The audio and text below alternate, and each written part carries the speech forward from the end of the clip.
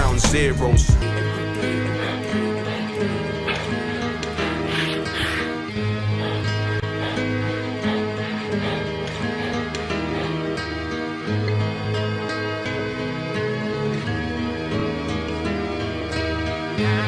So, we must ask ourselves, what is the dictionary definition of terrorism? The systematic use of terror, especially as a means of coercion. But what is terror? According to the dictionary I hold in my hand, terror is violent or destructive acts, such as bombing, committed by groups in order to intimidate a population or government into granting their demands. So what's a terrorist? They're calling me a terrorist, like they don't know who the terror is. When they put it on me, I tell them this: I'm all about peace and love. They're calling me a terrorist, like they don't know who the terror is. Insulting my intelligence. Oh, how these people judge. It seems like the ragheads and packies are worrying your dad, but your dad's favourite food is curry and kebab. It's funny but it's sad how they make your mummy hurry with her bags, rather read the Sun and study all the facts. Tell me, what's the bigger threat to human society? BAE systems or homemade IEDs, remote control drones killing off human lives, or man with homemade bomb committing suicide? I know you were terrified when you saw the towers fall. It's all terror, but some forms are more powerful. It seems nuts, how could there be such agony when more Israelis die from peanut allergies? It's like the definition didn't ever exist. I guess it's all just dependent who your nemesis is. Irrelevant how eloquent the rhetoric peddler is. They're telling fibs, now tell us who the terrorist is. They're calling me a terrorist, like they don't know who the terror is. When they put it on me, I tell them this: I'm all about peace and love. They're calling me a terrorist, like they don't know who the terror is. Insulting my intelligence. Oh, how these people judge.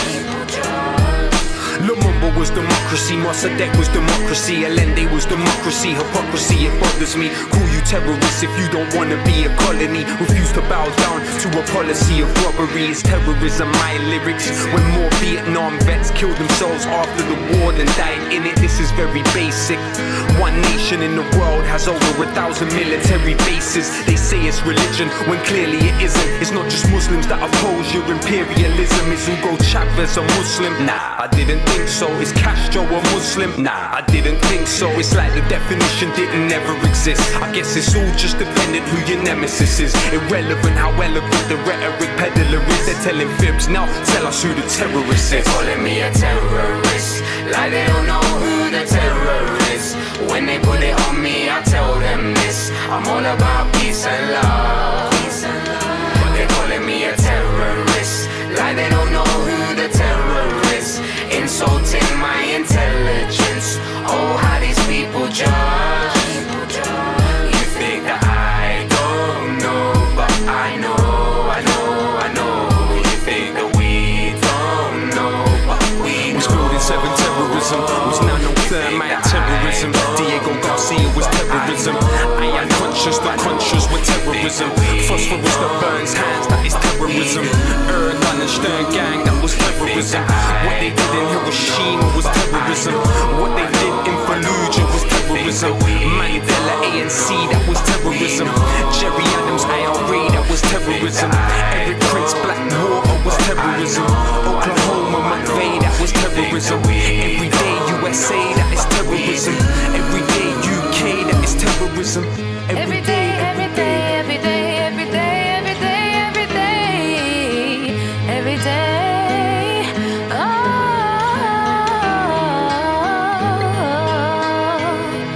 yeah. You think that we don't know what we do.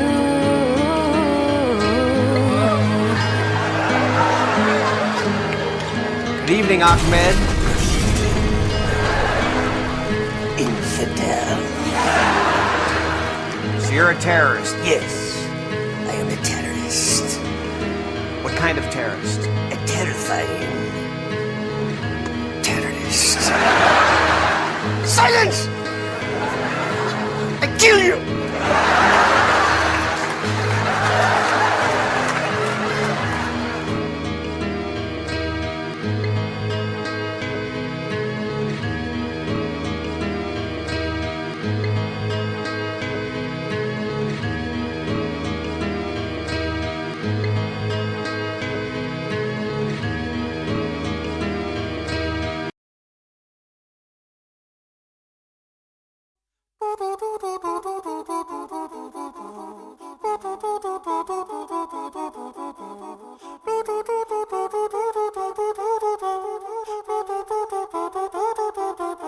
Little man never did exams, got a particular bigger plan, flipping grams when a bigger man in his gang gave him a stick to bang. Or maybe just hokers, no one thought he would kill a man till he caught a silly billy villain chilling in the jam, sipping sham, spliff in his hand, triggered in the jam. Bang, bang, biddy, bang, biddy, biddy, bang, now he's in the can. What a pity fan rappers are yapping and flapping their lips about how they're packing and clapping their sticks. Has to be big, the impact it has on the kids. Tell me where the factory is. The government killed, they're just stacking their chips. You wonder why the youth them are strapped and they're pissed. If not a nine, it's a knife getting jabbed in your ribs. People die for the petrol and gas and our whip. In London, you could get shanked in the heart, still the government put more tax in the rock. Ignorant little spitters are talking greasy, cause they bitten bits that they saw on TV. If all you rap about is the holes on the dope, it's already too late. You sold them, you sold. You jokers act like you know, but you don't, cause there's little kids dying all over the globe. My lights out on nights out, but days in spent blazing. Didn't tell me to navigate ways in the mazes. But why out, it's right out, amazing to think. Now let the revolutionaries sing. Stand up for your rights and fight for revolution. Free your mind and so ignite the Constitution. Cause they're killing us all. They're killing us all. Revolution is needed, the truth, I speak it. If I gave you food for thought, would you eat it? I don't really know, it's silly though, cause if I promo your product in my video, then you give me dough just to act cool. But if I chat sense, it's whack fools act all backwards and blackball. Big time pricks wanna kill our music bit by bit. Take a look at the 696, is it Armageddon or the start of recession? The architect said we're far from the essence. We know the answers but aren't asking the questions. All the past lessons, we can't just forget them. Sheep MPs are like weak MCs, say they won't stop till we get free. Probably too busy playing on your PS3, wanna see the BMPEND. Just as on the net, the names ain't hidden. Wanna vacate these race hate villains, alienate these snakes and change Great Britain. Cause I love music but I hate racism. Quick to get a knife and stick it in your brother. Think you're tougher but still you're gonna suffer. Tears in the eyes of what you did to your mother. How we're gonna fight back? They used to put my lights out on nights out, but days in spent blazing. Didn't tell me to navigate ways in the mazes. But why out, it's right out, amazing to think. Now let the revolutionaries sing. Stand up for your rights and fight for revolution. Free your mind and so ignite the Constitution. Cause they're killing us all. They're killing us all. Stand up for your rights and fight for revolution. Free your mind and so ignite the Constitution. Cause they're killing us all. They're killing us all.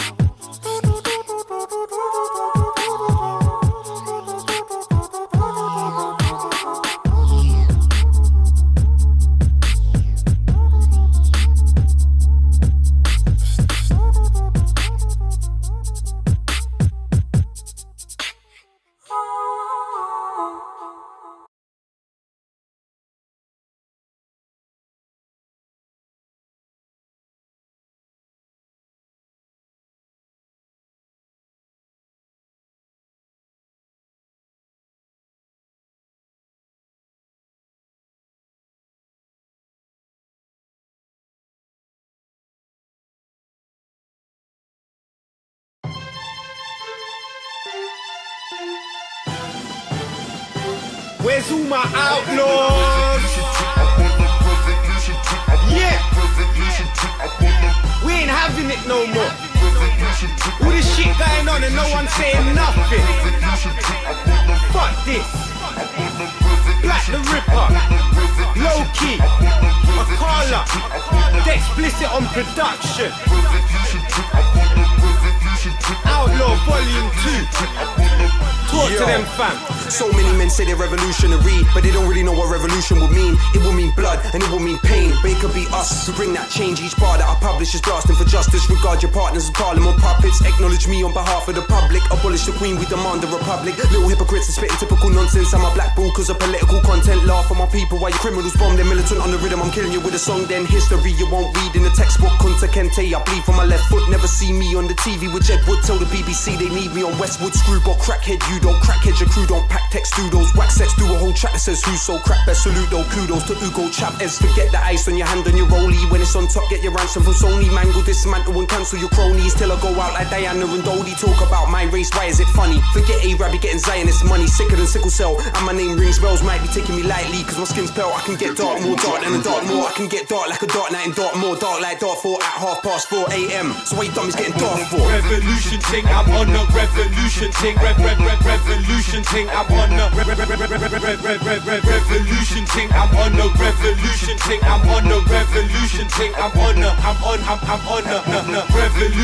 I'm on a revolution thing. I'm on a revolution thing. I'm on a revolution thing. Revolution thing. I'm on a revolution thing. I'm on a revolution thing. I'm on a revolution ting, I'm on the Huey Newton ting. All these clones are watching the throne, but I think we all know who's the king. They're on this Martin Luther ting. I'm more like Malcolm X without the specs. When I speak you hear me loud and clear. Fuck police, I say that loud and clear. Law abiding, fuck out here. My people are struggling out here. Going jail and hustling out here, cause the government don't give us nothing out here. Sometimes I need a sign, so I ask God and get nothing but air. And you wonder why we're living in sin, prison planet, we're all living in bin.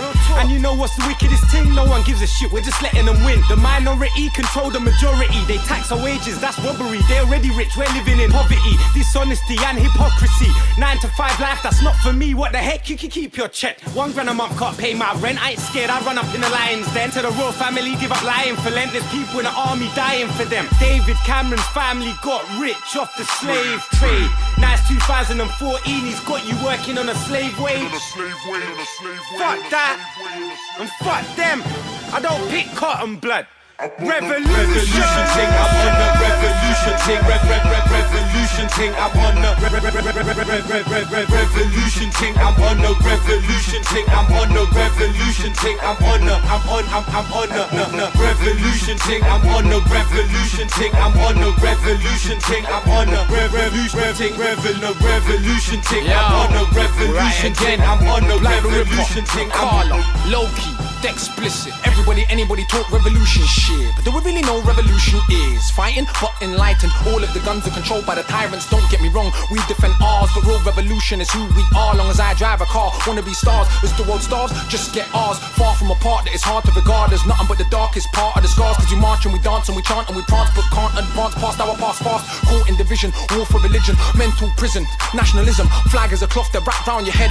Proud as a shroud to wrap round the dead. We're bound by the clowns that back down and said we're bound to be bound, go back down to bed. Long as we see borders and orders, of course we'll resort to retort to the talk with our forces, or just act brainless. Avoid the fact that they chain us and all the crimes that are heinous, and hope that we can get famous. But Guevara t-shirts are not revolution. I ain't saying I got the solution to curb our greed of redistributing the wealth of the earth to those of our choosing. Real revolution, wanna be a part of it? Turn off the TV, read, start of it. Malcolm was reading, Gandhi was reading, Toussaint was reading, though we died bleeding. We have that man to thank for our freedom. We die for dumb shit, why not die for freedom? We have that man to thank for our freedom. We die for dumb shit, why not die for freedom? Revolution ting, I'm on the revolution ting. Revolution ting, I'm on the revolution ting. I'm on the revolution ting. I'm on the revolution ting. I'm on the revolution ting. I'm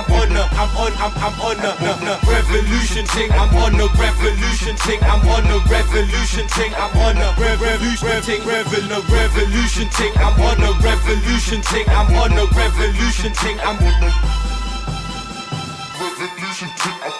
revolution ting. I'm on the revolution ting. I'm on the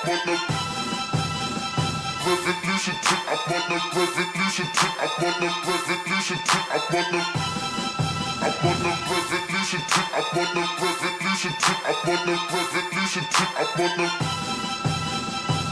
revolution ting. I'm on the revolution ting. I'm on the revolution ting.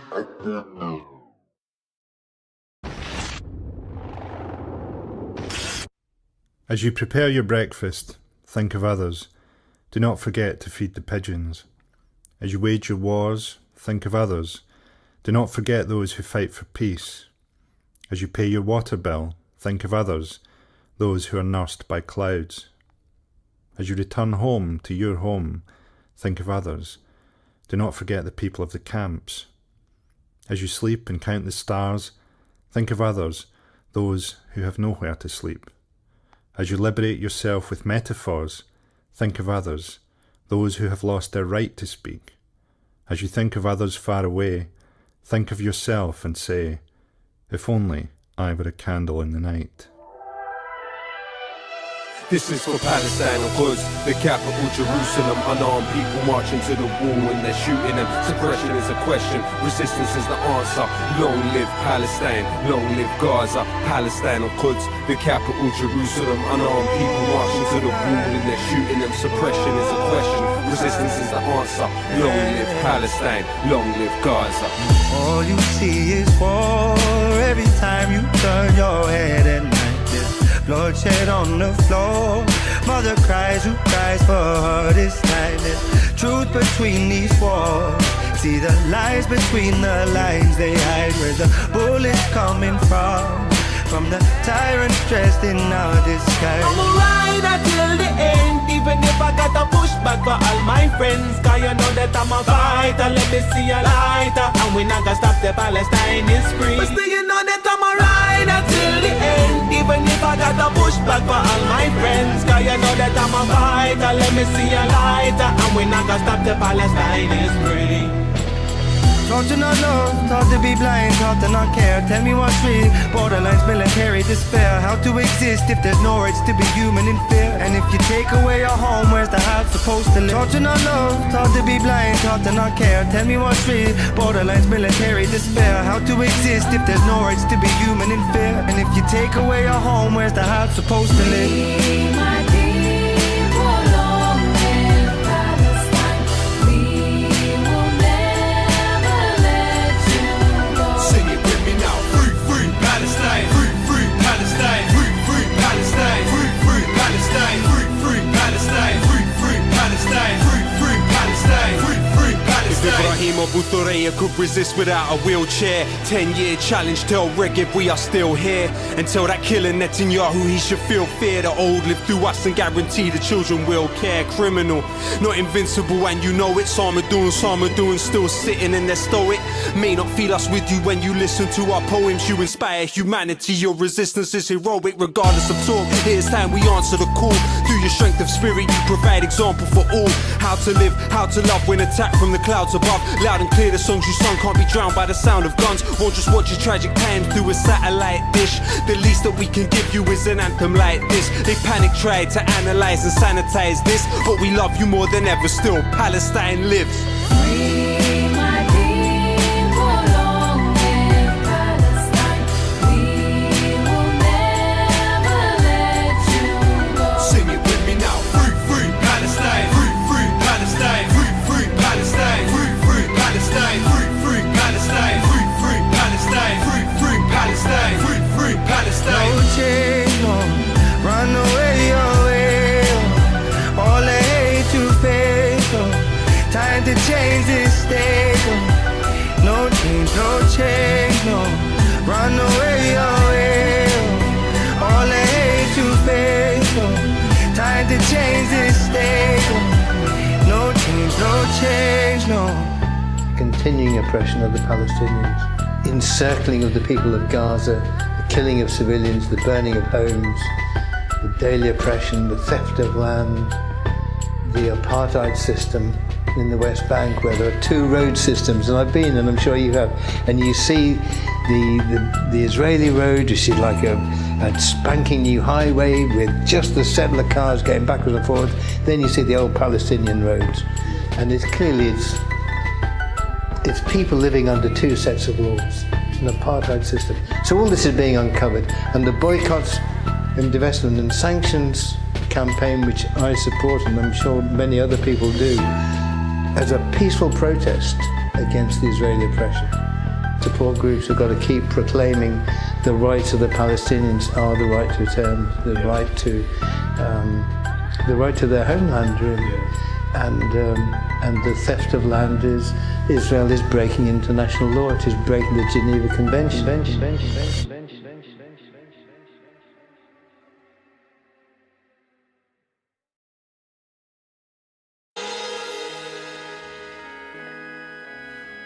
These times are coming. We told you about them, but you motherfuckers was sleeping. Now you gotta wake up. The time has come. Low key. Yeah. Immortal technique. Harlem, motherfucker. We here. Let's make history.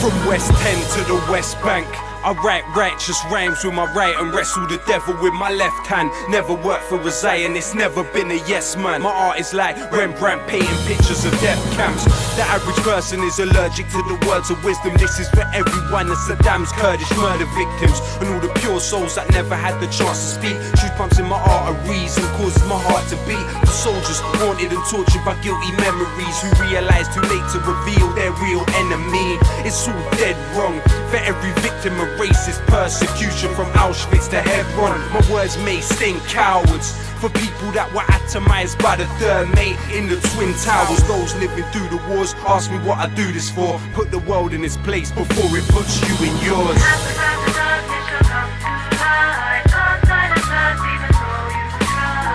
You can try to avoid us, but it's pointless. You can never avoid the voices of the voiceless. Take our freedom, take our pride. Come what may, we will survive. You can try to avoid us, but it's pointless. You can never avoid the voices of the voiceless. Keep my third eye hidden under my New York fitted. A crazy unmarried man that deserves to be committed.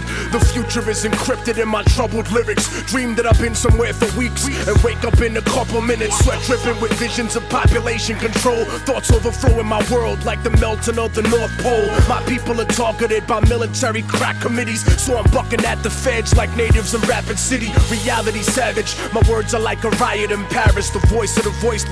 That voice is social imbalance, so stand stronger. Sit harder in your mental palace. Blinded inside the kingdom, united to its old habits. Middle passage coming, war chant, African drumming, Gatling gun humming, rapid fire mechanism. Reckless living that checks the rhythm of perfectionism. Slave condition while you singing God save the system.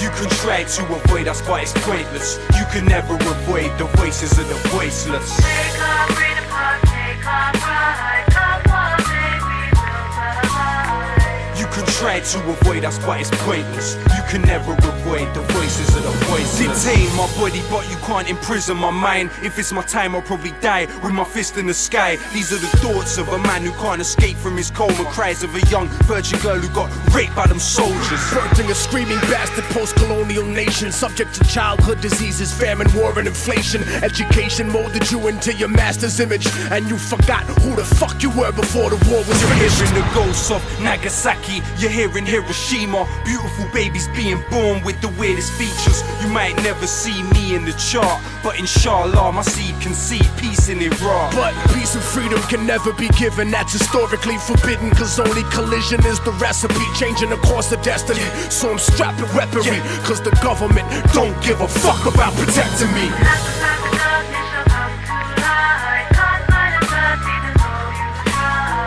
You can try to avoid us, but it's pointless. You can never avoid the voices of the voiceless. Take our freedom, take our pride. Come what may, we will survive. You can try to avoid us, but it's pointless. You can never avoid the voices of the voiceless.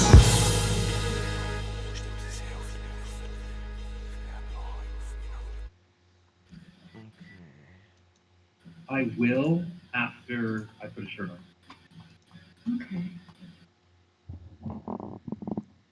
Okay, we're here this time with a video that won't get the stream taken down, so I don't rage quit and disappear like a really bad Houdini.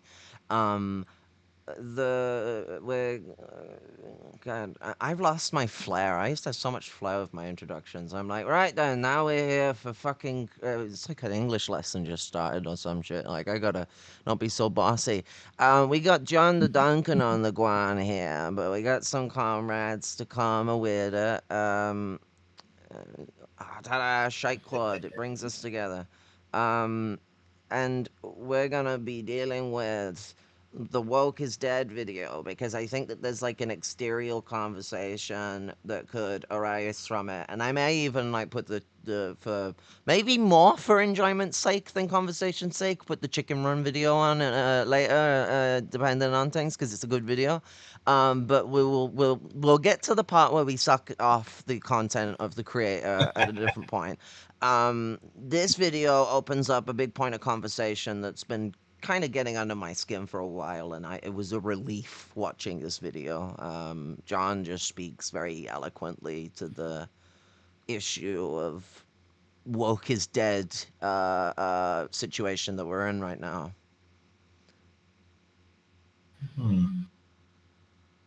And given that this is all associated with the attempt to destroy trans existence, especially, but queer people's existence, to chastity relationships, to this very strict Christian binary of man and woman, man and wife, make babies for the supreme master race or whatever the fuck stupid shit. That this massive assault on wokeness that's happening right the fuck now is a part of the larger strategy of fascism in the Anglosphere and the Eurocentric fascist environments at the moment. Heck, even in some of the non-European spaces you see in it, but I can only really speak to the places that I know so well on that one, and that's the Anglosphere and the Latinosphere.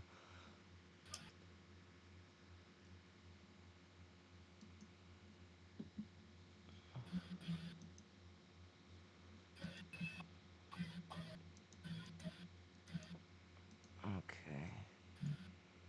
Sources.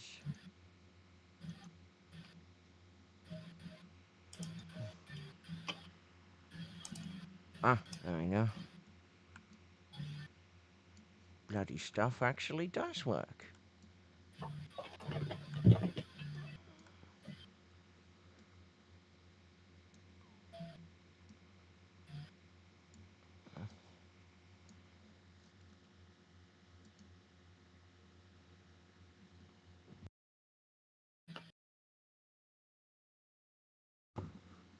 And it doesn't play. Thank you, YouTube. Thank you.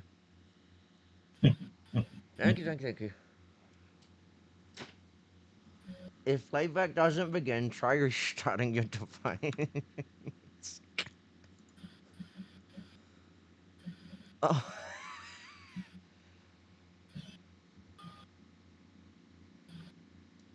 It won't play on Twitch, by the way, when I looked at the stream. Yeah, it doesn't seem to want to play on Twitch. Yeah, it's working on YouTube, just not You know on what's Twitch. weird though is I think it actually does upload something to Twitch after the fact, but for some unknown reason why I can't play the fucking YouTube video. What's the problem? Like my computer should be perfectly capable of doing this.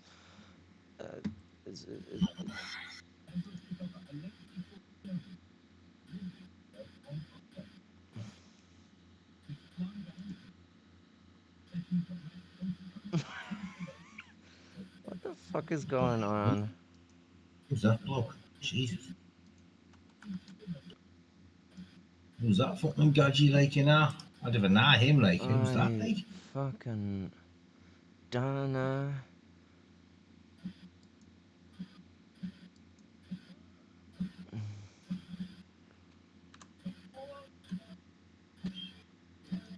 I don't know why it won't work. Like, what the fuck is overstressing my fucking computer?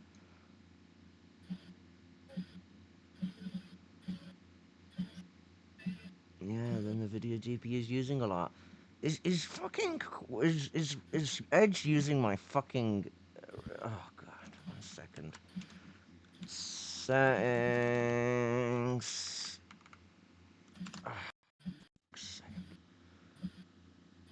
System.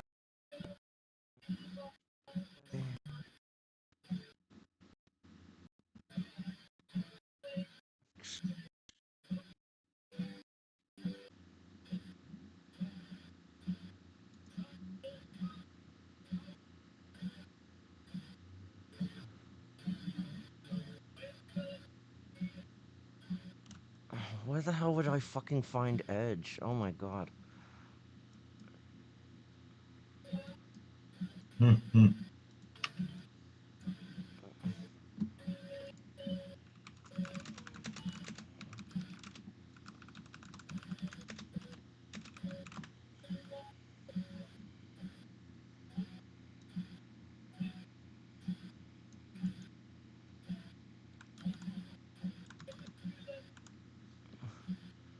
Okay, so C.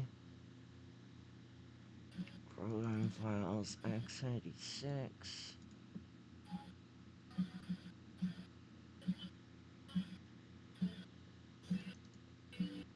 Okay, Edge application msedge.exe.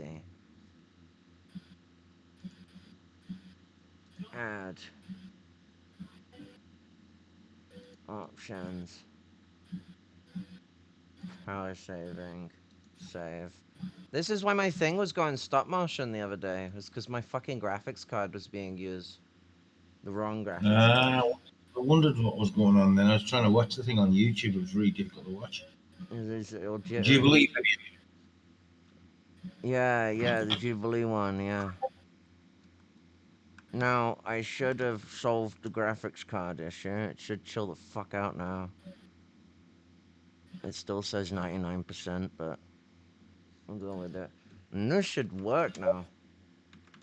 I say when you're having techie problems, I could just resorting to making toilet jokes or something like that, just to lower the tone. Lighten up the mood. I mean, you know. Capitalism is like a pendulum turd hanging from a single arse hair, dangling on the foul stench of the rotting shit on the end of that turd, dangling from the body, clanging against the sides of the toilet bowl, fucking up and stinking out the whole fucking toilet. That isn't a good analogy for capitalism in its later stages. It needs to release itself, but it won't do it. Damn you, arse hair. There you go, there's my absolutely my filthy version of... Yeah, it does seem to have full motion and video, that is good. And every... it's still jittery. Yeah, fucking technology. And behind. Weird. Yeah, it's quite a bit behind, actually. What's with the latency? I don't know why I'm having so much trouble in my computer. Is something still running that's using my graphics card? GPU. I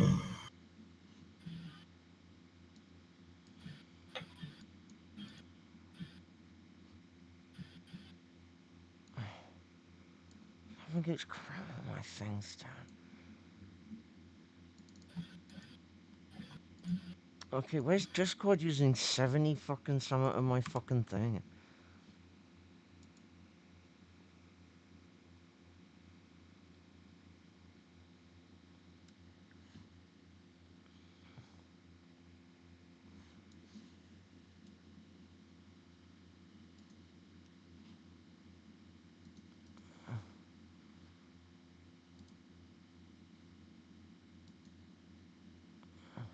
Oh, Senan Short, I know that guy. The thing is, Discord shouldn't even be fucking using my primary fucking GPU. It should be using my fucking... It should be using my built-in GPU, but it keeps using the fucking GPU 1. What the fuck? I got it. Who's that screenshot you just shared with us there? The Irish comments? That's just something I saw in the video. The The guy at the bottom. I know I him. don't know who they are. It's just someone I found on the bottom of the video. Like I said. Is that your video? No. On the bottom of the video I was listening to, the Voice of the Oh, West right. resort. No, Long Live Palestine. Yeah, the Irish guy. I do know him. He's a good lad. Right. Yeah, I know him. He gave me an ad on Facebook, and I thought, I recognise that guy. Okay, it seems to have smoothed out. I may have solved the problem. I'll just switch my video off for a minute because I feel a bit of an idiot there with me. No, you're okay. I mean, like, I'm just trying not to use too much of my video because it's not. I know what you mean. I was being facetious or Well, I am silly? still visible on the stream, so like you wouldn't be the only one who's visible. My camera's just off for you because I'm lowering my video card usage because I'm solving problems. Because it was saying Discord was using fucking 70% of my fucking VRAM, and so like the whole thing was slowing down. Because to show y'all the video, I got to show y'all the screen, and is it gonna spike up? No. Okay, 54%. Acceptable.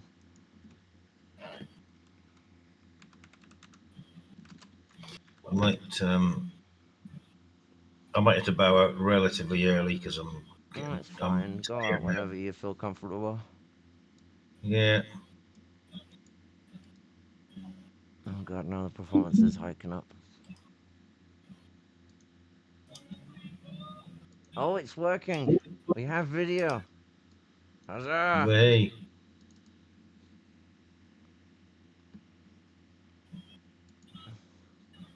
Alrighty. Oh, I don't have you enlarging. There we go. Boom. Yeah. That works.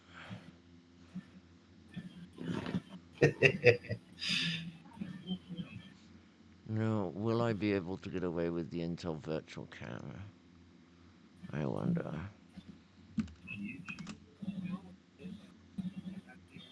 We're at 80-something%. Oh, we're pushing it.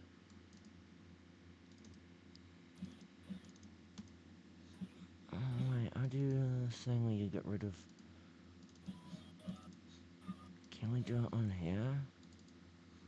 Okay, yeah.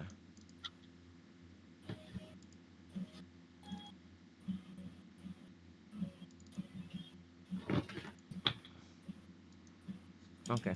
Woke is dead. Now, Donald Trump has promised to wage a war on woke. Woke is starting to die, and it's certainly dying over in America. And our country will be woke no longer.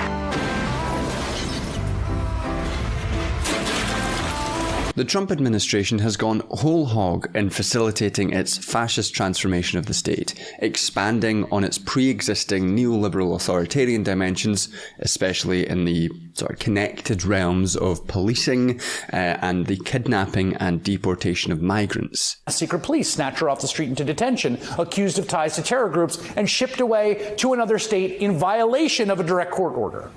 It's attempting to undermine the last vestiges of liberal institutions like the courts and the civil services. And one of the major methods of propaganda that the Trump administration is using to sweeten this fascist medicine for the American public to swallow is the claim that all of this is to root out the cancerous growth of woke from American institutions.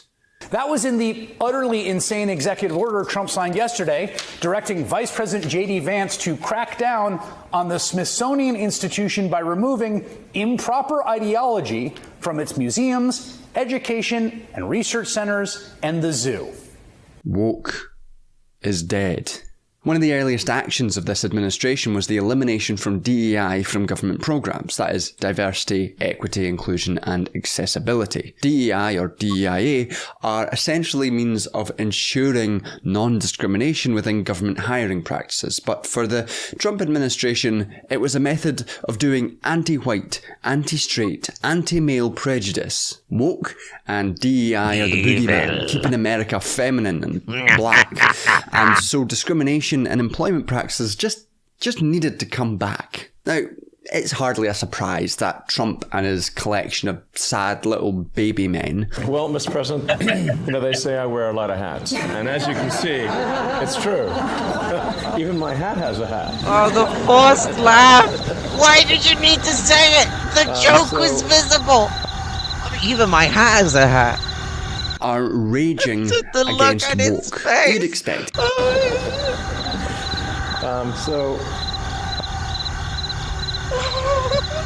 Are raging against woke. You'd expect as much. But what's more absurd, and in some ways more worrying, is the collection of relatively high-profile left-wing voices apparently celebrating this death too. DEI, as it's currently constituted, to me, and this is what I said on Twitter that got people really angry, is that it is an active impediment to building a multiracial working class. Somehow, gutting anti-discrimination guidelines, wearing away what are essentially labour rights, is a victory which will allow the left to get over this silly, woke identity politics nonsense. This is the really big reason why I wanted to talk about this video. It was this line here that instantly made me go, we need to cover this. Because it's, and I said this like months ago. I don't know why it got shelved. I guess it's always hard to keep up with stuff of these last few years. Like, from what I studied in the past, it was difficult dealing with the Holocaust and people didn't quite know what was going on. This live stream Holocaust has been an emotional, traumatic experience, and it's you lose yourself a lot in a lot of this stuff, especially when you're a lumpen proletarian like I am. I got nothing else in my life to dedicate to than this shit. So, but this is what we've got a big problem with. And it's not just, CPG BML types who we can just pass off as, it's those types. You know what those types will be like. This is, like, supposedly respectable leftists turning around and going, hey, no, woke actually gets in the way of things. And they'll try and claim that it's not good for queer people or not good for black people. It's a black fucking term. And, like, it literally is about class consciousness. These people keep going on about consciousness. What the fuck is being woke about? It is about being conscious. You know, I would argue that if anyone has known me long enough, I have been the most radical, the most principled, and the most left-wing I have ever been when I came out. I think it wrung out some more reactionary tendencies that I still had hidden inside, because those reactionary tendencies were a lot of what was holding me down as a trans woman.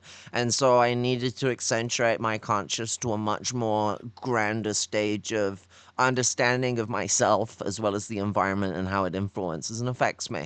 And like, you're so hyper aware, hyper vigilant of it. It's like why some of us can be really titchy and snappy about like misgendering and stuff like that, even if we don't mean to, because you're so hyper vigilant about these things, because it's just so constant that like the fucking, if these people can't manage to organize woke people or queer people or whatever the fuck they want to call us, that says more about them, to be honest, because I don't think it should be very hard to get many of us to go, oh, yeah, actually, there's a class struggle going on. Maybe, like, 40% of the UK's homeless population are fucking are queer. Mm-hmm.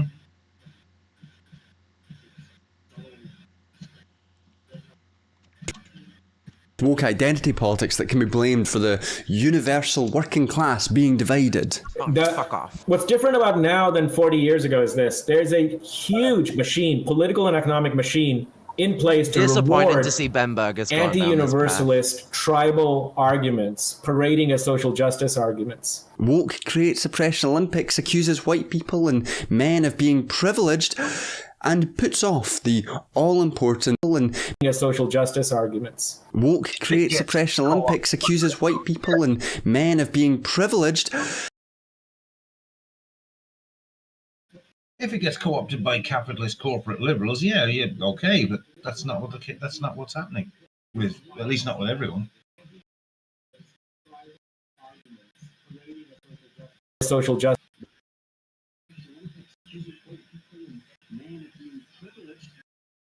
justice arguments. Woke creates oppression Olympics, accuses white people and men of being privileged, and puts off the all-important white working man from joining the struggle. If you think America is a deeply racist country, try going to a country like India.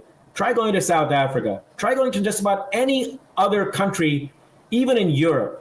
This is a very cosmopolitan population. This is a no true Scotsman fallacy. Very aggressive. He's just doing a no true Scotsman fallacy. What, do you think your country is bloody racist? Well, why don't you go to India where we are extra racist? It's like, okay, good for you. It's such a disingenuous.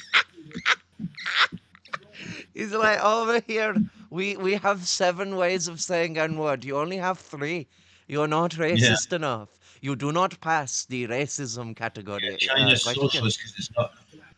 Well, China's socialist because it's plundering Africa less than the USA and the EU. Man's like, he speaks whiter than even like most Brahmins speak, and his name is fucking Vivek. Like, you know, this guy couldn't get any more Persian chauvinist. Like, he's some like white ass Indian turning around and going, no, India is actually more racist, you know. And it's like,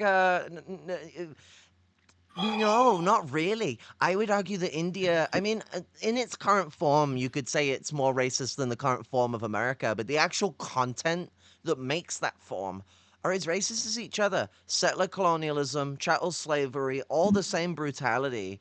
The Indians came in from Afghanistan. They're the Pashtun.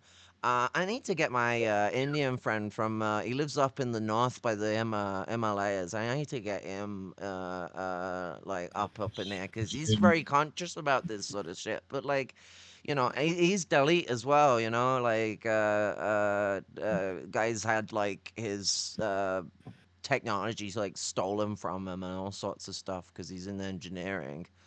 But the, yeah, you know, like, in the current form, India is much worse than America, but America was like that, like, what, fucking 40 years ago? 50 years ago now? And the rest, yeah. Yeah, and it's like, and America never really stopped being that. It's just only for the middle class. The middle class has got to have a break from the usual Jim Crow shit, and then if you're poor, you get fucked, you know? Racism will still exist. You'll still get fucking bullicided, genocided, terrorized, mesmerized, pillaged, and taken advantage of. And the cycle continues. It's why I get so annoyed when people are like, God, I need to do a thing on the Mamdani situation, because, like, people will be like, oh, fucking Zoran actually isn't folding on his Palestine position. He said an Israel with equal rights for everyone. And I'm like, oh, so Nazi Germany with equal rights. Or America. I was like, I always pull up the fucking civil rights era. It's like the civil rights era was all about equal rights for everyone. Equality is bullshit anyway. We need egalitarianism and equity. But, like, the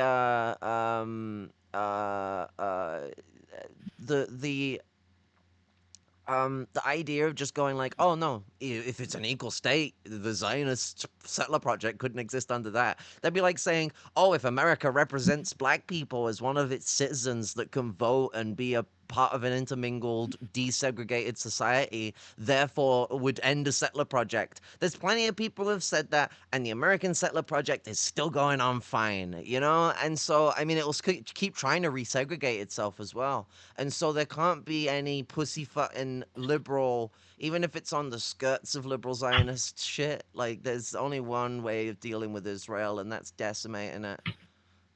Mm-hmm. I guess that's probably maybe a bit of a sharp word to use, because it doesn't necessarily need to have any violence, but it most likely will. It needs to be torn down, is more my point. Tear it down.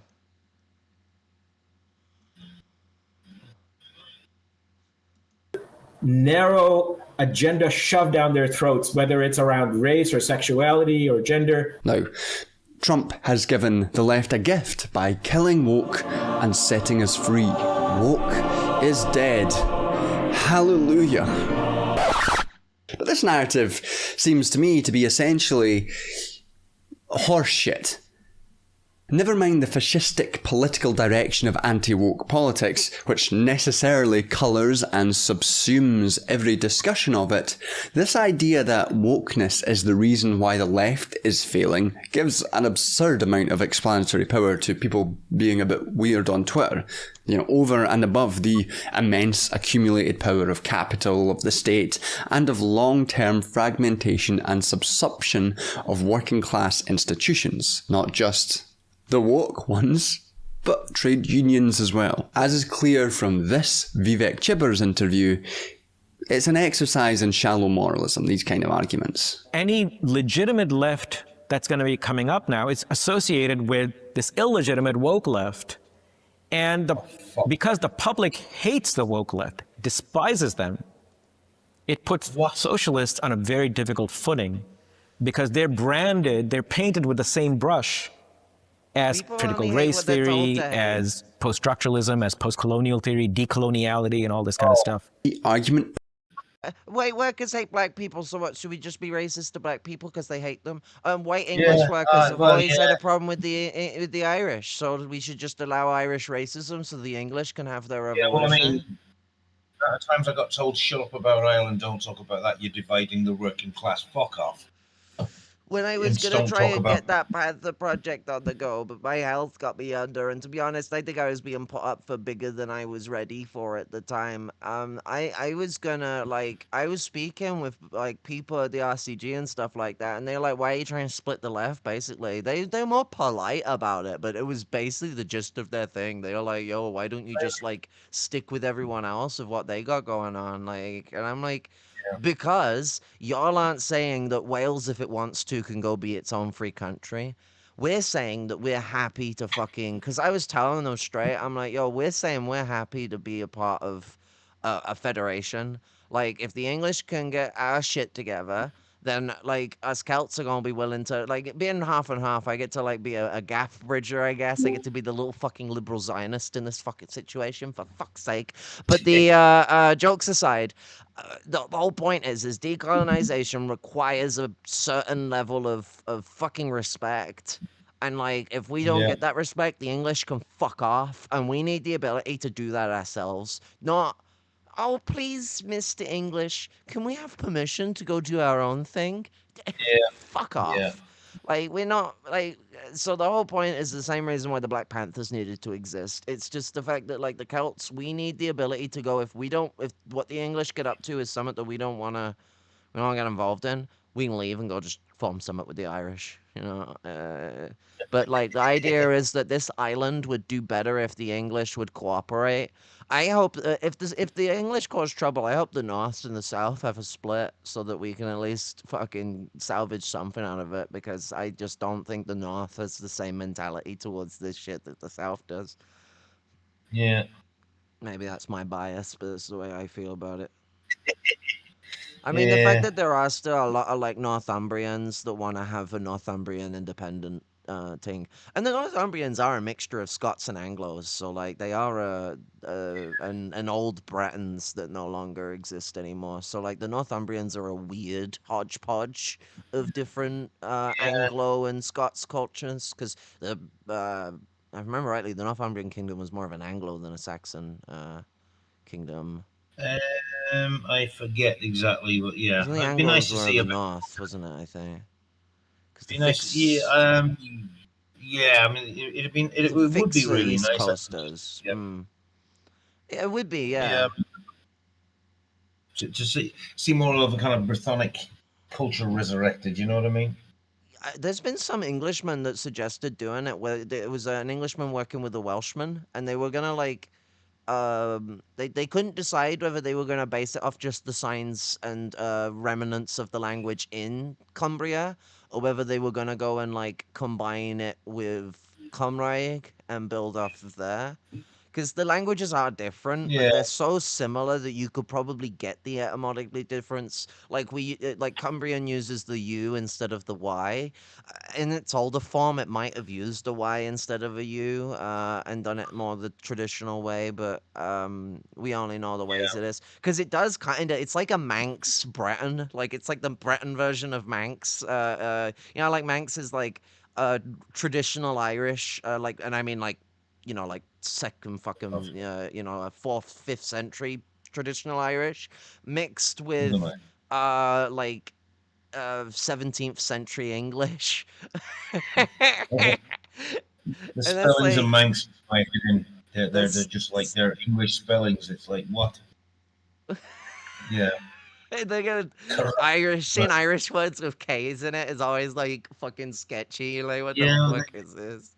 Oh god, it's like yeah, they spell it in like phonetic English, but it's like it's a Gaelic language, and it looks English. It's like no.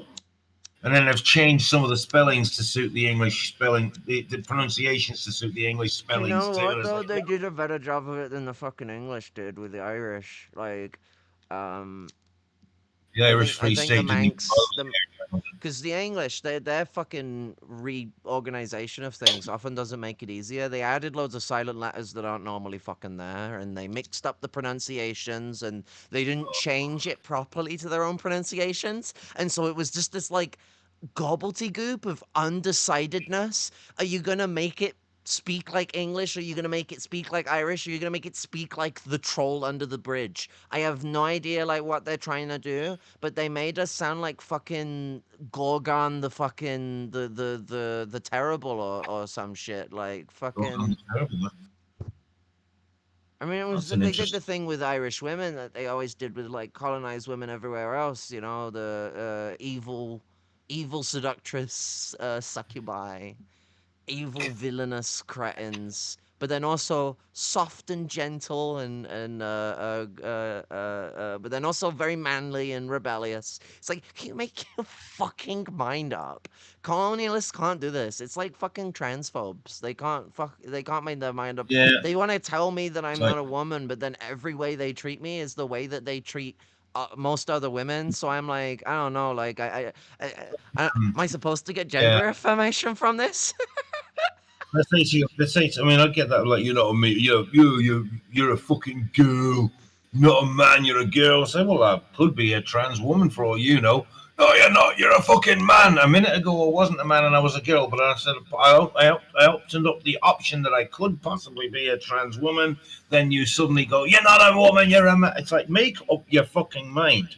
The thing is, I've noticed with the way I'm treated, the way I engage with these people, they don't want to believe I'm a woman, but deep down they believe I'm a woman. They think I'm a woman. They treat me like a woman. Yeah. I mean, I saw it with this one fucking lass. I was cussing her out. Because, like, fucking, I'm feeding the birds. And she's not looking after her fucking kids properly. She's got 8 of them. I didn't even notice at first. Like, I looked up and they fucking multiplied, like, beneath my eyes. And I'm like, yo, are we in the fucking 1840s? Like, Jesus Christ. Like, fucking. But, I turned around to the kid because one of her kids come running at the birds that I'm fucking feeding. And those birds are starving and they get enough mistreatment. They get fed fucking shit like bread that they Yeah. shouldn't be eating. And they're my friends. You don't run at my fucking friends while they're eating. So I turned around to the kid and I said, you shouldn't run at them while they're eating. Would you like it if I ran at you while you were eating, screaming? And like she's like, shut up, don't fucking like shouting at me rather than reining a fucking a kid in who's just a fucking kid. Like he don't know no better. I'm just fucking telling him something to learn a lesson or two because it's nice to sit and think and go, wait, actually, yeah, I really wouldn't like getting ran at, would I? No. And then show some more respect for nature because I'm sick of parents not teaching their kids to respect nature. Yes. I was chill, Yeah. I was calm about it, but I was stern. And she started fucking barking off, and I just started cussing her out as a scat. Like I lost it. I was just turned around and I'm like, yo, like fucking look after your fucking kid then, and I wouldn't have to fucking say anything. Because you don't run at Yeah. animals like that. It's fucking sick. Like, and obviously the kid don't know better. It's not the kid who's being sick and twisted. It's the fucking parent. Because kids learn. They don't, like, just magic their fucking ideas and stuff out of nowhere. And most kids Yeah. want to run and say hi and pet the bird and stuff. That's the normal problem. But, like, running, like, kicking at them. And it's like, they're fucking obviously eating their fucking food. And, like, in some areas in the town, you could scare the birds off and they won't fucking come back. Luckily, I was at the castle grounds, so they will come back. But like the ones by the library, You scare them off because there was some fucking cunt who don't know how to look after their dog. They got him off the lead, but the dog's just running miles and miles ahead of them. Scared the birds off. They wouldn't come back. I had to go move elsewhere. It just fucking really pissed me off. If you can't like, you gotta like look after people properly if you're gonna do stuff like that. You gotta train your dogs properly, and you gotta teach your kids properly. It's education. I fuck me. I'm having the fucking. I'm such a fucking boomer at times. Raise your fucking kids properly. Blah, blah, blah. But it was like the shock and horror after like yelling at them for not knowing how to look after them, and then she's got fucking 8 of the fucking kids, and I just turned around and I'm like, yo, like, learn how to raise a child before you have fucking 8. Like, but the point I'm getting to with this story is that she started trying to be transphobic to me, and she was just terrible at it. She was like, "What? You a girl or a boy?" And I'm like, "I'm a woman." Crazy, I know.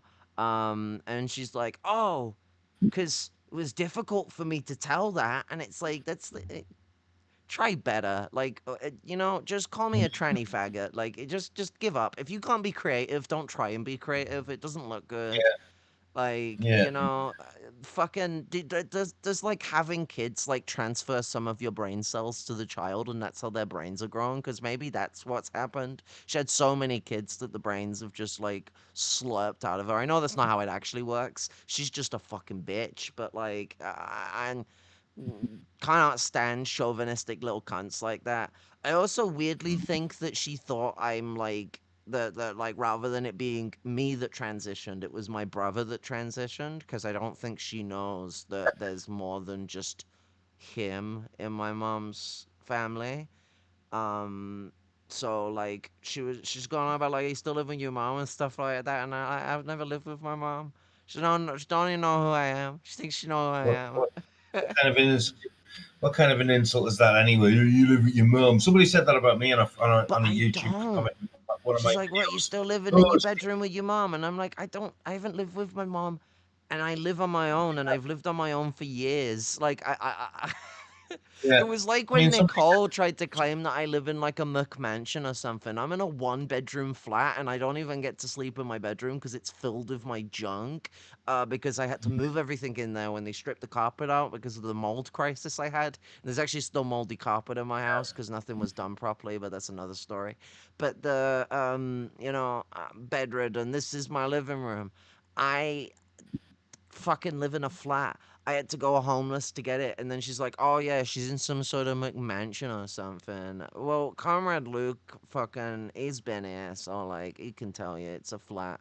I have a slightly larger than normal living room because it's in a building with loads of 2-bedroom flats above me. So I just benefited from a slightly larger living room.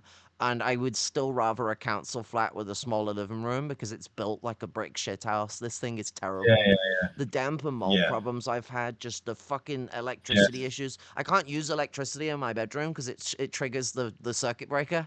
For Jesus. all the house, the whole house shuts off, not just the bedroom. So like, Yeah. that's not good. That means there's water in the walls. Jesus. Yeah, I want out of Oh, here. My occupational therapist came over and I was telling her about how bad it was, and rather than offering me like aircon or something, she's just like, "Do you want me to write a letter to get you put on move on?" So even the yeah. occupational therapist was just like, "You need to get out of here."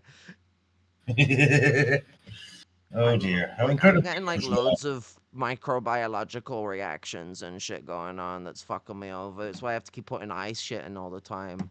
I got like blepharitis or some shit going on, and it's scratching my eyes. So like it's making my eyes get worse, and I already got pretty bad eyes now. Like if I take my glasses off, everything's a fucking mess. Yeah. Yeah. Oh my god.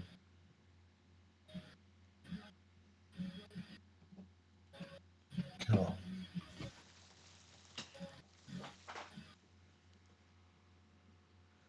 I'm putting crumble on my joints, and it's like very oily on the throat. So like, I think that might be why I'm coughing so bad. I'm not sure.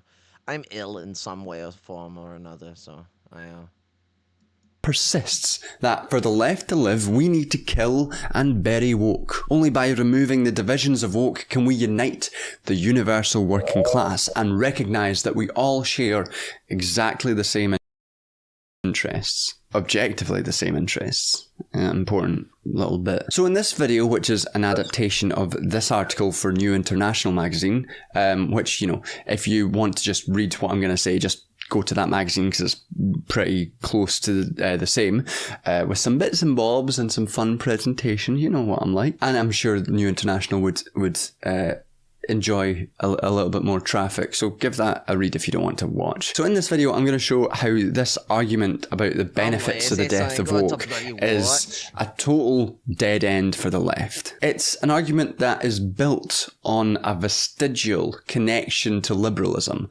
an argument which has basically been made in one form or the other for centuries. And one which isn't actually universal, but is necessarily exclusionary. It necessarily excludes some segments of the global proletariat in favour of certain privileged segments. As Federici and Cox wrote way back in 1975, in the name of class struggle and the unified interests of the working class, the left has always selected certain sectors of the working class as revolutionary subjects and condemned others to a merely supportive role in the struggle these sectors were waging. The left has thus reproduced in its organisational and strategic objectives the same divisions of the class that characterise the capitalist division of labour. See, yeah, this is the thing. So, like, when we look at, like, the lumpen proletariat, where does that term come from? It comes from a discrimination of certain underclass elements, homeless people, unemployed people, that attacked workers because we were excluded from the benefits and excluded from the union movement and excluded from everything. And so we got taken advantage of. And we were put in a bad position, and then we were called the ragged proletariat. The lumpen proletariat means ragged or disgruntled worker.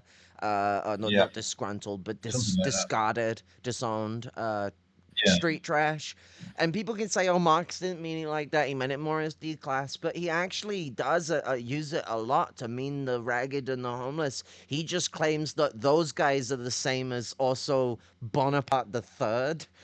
He's also considered lumpen proletariat. And it's just discrimination. It's like associating the petty bourgeoisie with the most poorest of people. And you see, like, Fellow Traveler on YouTube and other people like that do that, where they associate, Has does it even more so, they associate the lumpen proletariat with the petty bourgeoisie. And it's like not the way it is. I mean, there definitely are some like ambitious motherfuckers that come from down there, because when you're desperate, you go in all sorts of different directions. And there are people who want to be lumpen aristocrats out the gate. They then want to become lumpen petty bourgeois. They want to go up the tree. They want to be a big man, you know. That machismo is pretty big in the street. But what about the rest of us? You know, not everyone's a macho machismo dickwad, you know. A lot of us have elements of it, stoicism to survive.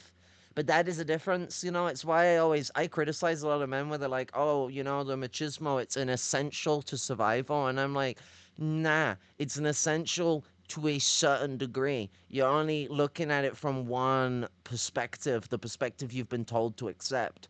I've always been bigger on stoicism, even when I was like caught in the trans femme experience of doubling down on masculinity. I was always still bigger on stoicism. I didn't like machismo. I always thought it was stupid.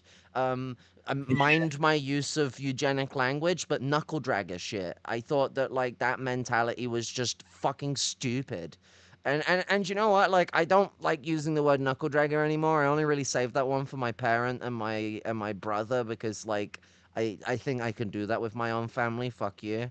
But like when it comes to other people, I don't use that term because it's nasty. It's fucking nasty. But like, yeah, that kind of mentality, that toxic masculine machismo shit, it is so like fucking monkey shit. Like genuinely, like we evolved from gorillas a long time ago, you know. Like we split off. Like we're closer related to chimpanzees than gorillas, and you know, like I think we'd be insulting the chimpanzees to say we're as bad as them. We're going full gorilla, like with a lot of the shit we do these days. Like we're going. Gorillas are a bit more, I believe they're less aggressive than chimpanzees. By the way, they're not monkeys, they're apes. Well, that's another story. I'm just Oh, being I know I pedantic. was being funny, but like the chimpanzees are a little less sexist than gorillas are, though. Gorillas are very patriarchal, whilst like Yeah, it's a little more yeah. hectic with chimpanzees. It's more like who gets to cock the rest of them in a lot of ways. They're very human like that, you know. Like I like that. I like the bonobos as well. They're kind of like, oh, don't, I bonobos are just fuck cute. each other. I like They just, orangutans. One of the best yeah. hominins, you know. Bonobos tend to fuck, whereas the chimpanzees tend to beat the shit out of each other. Yeah, I'm more into bonobos are like diplomatic chimpanzees, you know? It's like communism yeah. versus capitalism before our eyes, you know? Both chimpanzees and bonobo society, when they're not killing each other and raiding and raping and pillaging, is actually fairly communal, though. Like they're pretty each for yeah. each other, you know, stuff like that. Yeah, yeah. Just the chimpanzees, it's much more aggressive hierarchy. So, you know, Yeah.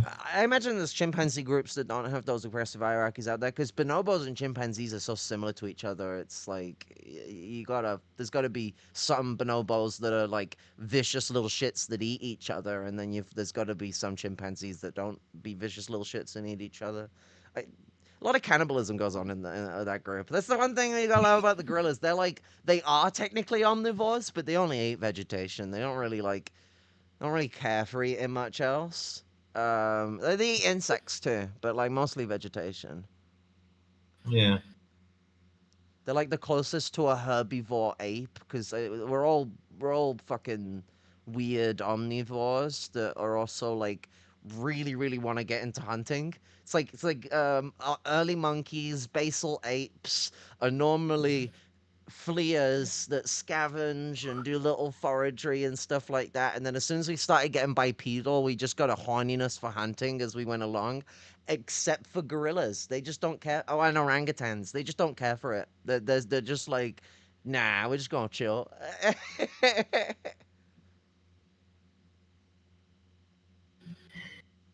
Fair enough. Yeah, I mean, I love it. Like orangutans are the life of the party.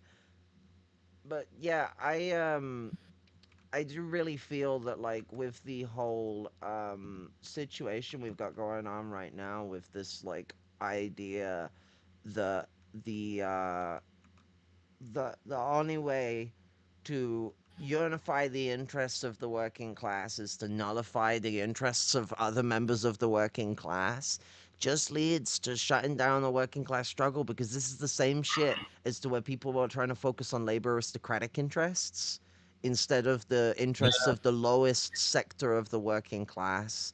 You know what? The lowest People who sector of the working class is the lumpen proletariat, and you know what? There's a lot more trans people than just me in the lumpen proletariat. Sure, a lot of them might come from more privileged backgrounds than me. I'll tell you now, when you grow up in this kind of background, it's a little harder to come out because the environment is quite Yeah. vicious. But I'm here, am I not? And I fucking literally have tits. So like, you know, and I'm in the lumpen proletariat. I come from the lumpen proletariat. There's a lot of people who don't, and they got it harder because they don't. They got no street smarts or anything like that, and they got to learn it all. So the most vulnerable working class people are queer. It's not some petty bourgeois ideology that's weeding its way in or whatever the fuck. We are Oh, incredibly vulnerable. And so, like, if these people abandon us, then they're weakening the working class, definitively. I've got a quote for this. It's old as well, so, like, maybe it'll pass the purity test. It's from the third Comintern, and it's the third Congress. And sure, those are both good things to hear. This is before Dimitrov ruined the Comintern. And, you know, so it passed. I'm sure. Do you think it passes the purity filter, or do you think maybe it's not pure enough? I need more purity. Um, you know, like, piss is often yellow even when it looks white. It's pure enough. While that's a fucking new saying, I'm gonna roll with it. While the capitalists are using the growing army of unemployed to put pressure on the organized workers by lowering wages, the cowardly social democrats, the independents, why am I not reading with my glasses on? The independents and the official. I'm like fucking oh. squinting at tiny words, and I'm like, oh yeah, because I've got the zoom set for when I got glasses on. And the official leaders of the trade unions distance themselves from the unemployed. They regard them as objects of state and trade union charity and categorize them politically as lumpen proletarian. The communists must understand clearly that in the present circumstances, the army of the unemployed represents a revolutionary factor of tremendous significance. They must assume the leadership of this army by exerting pressure on the unions through the unemployed. The communists can hasten the liberation of the trade unions from the influence of their scab leaders by uniting the Communist Party. By uniting the unemployed with the proletarian vanguard in the struggle for socialist liberation, the Communist Party can restrain the more revolutionary and impatient elements among the unemployed from engaging in individual acts of desperation. If conditions are favorable, the party can organize the mass of unemployed in support of the action of one or another section of the proletariat, and by extending the struggle beyond the limits of the original conflict, can make it the start of a major offensive. In short, the unemployed can be transferred from the reserve army of labor into an active army of the revolution. By actively defending this layer of the working class, by supporting the most oppressed section of the proletariat, the communist parties are not championing one layer of the workers at the expense of others, but are furthering the interests of the working class as a whole.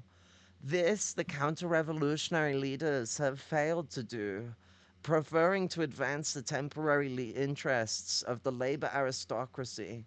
The more unemployed or short-term workers there are, the more important it is that their interests become the interests of the working class as a whole. And the more important it is that they are not subordinated to the interests of the labor aristocracy. Those who promote the interests of the labor aristocracy, either counterposing or simply ignoring the interests of the unemployed, destroy the unity of the working classes and are pursuing a policy that has counter-revolutionary consequences. The Communist Party, as the representative of the interests of the working class as a whole, cannot merely recognize these common interests verbally and argue for them in its propaganda. It can only effectively represent these interests if it disregards the opposition of the labor aristocracy, and when opportunity arrives, leads the most oppressed and downtrodden workers into action. The Third Congress of the Comintern. And like you could just switch out like unemployed for queers and it meets up to what I'm getting at here. It's very much that what's the word for it? The more and more that there's queers in the lower echelons of the working class, the more pressing of an issue it is. Should already be a pressing issue anyway, because you shouldn't assume that there aren't any around anyway, because they could be in hiding, closeted. We don't have the most queer-friendly of environments, do we? But like, with it's we're dealing with people trying to shunt us out when we make up again 40% of homeless people are queer, like, and a lot of them are trans. It's a big fucking number. like that's kind of similar percentages to most minorities that often appear in the lower echelons of the working class, that we make up like a good 40-50% of a group of people. And that's the same with queers in the homeless struggle, is that there's a good chunk of us. And so it's like there isn't even an excuse for excusing us. What, it's petty bourgeois ideology? Fuck off. So the Sumerians 6,000 years ago were a bunch of petty bourgeois. Oh wait, the bourgeoisie didn't even fucking exist 6,000 years ago. Sense of humor is a petty bourgeois deviation. Fun is capitalist decadence, and yeah. Oh fucking what's it? I've almost worn that joke out now, but that's how they are. I can't believe that fucking like Common Comrade had that fucking dickwad pisshead like turn around and actually say seriously that something that is like something that anarchists or Maoists do is like a petty bourgeois deviation. I can't remember what it was, and it's like Mando said it seriously. The joke has gone full circle. It's wonderful. It started I don't know. riffing on the way that the Jay had like fucking said something like that to what's her name? I'm not good with fucking names. Roisin. Oh, shame, yeah, yeah, Or was it? fucking. Or was it? Or was it? Shanti? I don't know. Yeah, it No, might have no, been it was to Roshim. Like, turned around and was like, something was a petty bourgeois deviation, but like, seriously saying it. Like, ask her about Maybe. it, she'll tell you. You'll laugh. I was pissing myself. Yeah. It's like, Mandem actually used it seriously. It's like, fucking, the joke has gone. The It's term. The like term you've used it sounds so serious. much. It's just it's like maybe you've just normalized it. I don't know, but maybe it's like you hit a nail on the head a bit too hard, and I mean, serious. There are serious things that are petty bourgeois deviations, like fascism, for example. You know, but it's a deviation away from well, class that's struggle. kind of a bit of the point of the joke. It's getting into like the social fasci petty Yeah. bourgeois deviation, but like it's riffing. The joke is supposed to be riffing on the types of people who do that all the time because they just they Fucking are the saying it. petty bourgeois deviant 9 times out of 11. It's like, oh yes, indeed, you appear to be engaging in petty bourgeois deviancy in this party, eh? So, what? Hang on, just to clarify, what did he actually say? That I can't Maoism was remember a what petty it bourgeois. was that he was calling a petty bourgeois deviation. I think it was something about anarchism or fucking Maoism. Oh, yeah, probably anarchism. It will have been, I think. Yeah. Oh, it could be Yeah, Maoism too. He doesn't like Maoism either. Is he not? yeah. Gus Hall did that shit about Maoism as well, and like petty bourgeois radicalism and all this in Oh some like god, smear pamphlet. fucking, and then you got that like there's that fucking English he's like the reverse of Bobavakian. He went from being like an early Maoist to like a Hojist. And I think his name's also Bob, but like I can't remember his last name. Bob Ike or something like that. David Ike. Oh God! Oh no! No! I don't No! Oh know. no, that might be someone else there, but I don't know. He's Bob some Ike. fucking English Hojist. He used to be a Maoist.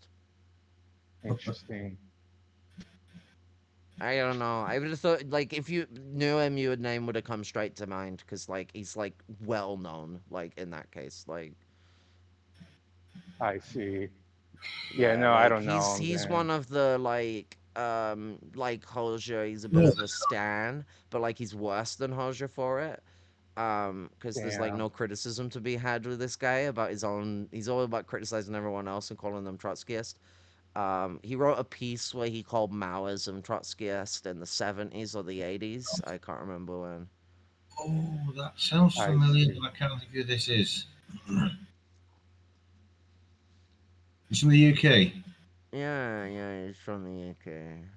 Oh, sounds like He started the Maoist party in the 60s with some people, and then he left it and became a Hojist later on. oh, was that the one that was a real? It was just a seriously ugly cult pretending to be some kind of No, Maoist. you're thinking of the American RCP.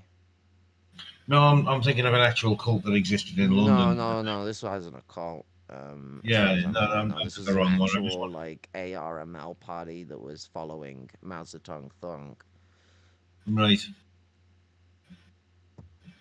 But when I hear this crap about, I mean, what do they mean by woke anyway? I mean, it's like, you mean do they mean co-opted stuff that liberals latch onto and then try to corrupt? No, they never mean that. They I, never I know they mean don't that. mean that. I know they don't mean that. I'm I saying that more know, but rhetorically. I don't Fuck's sake. never risk Yeah. giving ground on it because it's one of them where they use some of the reasonable issues to throw it about. Like when woke is bombing people, they'll always associate it with the queers, and it's like I don't remember asking them to bomb anyone for me. The fucking like it was like when they put Black Lives Matter on the side of bombs to bomb fucking Syria. It was like holy shit. Yeah. Yeah. Oh God. Co-opting Flash over the last 5 liberals years. co-opting stuff doesn't make it a fucking deviation. It just means that they've co-opted the aesthetics of it. Well, I mean, that's not why they're calling it though. They're calling it because they don't like queers. So like, they didn't care about the liberal. They were doing this before the liberals co-opted it. It's just the way they're being is they're saying that we give too much ground to women, and they've now made society too feminist, too trans, too queer, and that's the source of the problem. And so they're wrapping it all up, and they're starting the easiest thing to get. Because the easiest women to oppress are always going to be trans women, and black trans women especially. So like, they're starting at where they can get a lot of women to side with the movement and then turn against those women. I mean, shit, there's that thing where there's loads of women posting pictures of themselves like doing like Hitler salutes, and they get like attacked by the men, the fascist men in the comments, because neo-Nazis hate women so much that they can't even be like, oh, woo, you go, girl, sexy, or anything like that. They're like, what the fuck are you doing taking pictures instead of having Aryan babies? Like, it was shit like that. Yeah. Like, I don't know what we think we're gonna get by siding with these people. Like, what does Blair White... She's still going, you know? She's still fucking involved with these right-wingers, and it's like, what the fuck do you think it's gonna do for you? They tell you to shut the fuck up when you open your mouth. Like, they tell you straight to your mouth. It's already happening the way it's gonna go, love. But she don't wanna clock onto it. She's fucking in a little own dilly-dally daydream. Brianna Wu as well. Yeah. Yeah, Brianna Wu. She's taken over the, like, Blair White's space in that regard. Like, Blair White's kind of small fry compared to Brianna Wu now. Yeah. To a merely supportive role in the struggle these sectors were waging. The left has thus reproduced in its organisational and strategic objectives the same divisions of the class that characterised the capitalist division of labour. Federici writes some sick shit. So for a lot of those left critics of woke or identity politics, the first and frankly often the only thing they will point to is liberal representation politics. Liberal idpol, they will argue, is nothing more than shallow representation within the halls of power. And this is then expanded to include basically anything that counts as discussions of race or discussions of gender or anything beyond a very narrow view of what the struggle is and what objective interests are. To be woke, according to these people, is to necessarily champion the values of Hillary Clinton-style lean-in feminism, where we just need more female CEOs. In the corporate sector, women at the top, C-level jobs, board seats, tops out at 15-16%. Or even more absurd things like Raytheon presents the new DEI scheme, so that our imperial death machine is representative of the rich diversity of the American... Before the show, we were having a conversation about pinkwashing, you know, like, that's that thing, you know, like, oh, Raytheon, the DEI Supreme, we got fucking faggots working here, making our bombs to drop on Muslims. Like, fucking, goddamn. More absurd things like Raytheon presents the new DEI scheme, so that our imperial death machine is representative of the rich diversity of the American public. America suffers an explosion of frustration over the racial division. They use the word explosion because your army is a reflection of American society. That's so bad. We live with those frustrations.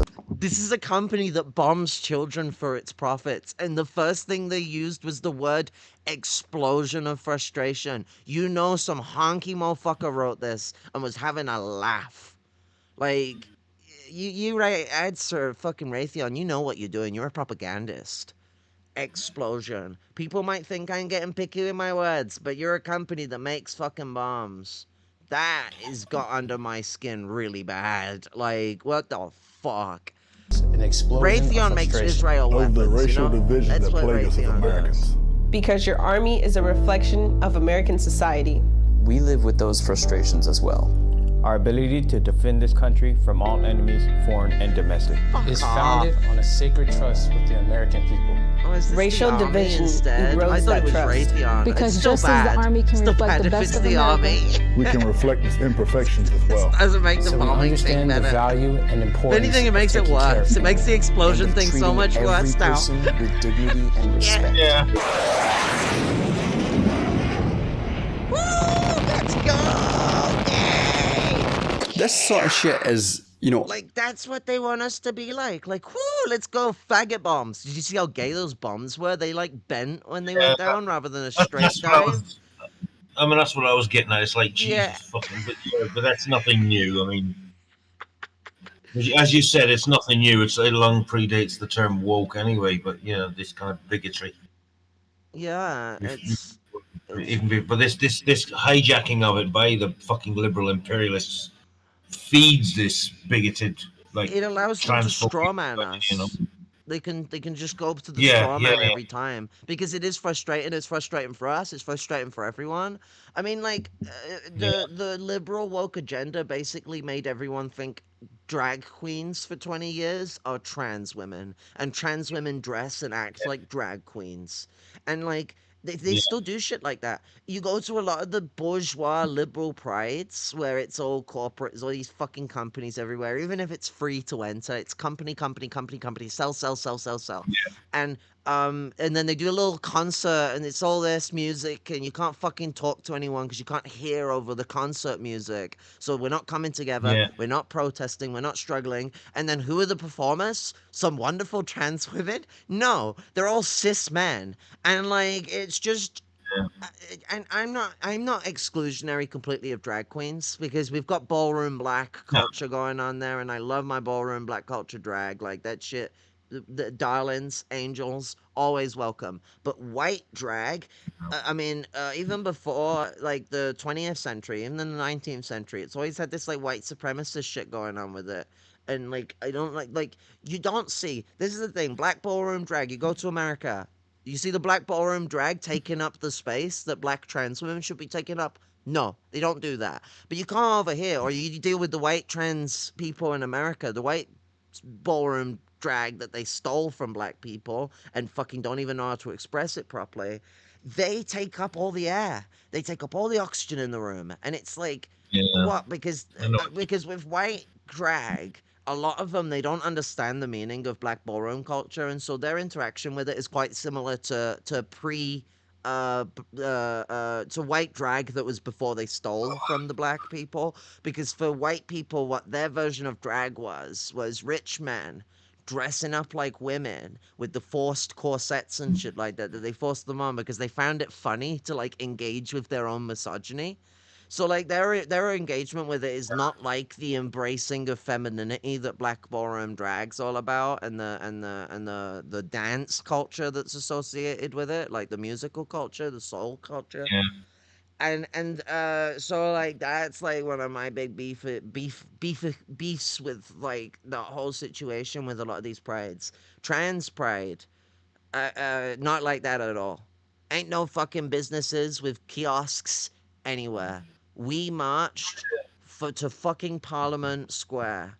We fucking from Russell Square marched all the way down to Parliament Square and fucking actually I don't think we started at Russell Square. I think we started a little bit further off, but either way, I got to fucking smoke a joint part the way through. Someone was smoking weed, and I think I was recording at the time. I was like, "Yo, someone's got a joint on. I could smell it. I'm fucking smoking." Always got a couple on me, you know, like emergency. You always gotta have your emergency marijuana. I'm like Popeye, but I fucking smoke weed. A lot of people Yeah. might be so young they don't know Popeye. That's depressing. Popeye was Yeah. somewhat misogynistic. Well, it was like conscious of its misogyny though, and somewhat critical of it. So it's complicated. But Popeye the Sailor Man is a classic cartoon. It's a classic English cartoon. Absolutely amazing. It's Popeyes. Oh, it's American. Is it American? US. Oh, is it? Oh, yeah. Oh, I thought it was British.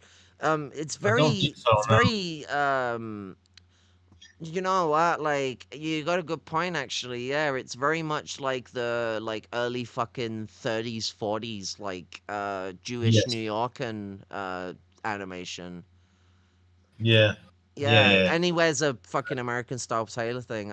He speaks like an English sailor with the way his like mouth scruntled up. Yeah, he's more definitely a fictional cartoon.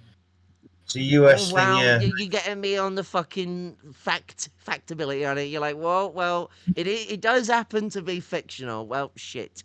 I'm just looking at it. I'm just googling. No, it's definitely in America. I know, I'm being funny, but like, you know, you had to spoil it. You know, it's like Santa. I thought it was factual. Actually, I'm too autistic. I found out Santa wasn't real by checking. Like that's. I was just looking I was down. like 6, I think. I caught my dad at late at night on Christmas, and I'm like, well, I know Santa's not real now. That's a lot of bollocks. Yeah. Oh yeah, no, I was just checking to see if there was anything about it being British. No, the accent's definitely an American accent. Oh well, he's got one of those like because he's got the pipe in his mouth all the time. He reminds me of fucking He reminds me of what's his name from the Cowardly Dog. Fucking the old guy with the fucking glasses. Oh yeah. Don't know that one offhand. I know. You don't know the Cowardly Dog one? The dog's like purple or something. Oh, what's that? I never saw it, but I know. Yeah, he's pink. Pink, yeah. It's not Clifford. I need to sleep very, very soon. You know, Pink Panther, that's the shit, you know. Oh, yeah. Gotta love Pink Panther. Oh, yeah. Best theme tune ever. Oh, yeah, absolutely. This sort of shit is, obviously fucking silly, and it's easy to make fun of, but to make the claim that this sort of stuff is the reason the left is failing also creates a fiction that the left, whatever that's said to mean, has ever held a remotely unified or uncritical position on representational subsumption into the state. For my whole life, people have made fun of military pinkwashing. People have made memes and jokes and, laughed at it. It's not it's not as if we're all on board with this kind of representational politics. And I would argue very few actual revolutionary people are on board with it. But, regardless, it is still important to critique kind of liberal representational politics for several reasons. The first and most obvious is the risk of state co-option of potentially subversive movements. When a movement which might challenge dominant power is bought off with some concessions and then brought into the state, then that movement can be said to be co-opted. Obviously, this doesn't just happen with identity politics, but the entire post-war, pre-neoliberal... But are we actually brought into the state is the big question, because, so we got a queer prime minister, the king's a faggot, and, is that all going on? Because I don't see none of that.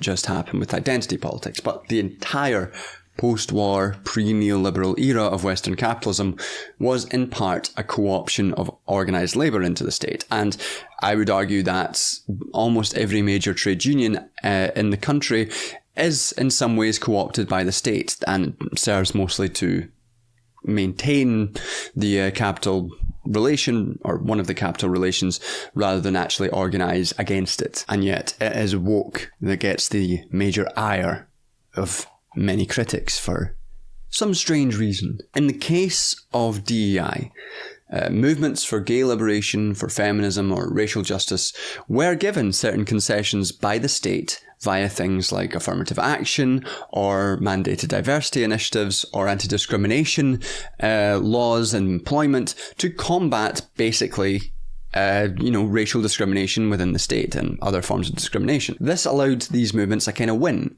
which didn't fundamentally challenge the sources of their oppression, but it did give them something within the state to defend. Suddenly we're not only struggling against state oppression, but struggling within the state for more equal representation. As books like Elite Capture by Olufemi Atayo argue, this kind of co-opted diversity politics often heavily benefits elites and privileged figures within such movements, rather than necessarily benefiting the group as a whole. And this is a legitimate and important criticism of shallow representation politics. But, it's obviously not confined just to the modern era of DEI.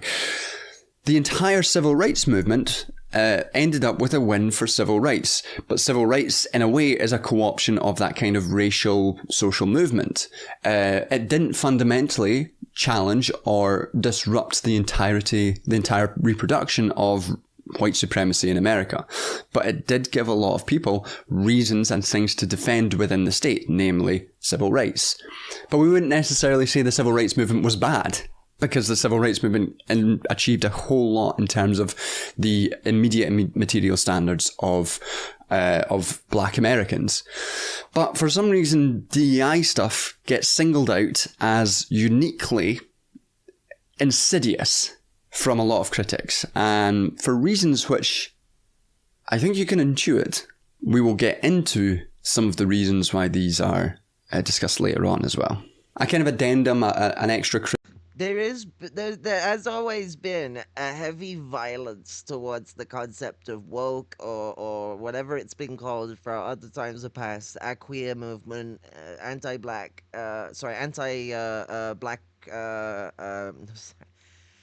black nationalism and anti-white politics and all that sort of stuff that gets cried about, because there's that video from Jason and all that, but like there's a few other people where like there's a lot of like tear crying, because it's not even like actual anti-white politics. It's just like, like women, in the way that we will say all men are bastards at times. We don't literally mean all men. Sometimes people might call white people all bastards, and for sure they are aware that there are some white people that can be friendly. Like, but white people have to get offended. They can't just sit there and just tolerate it. It's just like they have to try and turn it into being about them. And like, if you're one of the good ones, it should just be by assumption, not about you. You're obviously not comfortable that you are one of the good ones if you're acting like that. You're not sure about it. And it's like, your insecurity is your own problem at that point. Like, but they're making it black people's problems. Or like any other colonized people's problems. It does not just refer to that, but I'm using black people as a more general term for the colonized in the sort of equation when we're talking about a lot of these stuff. Colorism is terrible, and me and Shanti have had like really good discussions on how colorism needs to be dismantled to dismantle racism. Racism used black and white to represent like ideas of heathenism and purity and all that stupid shit. And then it was turned into colorism later on. And so there's a lot of elements of racism, like European racism and stuff like that, that doesn't get talked about enough. And Europeans don't think about it enough because they found a way to homogenize Europe as this supposed white entity. When like, I don't know, but you go look at the Irish history, and I don't see a white history. Like, I see a highly oppressed, highly restricted slave society that was fucking treated like trash, seen as buffoonish morons by our oppressors. They drew us like fucking basal apes, like they drew us looking more like chimpanzees, just like they did with the Africans. And they would constantly say that we were dark-skinned, even though, I don't know if you've noticed, but Irish people, we're paler than English people. Like, we don't tan in the summer, we just turn crispy red, Like, that's what the summer brings to the Irish. You go fucking rice crispy red, and then you get skin cancer. We're built for the snow cold. But like, because there's like the thing in eugenics where they're like, oh yes, the northern colden territories make us so smart and superior, except for the Irish, who are for some unknown reason one of the Negroid races. We will not elaborate. And it's like, okay, thank you. I mean, it's a compliment. I'm glad that you don't think we're one of you, but like, what the fuck? It's so hard. Personally, I love the sunshine anyway, but that's another story. I'm not getting into that one. Yeah, but you're like, But you're odd one out on that one. You like the sun. Most of us are afraid of it. We're like vampires, but we don't suck blood, and we're actually really kind. But the sun will kill us. of course. Yeah, you keep telling yourself that. Yeah, all right. Rather than blood, we drink tea. Yeah, that's true. The Irish are the only people who probably drink more tea than the English. I think. Definitely. Yeah. Because of stress teas. We drink more stress teas. It's the trauma. The shaky tea with the saucer under it. That's like half of Irish cups of tea. Even just on an odd day, just having your morning cuppa and you got a bit of the family trauma kicking in. But jokes aside, it is like a big part of that where there's a lot of those BPD tendencies that get picked up from the generational trauma where we are very quick to be hyper dependent on like routine tools and things to use, like having a cup of tea or smoking a joint, or God, cigarette smoking's a nightmare in Ireland all over the place. I keep telling Jade that she gotta get the fuck off the cigarettes or I'll fucking deck her. Like. Roisin Jade. Yeah. Yes. Yeah. I'll fucking I gotta go over there anyway. I want to visit her at some point. I'm worried Same. about her, but like fucking, she don't stop smoking. I'll deck her as well. Normally it's just threats of getting yelled at, but like when you've gone through any kind of serious medical struggle that involves the big C, well then I'm gonna deck you. Like you should quit. Everyone I know who's done it, they have, and Jade's tried. I'm not pulling that away from her, but like I tried to catch her on it because she's like, "Oh, I'm getting back on the E and all that," and I'm like, "Okay, you gotta quit smoking because you can't put it under your tongue and smoke because it'll block it." And they're like, "Oh, well, I'm injecting," and I'm like, "Oh, fuck you can still smoke then." Well, you better still. I just turned around. I was like, "You better still quit smoking anyway." There's cigarettes not allowed in my flat. Neither is alcohol. I'm such a mommy about it though. Like I'm like fucking, oi, you fucking bastard! You quit the fucking smoke. I keep telling her you need to just like if you're gonna smoke weed because it's at least healthy to a certain degree. It's unhealthy as well because you're smoking, but like tobacco. 80 fucking or 7 I always get it wrong. I think it's 70, but like it's got fucking a lot of carcinogens in it and it stinks. Nasty stuff. I can't believe people say weed stinks worse. I've had so many people say that, and it's like, yeah, loads of people say that. They say it stinks worse inside, and I'm like, what the fuck are you on about? Like, I used to smoke a cigarette to cover up the weed smell because of how much cigarettes cling to your clothes. So, like, you just smoke a cigarette, and no one could even smell that you've been smoking marijuana. It's an amazing thing to do. It's why, like, I don't get why anyone's doing the sprays and the fucking things. If you smoke cigarettes, you want your landlord to not know that you've been smoking weed in your house. If you're allowed to smoke cigarettes in your house, just smoke cigarettes. They won't smell anything. It'll just smell like death. Like death and despair. And, like, I'm not sure whether that'll make your landlord feel like you're looking after the place well, but it won't smell like weed. Things smelling horrible fucking things. There's nothing redeemable about them. Oh God, I can't believe I at one point smoked indoors with cigarettes. It's something I'll never do again. Ugh. I always tell everyone if you're gonna smoke with a cigarette, you go by the fucking window. You get the fuck out. Like I'm a little lenient. Because I don't have a balcony or something, there's not a straight door to the outside. You got to go through a foyer, and I know that's stressful and anxiety-inducing for some of the people I know who smoke. So I'm like, you can go by the window, that's fine, but I don't want to fucking smell it like out the fucking window. Awful. Even when I love smoking, I always hated the smell of secondhand smoke. It's dirty. It only smells nice when you're actually the one who's smoking it and not smelling it, because you're so engulfed in your first-hand smoke that your nose is. I mean, it's 900 degrees centigrade when you smoke it in, like, and that's just toking it, Like, this is 200 degrees centigrade when you toke it, so like, and that's still quite hot, but like. Monumentally cooler than cigarette smoke, which is still 400 degrees centigrade when it's inside your lungs. You're lucky you've got water inside your body, otherwise this would burn really bad. And Yeah. it does a bit. You can hear some of the scars in my throat from smoking. Yeah. It does burn. It's nasty. Yeah. Yeah, and this is still doing it, but like if I didn't smoke cigarettes ever, I don't think I'd be this bad. Maybe not. Maybe not. I mean, when I was homeless, just getting into story time with fucking Cara again.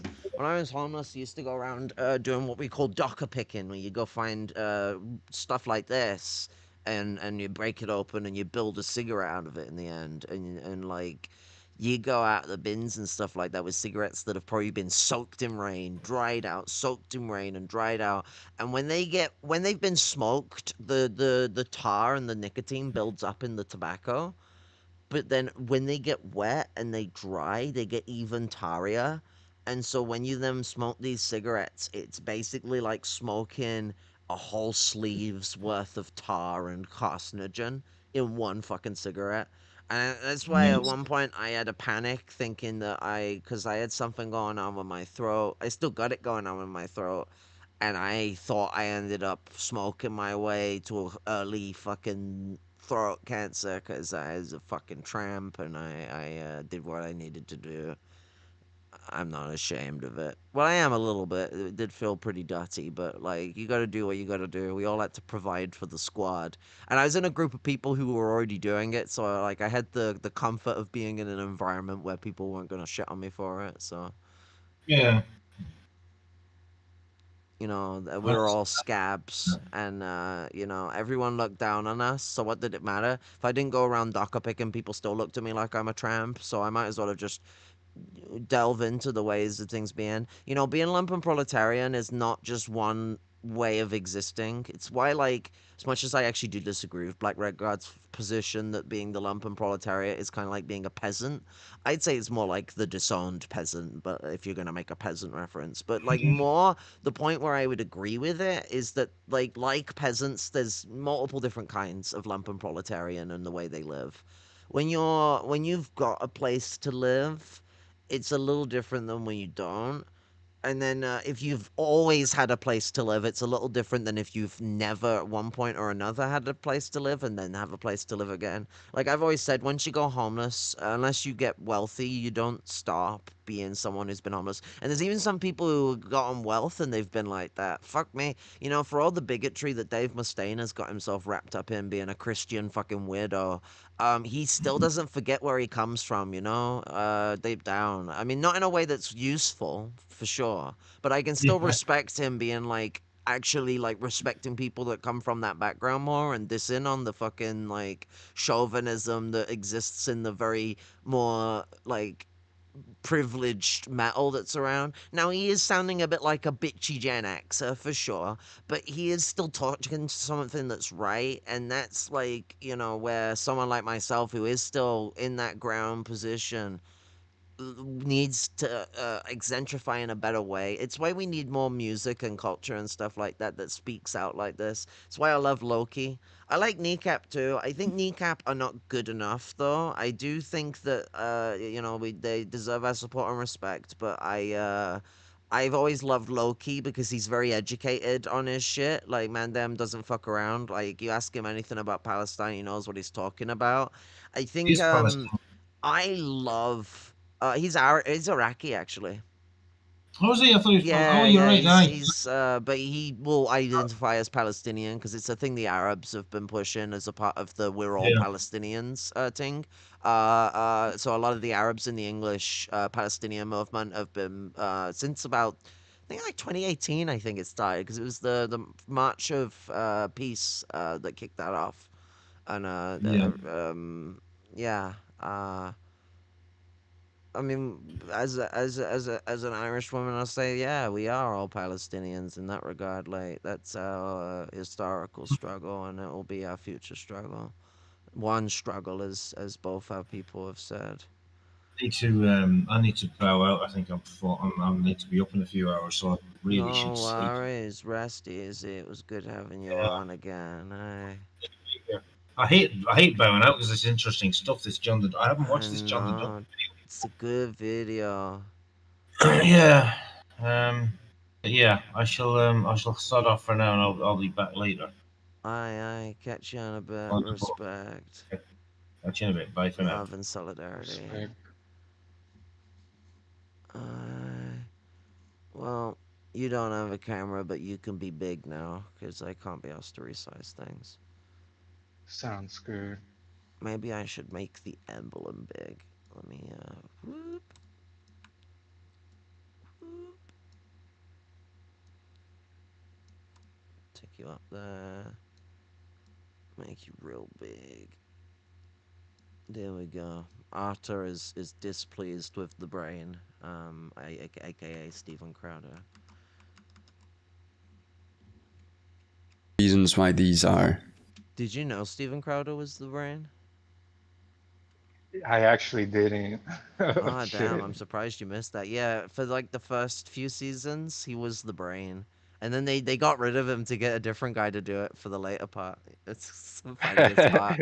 Yeah, I think it was like the first season or the second one was the only one he was actually doing the brain for, and then he wasn't in most of the other fucking episodes, and then he comes back later and it's a different guy.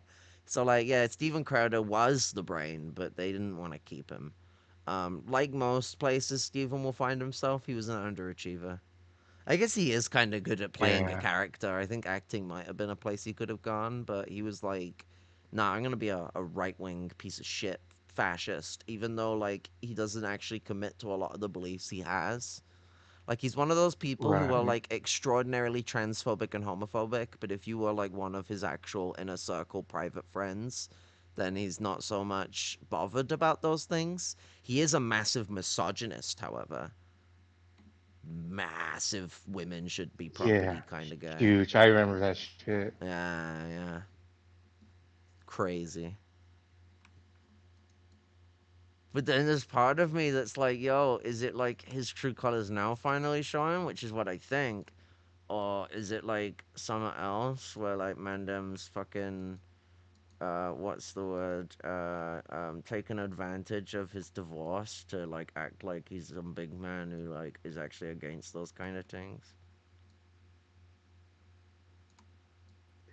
I think his true colors are coming out, to be honest, but Oh, I agree, but it's like it's just the problem with Boys That Cry Wolf is they're very hard to read. Yeah, that's true. Man's a bitch ass little Nazi, and I hope he. Well, I can't say that, but. Yeah. I think you can intuit. We will get into some of the reasons why these are discussed later on as well. A kind of addendum, an extra critique of the limits of inclusion within the state is that, as we've seen from the rollback of rights across various groups in the US and in the UK, representation within the state is always necessarily quite insecure. While the underlying economic and political systems which marginalise minority groups remain intact, white supremacy, gender divisions of labour and patriarchy, ableism, while they remain intact, the concessions made to those groups by the state can always and easily be rescinded. We've ended the tyranny of so-called diversity, equity, and inclusion policies all across the entire federal government and indeed the private sector and our military.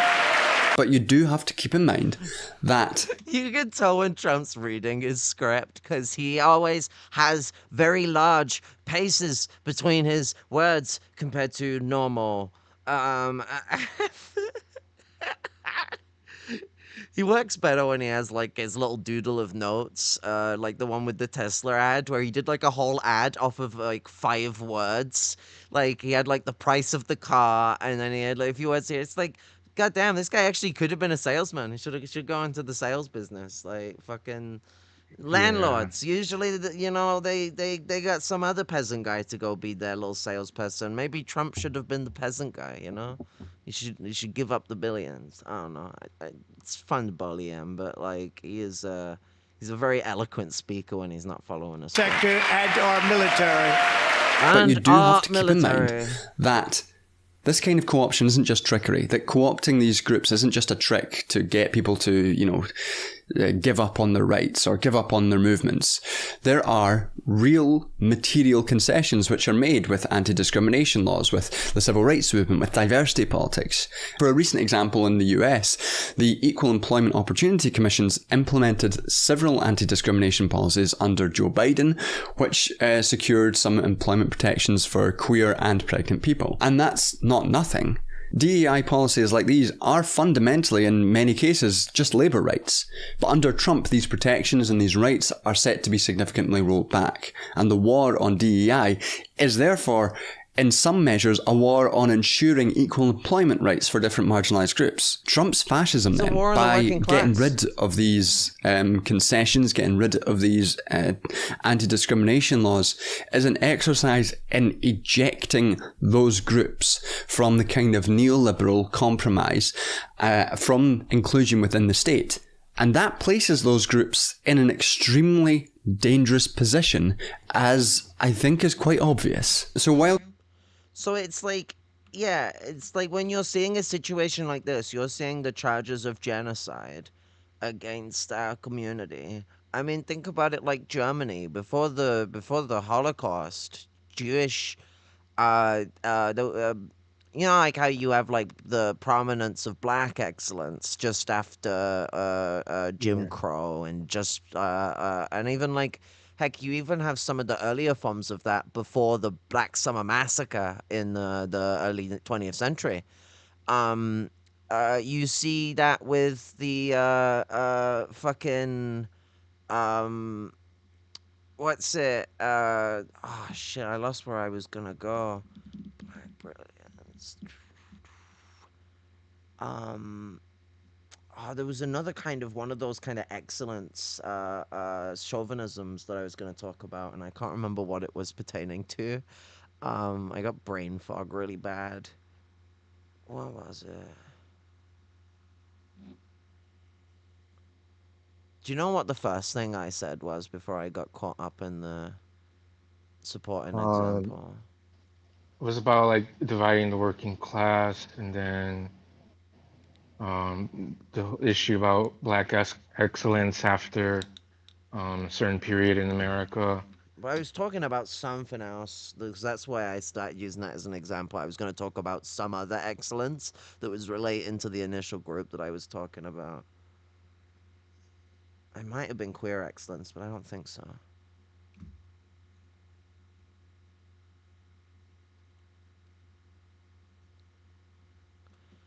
But like, I mean, I could still talk about that in that light, though. Like, innovation, a lot of like industry work and stuff like that. I mean, the ARM processor was made by a trans woman.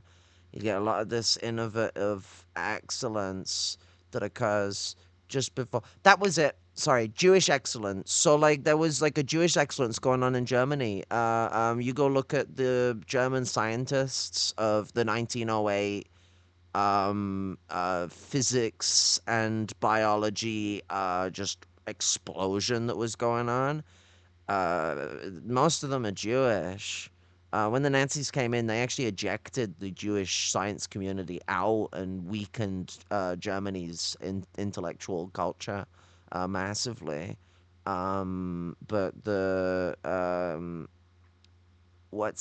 queer excellence has existed just before a genocide's gonna come and attack it, where there's certain people of the queer community that are prominent, that get to be seen in a certain way, and then they gets yoinked as Nazism comes rolling in.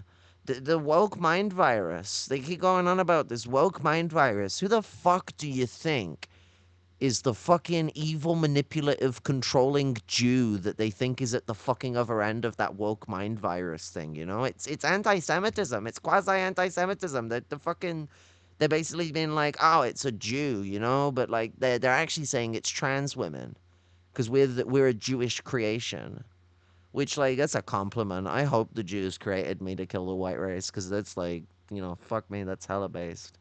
Does that mean that they want me to kill the Zionists too? I'd imagine so. They're also white.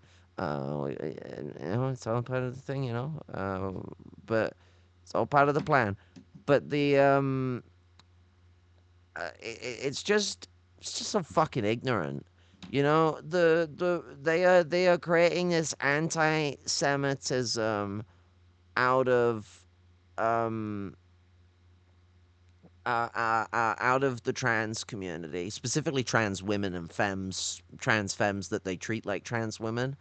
Um, we're seen as the great evil. What's leading to decadence and despair amongst society, Yeah. and is the driving force of this neo-radical feminist drive towards the blah blah blah sanity, this blah blah blah, and then you get the class reductionists that ride on that wave of Yeah. fascists that want to round us up into camps. Do they think Trump is building all those private prisons all over America that no one seems to be trying to find out where exactly, specifically, they are fucking building them? Because people probably should, because those private prisons are going to be used for certain things. Um, if people think that they're just building them for immigrants, they are out of their minds. They are gonna round trans people up into camps. The poem, it's coming again. It just won't be first they came for the communists and then, they came for the Jews. It will instead be first they came for the immigrants and I did nothing, for I was not an immigrant. Then they came for the trans women and I did nothing, for I'm not it's gonna be that. That'll be the new Yeah. epoch. It was so disgusting. Yeah, it is. So while critiques of shallow, co-opted diversity politics are important for making sure that we don't understand inclusion within the state as the end point of social movements, and to remember to be critical of becoming institutionalized within the state, to take critiques and then leap on that to celebrate the full-throated dismissal of all DEI under the guise of a generalized attack on woke is actively dangerous. It's a celebration of fascistic politics and a celebration of discriminatory labour practices. And if there's one thing the left in general should be known for, it's the struggle for labour rights. So why would that suddenly go out the window just because those labour rights, in this specific case, look a little bit woke? DEI, as it's currently constituted, it is an active impediment to building a multiracial working class. Something smells off, and doesn't smell particularly universal to me.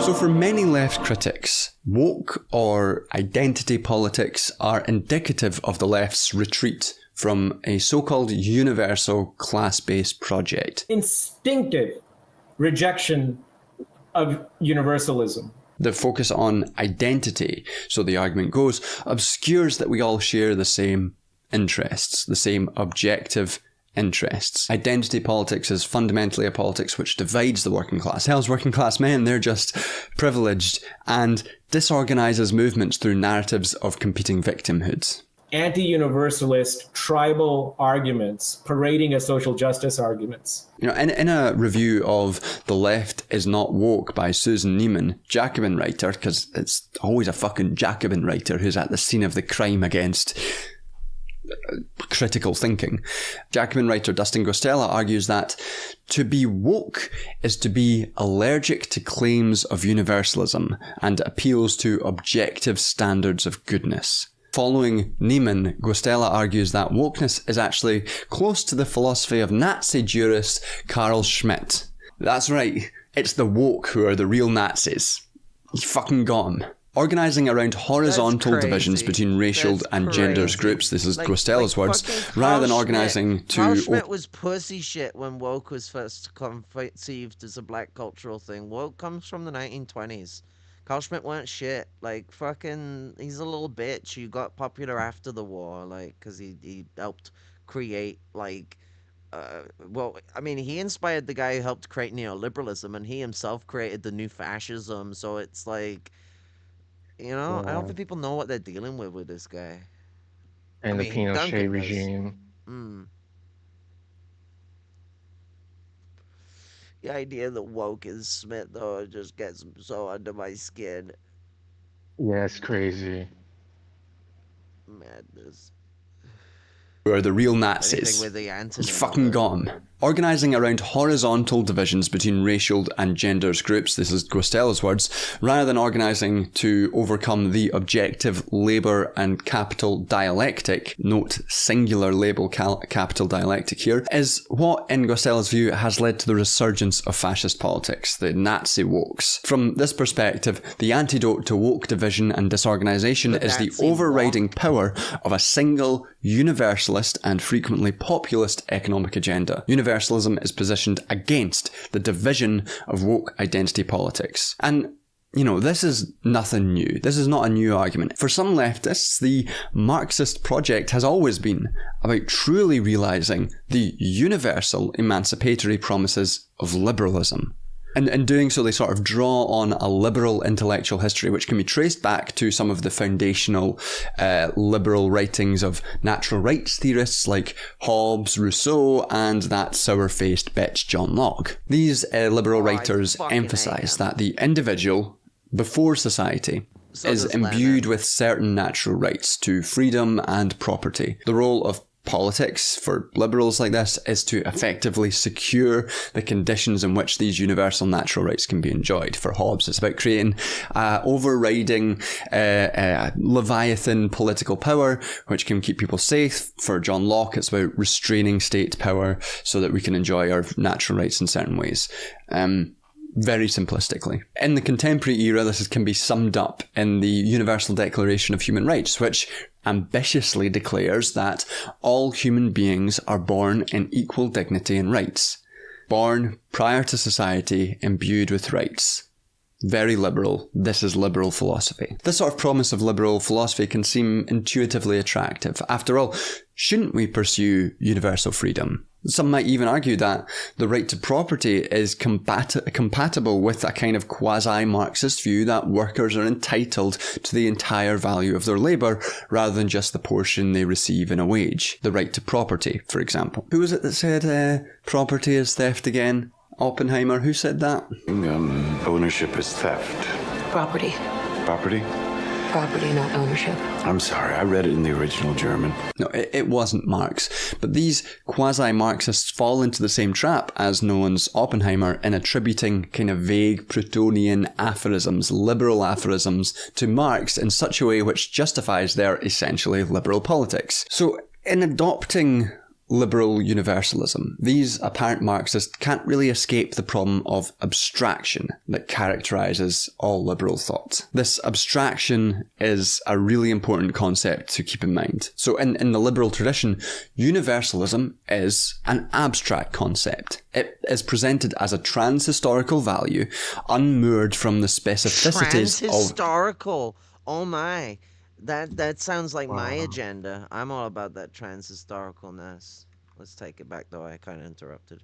Escape the problem of abstraction that characterises all liberal thought. This abstraction is a really important concept to keep in mind. So in the liberal tradition, universalism is an abstract concept. It is presented as a trans-historical value, unmoored from the specificities of actually existing society. It can exist in any time and any place, and it will be the same. You know, for Hobbes and for Locke, there's a kind of pre-existing society which has the same kind of universalism which exists today in advanced capitalist societies. It is trans-historical. And so, with this abstract liberal universalism, you are required to have an abstract universal political subject. For liberalism, it's the individual rights holder. You know, to have a theory of history, you have a subject of history as well. But political subjects, or people, if you want to be all fucking humanist about it, people aren't really abstract figures. We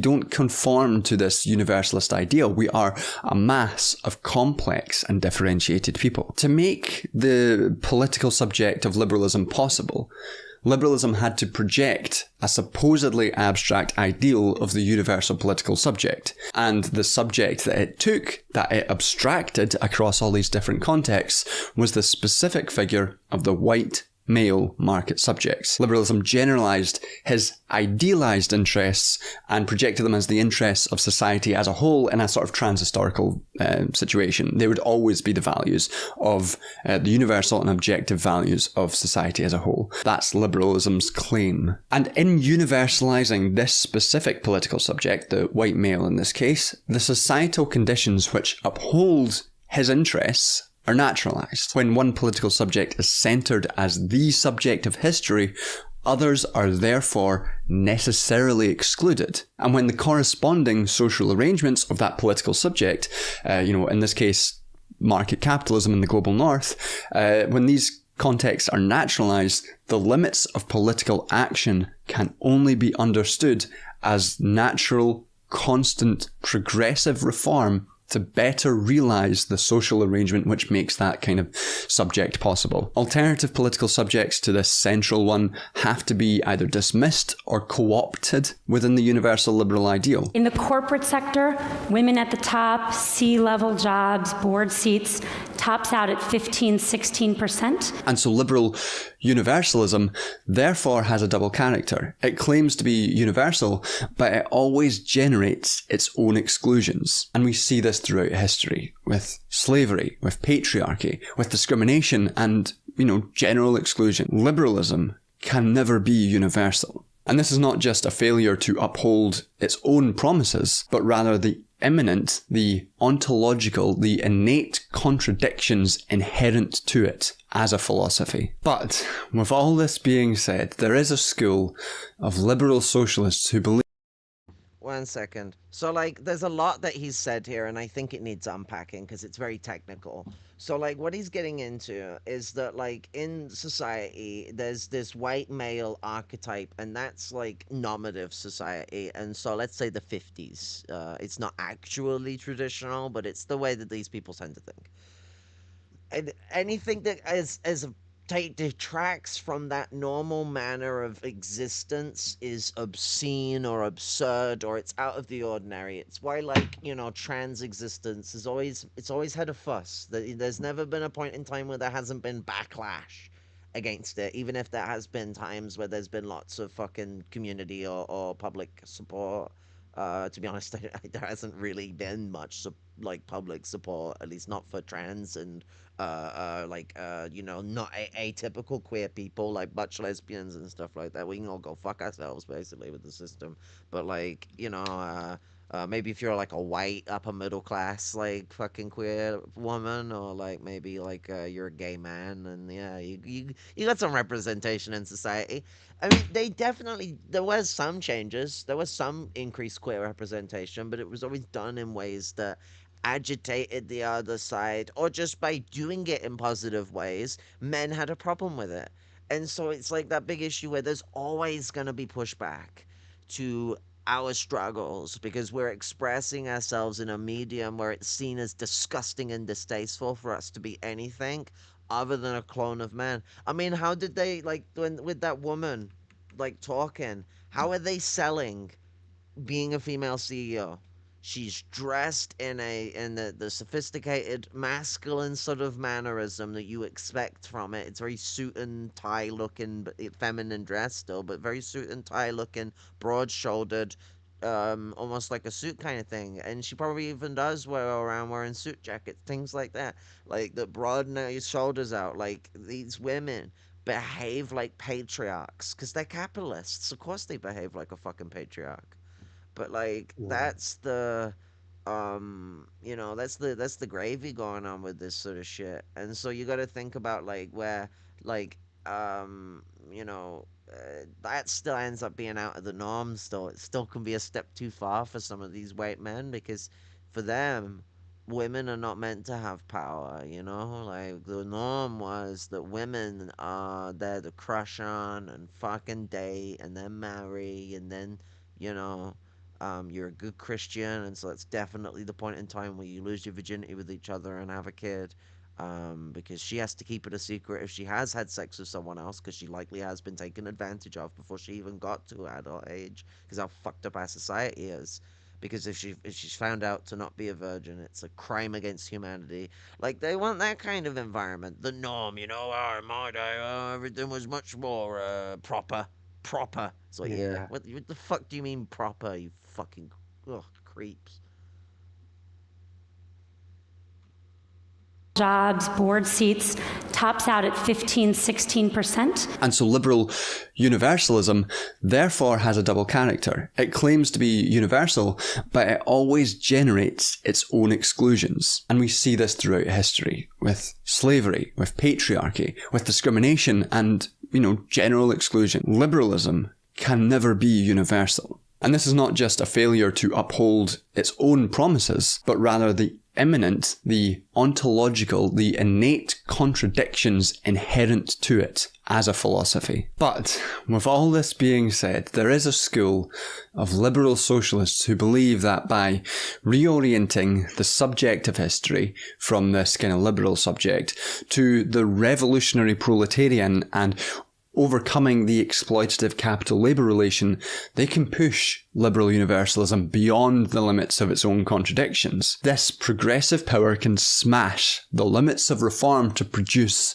revolution. And for such people, it's the role of socialist universalism to create a movement more liberal than liberalism. Unfortunately, the exclusionary contradictions of liberalism aren't that easy to just wave away. Instead of crystallizing the interests of society into the figure of the individual propertied white man, it's those subject to the wage relation who are blessed with the universal interests of the proletariat as a whole. Now, despite a strong history of revolutionary peasantry, there is still a drive to centre the waged worker as the revolutionary subject. But the waged worker is a category which remains, quite discursively gendered, as is evidenced by Guastella's description of the poor white man as one of the, quote, real economic victims. And as the singular revolutionary subject, not only are those outside the wage relation excluded from the universalist project, but the nature of the waged worker is flattened and homogenized. It's assumed that all waged workers carry objectively the same interests. But the world's waged workers are a diverse bunch, and I don't mean this superficially, that there are, many different races and genders and sexualities that make up the working class, but that the capital-labour social relation has distinct manifestations across the globe and across identity divisions. So in this sense, there isn't just one, it isn't a singular capital-labour relation, but multiple. For example, global imperialism, especially since the period of globalization, has produced a global labour arbitrage between global north and global south, placing global south workers in conditions of super exploitation whereby their wages are lowered beyond what is needed for them to sort of survive on a wage alone. And to survive, they often take extra subsistence labour to just not starve. So these relations of super exploitation aren't confined to individual enterprises. It's not just, the capital labour relation within their businesses, but it's a general feature of the global division of labour. Take bicycles, for example. Producing these historically took place within the boundaries of one firm in one location. And now there are multiple establishments, each specialising in the production of the individual bike components. It is a process which spans multiple firms and places worldwide, giving rise to what we refer to as global value chains. And this global division of labour makes possible the relatively high consumption lifestyles of global north workers. And that's been made, extremely visible by Trump's attempts at tariff warfare. And the common refrain we've heard is that prices were already going up and they are worried they could go up even more, and that the consumer is feeling very stressed. We heard from one woman who even said that the same basket of groceries that she regularly buys has now effectively doubled. Take a listen. Americans are suddenly realizing that their life isn't possible without essentially close to slavery across the global south, and in some cases actual slavery. So to flatten the struggle against global imperialism to a single universal waged worker under a single capital relation is to subsume global south workers under the relatively privileged I'm going to gasp every time I say privileged, just because it freaks these people out so much. But it subsumes Global South workers under the privileged interests of the relatively privileged interests of the Global North workforce. And similarly, in universally the interests of the waged worker, there's a tendency to deny the real material racial divisions in the working class, even within the Global North. There is a long-standing and simplistic narrative within those who make claims to liberal universality, or people who write for the Jacobin. I love burning bridges. It's a narrative that you've probably heard of, that racism is simply an ideological trick of capitalism, a trick which hides its fundamentally colourblind nature. You'll often hear people talk about racism as a kind of trick to divide the working class, to pit parts of the working class against each other. Myself, I personally believe that racism was created as a means of dividing and conquering the workforce. It's the best weapon that the super feckless amongst the super rich have. Totally Second agree. best is sexism. And that, of course, presumes that we all started as a united whole. This is in stark contrast to people like Cedric Robinson, who have re-examined capitalism as a fundamentally racial project. And This book's following amazing. Cedric Robinson, Black Marxism. Y'all have heard me rant about this book. This book made it the black radical tradition. He talks about how this shit stretched back to how, the Europeans have been making people black all the way back in Europe. The radical black tradition itself has history in Europe and Africa, and it's spread where black people have been made. He gets into a lot of the details of it, because the first thing he does is he spends the first chapter wiping up the asses of Europeans and their own history, and then gets more into the deets on the African side of things. This book is a really good companion to Fanon's Wretched of the Earth. I feel they both complement each other really well. But Yeah, I agree. Cedric is coming out and being like, yo, all the other black Marxists aren't as good as me. I am the best. He's not saying it like that, but the way he says stuff, he is just on another level. He's so fucking... He writes kind of in the very fancy way Marx does. He uses a lot of fucking big words, so do be careful. But you go need a dictionary for this one, I'm telling you. But it's worth getting the dictionary out. Oh, and read the footnotes. The footnotes are very fucking important in this piece. It's pretty much important in most pieces of literature. She always reads the footnotes, but really read the footnotes. He uses them like Lenin does. It's a dialogue. So if you want to have a dialogue with the author, read the fucking footnotes. This isn't a request, this is a fucking order. and capitalism as a fundamentally racial project. And following Cedric Robinson, Aaron Kurnani, whose book... is a good one as well. Who's sorry? Decolonial Marxism by Walter Rodney. Yeah, Walter Rodney's a G-star on that one. Yeah, Decolonial Marxism. We got our Troika of Tyranny. Let's go. Yeah. Like crafting a joint. Fundamentally racial project. And following Cedric Robinson, Aaron Kurnani, whose book Why Anti-Racism Means Anti-Capitalism, which is really, really good, he argued that race appears as an ideology not to create divisions between sets of workers, but as a manifestation of pre-existing racial divisions of labour. So the success of racism, of race, as a ruling class ideology is not because the workers are necessarily easy to dupe, not because of some sort of trick, but because of the very foundational economic structures of society. The economic structures which depend on racism. So claiming a simple, universal waged worker subject doesn't just flatten our understanding of capitalism, but obscures the ways in which whiteness is a material benefit to sections of the proletariat, and in doing so, it can subordinate racialized labour to the domination of whiteness. W.E.B. Du Bois extensively documented the role of white labour in perpetuating white supremacist divisions of labour in the name of maintaining its own privileged, narrow interests. While today divisions along race and immigration status continue to, in the terms of Stuart Hall, shape the modality in which classes lived to benefit some segments of the working class. For an example of what Hall is talking about, we can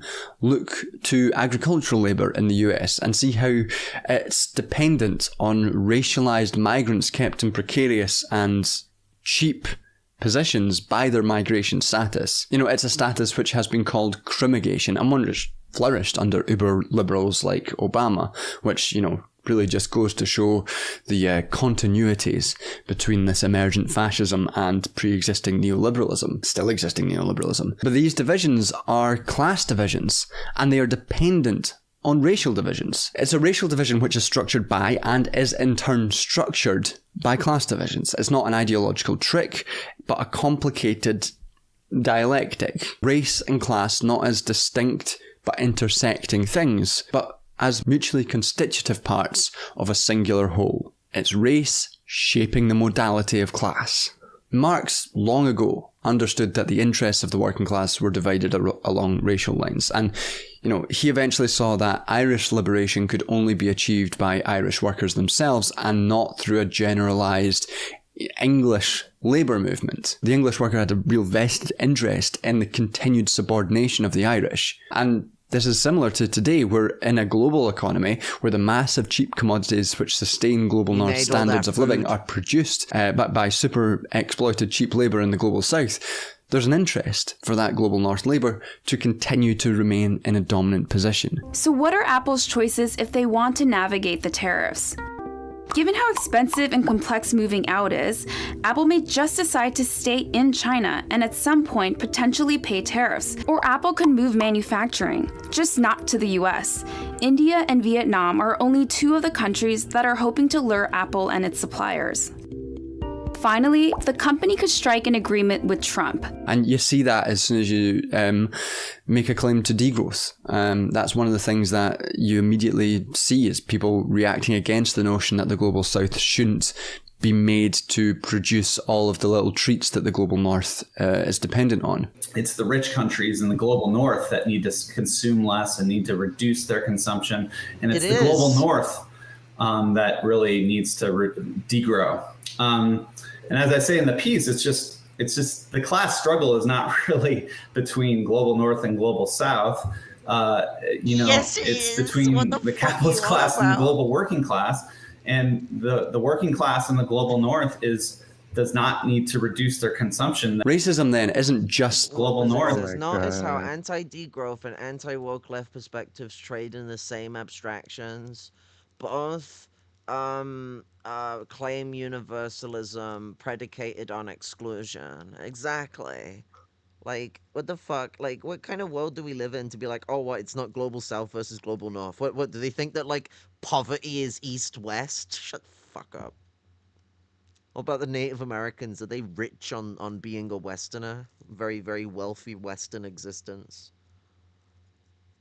Right. Or is it the universalists, puritanical universalists? We're all in this we're all in this together. Will I get like content matched for that? I forget the lyrics, but I know the rhythm. Yeah, I used to watch a lot of that when I was a kid with my sister.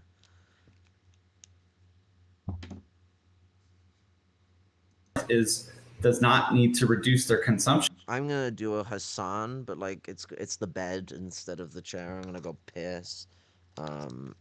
Do I leave the video playing? Do I leave it paused? I don't know what to do. It's up to you.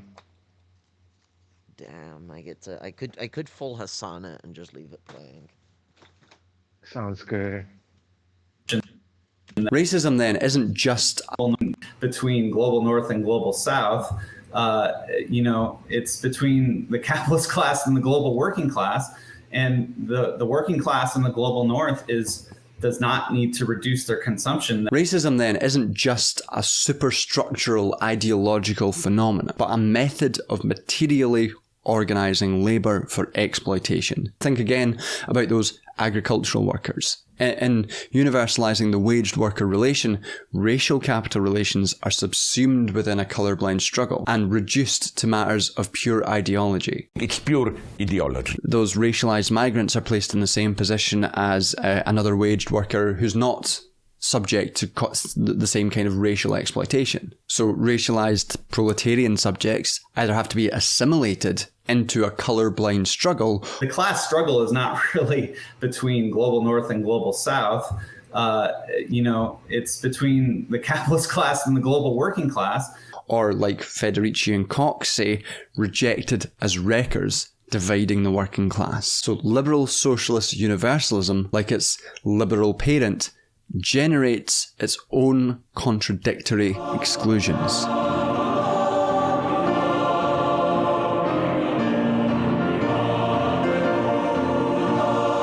So, in centering the wage labourer as the universal subject, it obscures divisions within the wage labouring classes. It obscures how things like race affect wage labour, affect capital-labour relations within workplaces and across workplaces. But on top of this, by centering the wage labourer as the universal subject, people whose struggle lies in whole or in part outside of the workplace are necessarily excluded from revolutionary subjecthood. And this is particularly relevant when considering sort of essential gendered divisions of socially reproductive labour, and for disabled comrades too, who are excluded from the labour market as a condition of their oppression. Marxist feminists who organised around unwaged household labour and who recognise that their labour benefits men have routinely been dismissed, and continually dismissed, as dividing the working class the moment they express their interests. What's different about now than 40 years ago is this. There's a huge machine, political and economic machine, in place to reward anti-universalist tribal arguments parading as social justice arguments. Their attempts to bring the concrete gendered labour-capital relation to complicate the sterile universality of the wage-labour relation has been viewed consistently as divisive and is therefore marginalised in the name of this universal struggle. You know, it wasn't all that long ago that the British trade unions opposed payments of benefits of welfare directly to women on the grounds that it would disrupt men's position as the heads of the family unit and undermine class cohesion. Still today, women carry out the vast majority of unwaged social reproductive labour. Millennial women are actually working more than ever, but a new study shows that they're also doing more chores around the home. And yet this is rarely spoken about in the same breath as more traditional labour issues. And you see very similar accusations of division when disabled people try to get their struggle, try to articulate their struggle and try to get people to take it seriously as central to revolutionary action too. Now, all of this has become so grimly relevant recently, as I've seen increasing left-wing rejection of feminism as bourgeois and the absurd proliferation of the R slur across online spaces. Woke is dead. You know, like the anti-woke bullshit, left anti-feminism is a discourse that dresses itself in a kind of radical guise and radical clothes, while only aligning itself with patriarchy and capital. Even when misogyny in society is acknowledged, this is the problem when you do the Hassan thing. It moves too fast past you.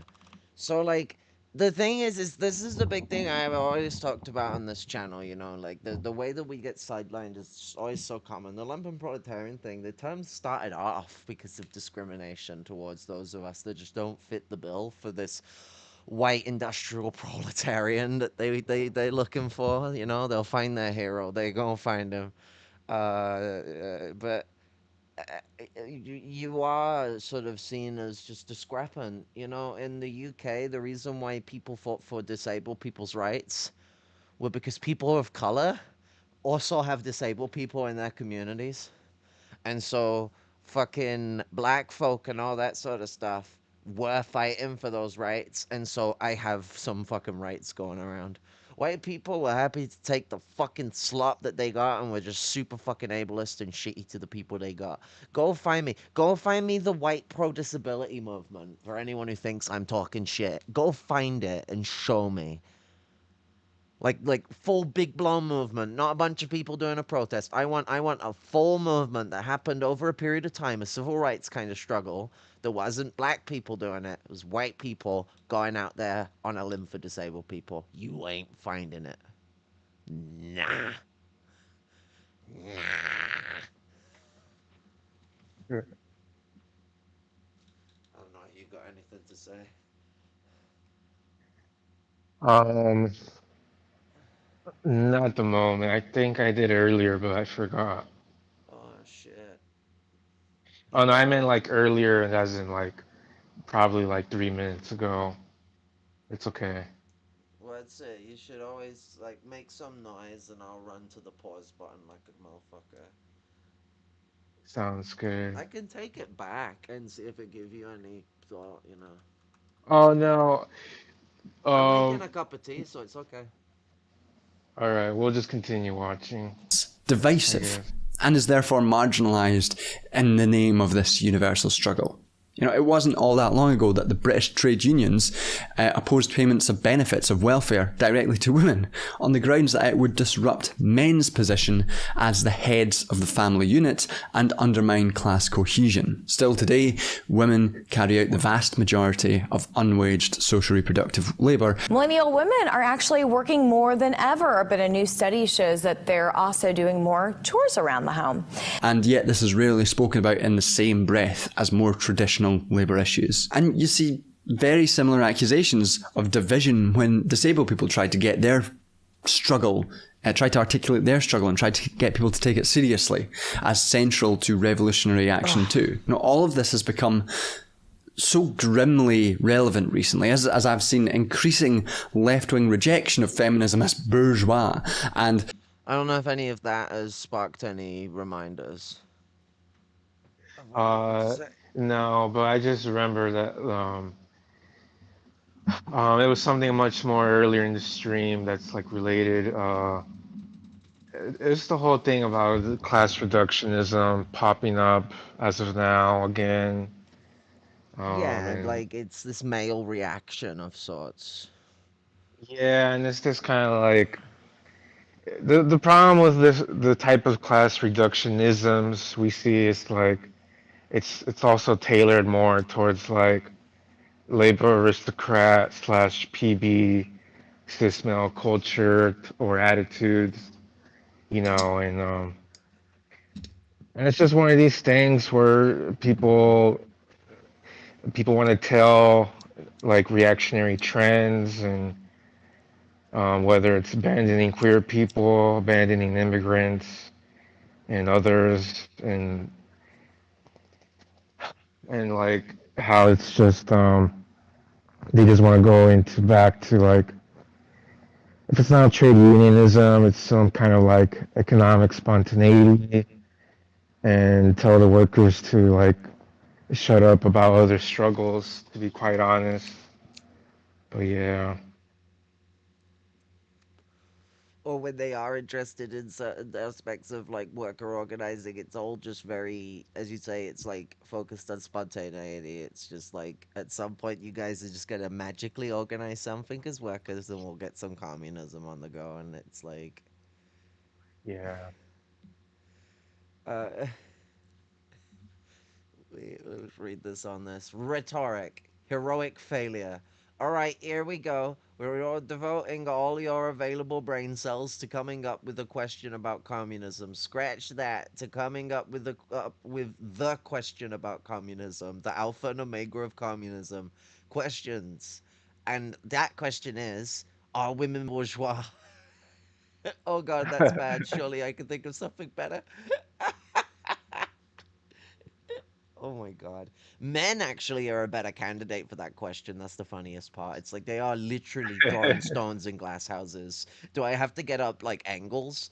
Like, and Engels is not like fucking fresh and prim, and he's got some sexist elements. He's less sexist than most people of his time, but that doesn't make him great because he's a eugenicist. It's like you get a W out of him and you find a fucking L just right around the corner, and that's like everything with Engels. It's a repeatable process. Um, you find him saying Yeah. something really fucking good about like colonized people's struggles, and then you'll find him calling the Mexicans in the West like a bunch of fucking like uninterested, underdeveloped, unadvanced, small-brained creatures, basically. Like I mean, like, they were into Darwinism, so they were into that shit, but unfortunately, it didn't stop at Darwinism. Engels got into the social Darwinism crowd, and it shows. Yeah.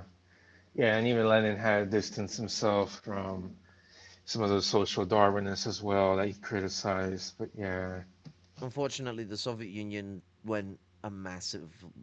took a weird U-turn, because in trying to deal with social Darwinism, they kind of disowned evolution as a concept.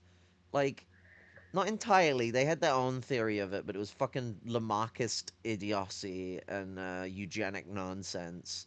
Even though they were trying to reject eugenics, it is something. I really, really do not like Lysenko. Despite the fact that on every Windows XP install it says that I work at Lysenko's weed plantation, I am a disgruntled worker. I don't get along with the boss. The absurd proliferation of the R slur across online spaces. Fucking Dark Sonovia, former comrade who I used to have so much respect for, calling people fucking, this and that R slur on the fucking internet. Yeah. Like, my god. Like, it's disgusting. And then he's the Yeah. honorable motherfucker and I'm the scumbag. Yeah, there's a lot of this going around where people think that, oh well, it's time to start saying the R slur, let's start saying racist names and shit like that Oh because we're god. like, They're gonna start fucking and calling us fucking all sorts again, gypsy and all that shit. yeah, It's the English get their fucking cheek out, because when shit like this goes on, racism starts to fucking amplify big time, and that's when we start to suffer. My glasses are a bit loose, and it's getting on my nerves. I can't look down without them feeling like they're gonna fall off my face. I loosened them up because JP told me how to do it, and then I guess I loosened them too much. Oh, it's a flathead, right? Yeah. Fucking flatheads.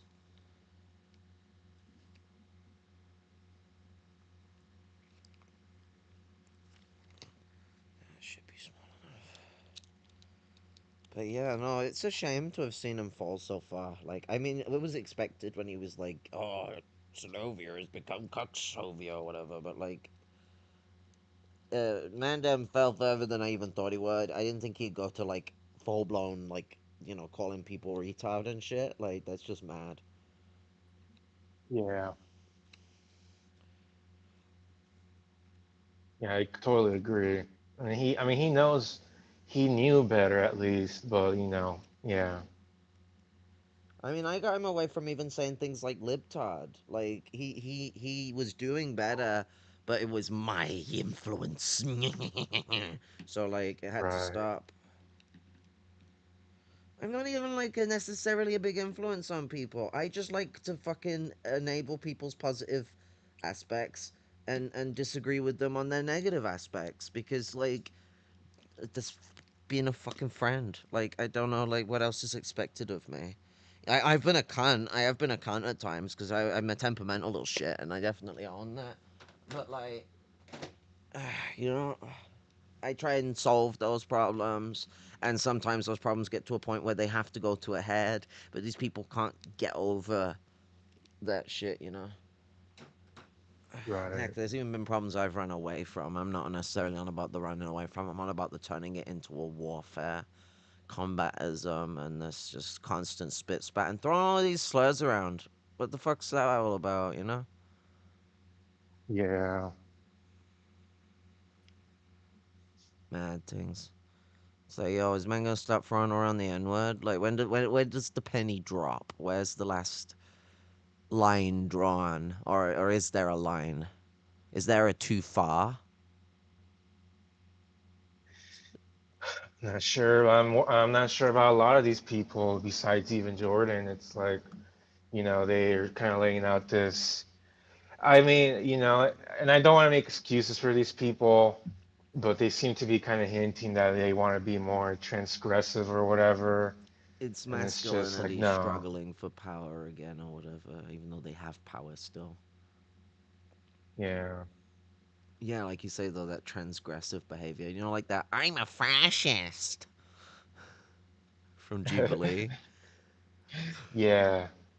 The way that just Oh, like there were so many people on that thing. It's just like, you have to label him out by his quote because if you just say the fascist from Jubilee, it's like, oh wait, what? So wait, I was disappointed that we couldn't do. I maybe shouldn't have lost my temper and just did a normal talk about it, but I just got like really pissy. But like that Jubilee, um, it comes into this woke is dead shit. You know, like been moving with the Overton window. I don't want to say they've moved the Overton window right, but they definitely accelerated it. They've been a part of it. They've been giving the voice to right wingers. And when a liberal is going against people, there's all these fucking right wing media people that it takes a second of background checking to know that there are pretty advanced people to be thrown in the ring. And then when it's a fucking right winger in the ring, I've not seen a right winger have to deal with anyone fucking prominent from the left coming out and throwing it down to them. right. It's always some college students that aren't even prepared for the fucking situation. Except the Jordan Peterson one, Yeah. they seem to have all been ready to kick the shit out of Jordan Peterson. It's kind of funny. Yeah, that's the only funny one they gave us essentially on that. Yeah. Oh, the Sam Cedo one was both concerning and hilarious. You know, they get a Jewish fucking leftist on there and they surround him with a bunch of crazy Nazis.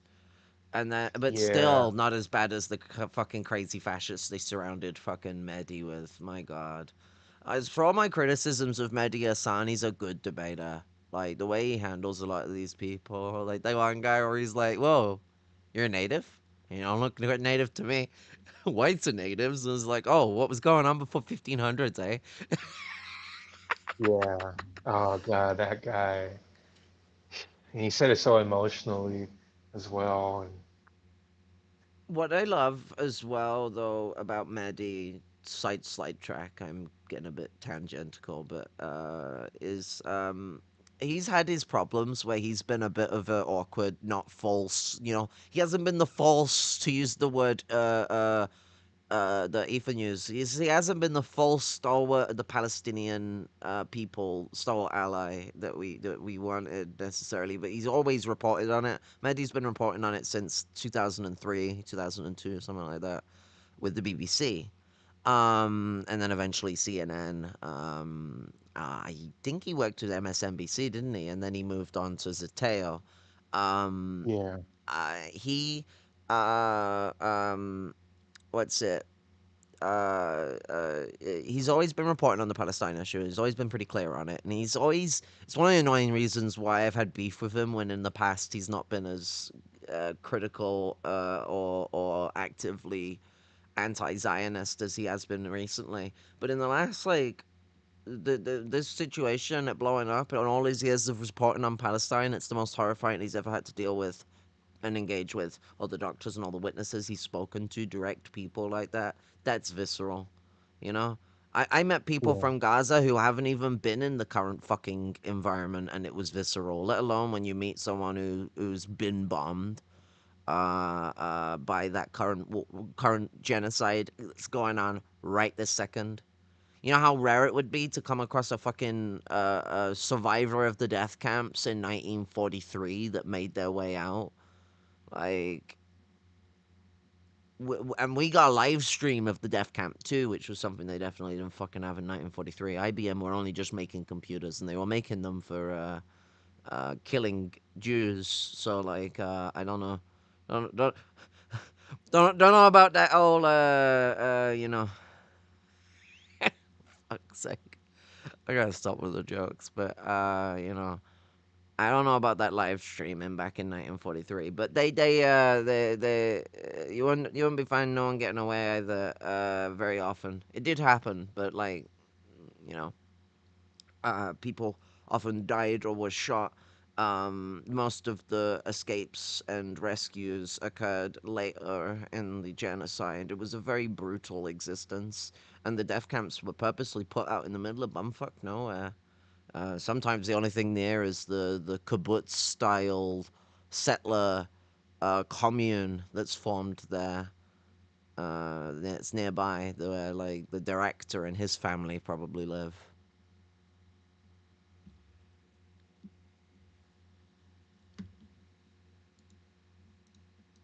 Woke is dead. You know, like the anti-woke bullshit, left anti-feminism is a discourse that dresses itself in a kind of radical guise and radical clothes, while only aligning itself with patriarchy and capital. Even when misogyny in society is acknowledged, liberal socialist universalism and left-wing anti-feminists can't account for it as anything other than a second-order prejudice, like racism, not as fundamental as the capital relation. Yeah, there's a lot of racism. Yeah, there's a lot of sexism. But what do you expect? What do you expect? What do you expect? And they refuse to consider that... What the fuck kind of statement is that? Seriously? What do you expect? I guess that means that I just have to tolerate misogyny. Or does that mean that you're supposed to be misogynistic to me? I don't get the instructions. Like, is, am I to expect it? Because, I mean, I already do. I don't need a man to tell me that misogyny exists in society, you know? Right. It's It's so preachy. it reminds me of that kind of vulgarization you see from like capitalists or others, where they say like, "Oh, this is natural," you know, that kind of thing. But this guy kind of just says it worse. Or he's Yeah. doing the thing where he's like referencing the oppression that causes those things to happen. So like, but like he's being a Yeah. cunt about it. He's like, what do you expect from capitalism? It's that like class reduction, class universalism thing where it's like, well, we're in this system. What the fuck do you expect? But at the same time, it's just also a show that he doesn't like women being powerful and having liberatory elements because that means women might tell him what to do. He might have to be under the guise of a woman's orders, and that's not good to him. Right. Ben Burgess, what the fuck happened? Ben used to cook. Like, back when he used to work with fucking, what's it? Michael fucking, Brooks. When he used to work with Michael Brooks, Ben Burgess used to spit real facts, you know? Michael Brooks from the Majority Report, he died a few years ago. 2021, I think he passed away. It might be 2022. But, you know, Ben Burgess now is some lost sheep following the fucking class reductionists, of all people. Yeah, he's kind of pushing class reductionism, and he's been like defending a lot of turfs and saying that like, oh, there is more nuance on these type of issues, and I mean, I don't know, he's gotten into some kind of like so-called analytic Marxism or whatever mixed with his class reductionism, He's and it's just like a neo-Marxist, that sort of thing, you it's know? it's basically like it's worse than that, because like what we call neo-Marxism today, we're really referring to now this kind of like post-Marxism, this kind of like neo-Bernsteinism stuff, Fucking, G.A. what's his name? Cohen and all that. Foucault and all his fucking shit, because, like... Yeah, It's Derrida, weird, because Deleuze. Foucault was also behind, like, no, he wasn't. Sorry, no, I'm gonna confuse someone else. But like Foucault, he's like very fucking chauvinistic, like and a pedophile. I can't believe there's so many Marxists that just lap him up because the universities like him. Yeah, or they'll say that it was allegedly on the other part, of course. Oh God, Um, you know it's this it's kind of mad because formalism. one of the best things you Yeah. could ever do with yourself when learning about Foucault is to find out about Yeah, and the other thing with like Foucault as well is that he just becomes very abstract when he talks about power, and there's some other issues as well. Even his Nietzschean scholarship is kind of like he may I mean, have you like see it in started his class analysis. mistranslating. Like, he puts the middle Yeah, class above the working class. He says that, like, the middle class creative is really, like, the center of things. The working class leading the movement is over. And it's like, what the fuck are you on about? And he says it so abstractly with all this, like, little hibbly hobbit fucking language. Like, fucking speaking like he's from the mystical fucking forest itself. yeah, and I know that Foucault had that debate with Chomsky or whatever. So I it's didn't know he had a debate with Chomsky. I somehow feel yeah, like Chomsky will make Foucault look like a more radical and think, because yeah, Chomsky has that ability. Chomsky only ever sounds rational when you compare him to like liberals and stuff. As soon as you stick any kind of communist next to Chomsky, he sounds like a fucking Nazi. But then again, Foucault is like, as much as Foucault does know some ideas that could have him say some decent things, he's he's a, as you can say, post-Marxist. That was his thing. He was all about moving away from the revolutionary tradition and going for a more analytical approach towards the Marxist paradigm. But we need to keep the name so that we have authority over it. So we'll call it neo-Marxism. And it's like he literally read the introduction to fucking I think it's State and the Revolution. And just fucking like where Lenin's going on about Marxism being co-opted by the German bourgeoisie. And he just turned around and went, "That's a wonderful idea," and co-opted Marxism for the French bourgeoisie. yeah. The other issue with Ben Burgess is like he's been influenced by this like class reductionist Left Marxist by the comes, name of right? like Vivek Chibber as Mm. well, and he's like some kind of like rational choice theorist guy at first, and it's like what are you doing, Ben? You've really, you know, As soon as you it's start getting all those embarrassing. labels and stuff like that, you've stacked your deck weird, you know? Oh, and he opened himself up to criticism as well when he told people to not read Frantz Fanon. So, you know, Why would you say that? What was his reason? he said he basically told people just read Marx, forget Fanon, and That's not even like a useful comparison. Franz Fanon is the Lenin of the black community. Like, Mandem went and wrote, literally, Wretched of the Earth is Franz Fanon's Imperialism, the highest stage of capitalism. People don't understand. It is literally, it's not even his only magnum opus work. That's the thing. You've got Black Skin, White Mask as well. And there was that other author who like basically played off of that when they wrote White Skin, sorry, uh, red skin, white, oh, what was it? Yeah, they did another one with red skin in place. So yeah, red skin with white mask instead of black skins with white masks. And it was written by a native Marxist. So like there is the big whole like play on that.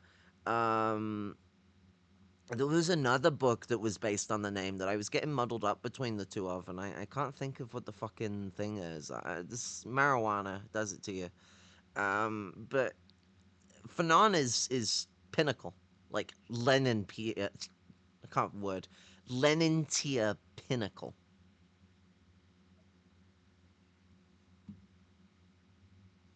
But yeah, Ben Burgess is coming out against Fanon. I feel like 10 years ago, Ben would be the kind of person telling you to read Fanon. Like, what the fuck happened? Yo. yeah, and there's a lot of utilitarianism going on with this kind of strain of so-called analytical Marxism with the Chibber and Burgess and G.A. Cohen and all that crowd. And Mm. yeah, it's I mean, and that's why I had to criticize Burgess because like when I saw that tweet about don't read Fanon, it's like come on, it's like don't call yourself a Marxist right now. It's just I mean, that's some honky shit. Like, that's some, I got my brand new model fucking F Ford, and I'm driving it down the street in the 20s, honky ass, motherfucking privileged ass white boy shit, you know? Like, what the fuck? uh, like, there's something real wrong with this world. And, like, Yeah, what and it. there's also a cringe trend now where the people who used to call themselves post-Marxist, they've somehow kind of returned there, and then they start calling themselves like post-Leninist instead, and it's just so garbage. But then you always get like it reminds me of like you know that these people are those MLs that turned post-Marxist. You know, they used to be MLs, Yeah, and they saw the yeah, writing on the wall and betrayed everyone to fit in. And you see their Leninist thinking, like in the non-anti-revisionist sense, where like their revisionist mindset, because they do this thing where they always treat Maoism as if it's like a post-Leninist ideology too, and they'll always keep trying to like side by yeah, side us, but they are what they accuse us of being. You look at them, eventually they'll yeah, come in and they'll de-shuttle themselves and make themselves this post-Lenin, austerial, left communist, puritanical, yeah, centrist nonsense, or often even right deviationist. But those two, not too dissimilar to each other anyway. They come in pairs. It's like yeah, social fascism and fascism. They're different, but they're also not too dissimilar. Um, but it's um, what like that kind of opportunistic behavior predicates upon is taking advantage of minorities when it suits them, and then throwing us all to the pigs when it doesn't. Because a lot of these people were happy to champion woke DEI agenda at one point or another. They might not have done it so viciously or so virulently, but they are all at one point or another happy to project it out there, and then all of a sudden you get these massive U-turns where it's not good enough. And all these men crying out, and these guys are rushing to represent them. Some of them are probably their own little frustrations with feminism, but some of it is a show of them following the trends and seeing what will get them their benefits from the system. It's fascism. yeah. I don't. Who is this Vivek? Chiber Vivek or Vivek Chiber. Yeah, the guy next to Um, Ben. yeah, that's him. I mean, he's just some like I swear he's really just some like classical, just he's not really like a real Marxist. He's just kind of a He's class one of those reductionist orthodox economist. Marxists. It's similar to Orthodox Marxism. The only thing now is that they're kind of just adding like rational choice theory and a more of a class reductionist thing. And oh, we're not part of culture wars, but that's a straw man. It's a you know So, like, what's the mechanism of rational choice theory? Because I don't know too much about it. it's related with utilitarianism, to be honest. I mean, I'm a human. I'm a utilitarian to a certain degree, but not. I wouldn't say necessarily to a full principled state. Because there's some things that you just like can't be utilitarian about. I don't think the opposite to utilitarianism is therefore ontological. No, it's just that like some Right. things have to be more cultural in a very emotional way, like it's not about what's Yeah. um but like also ethics as well doesn't have to always be based in utilitarianism. It can be based in other things. It's just so for me, it's like even when utilitarianism is there, it's still only a part of a whole, and it's really just like the essence of utility, which is just important for self-reliancy. Yeah, I agree with that. I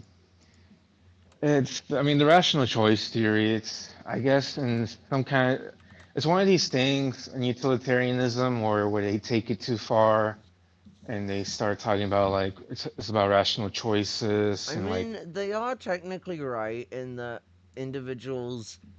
I say it should individuals typically make decisions based on weighing costs and benefits of different options to maximize their own self interest or utility. I think though that way of wording it is very what's the word um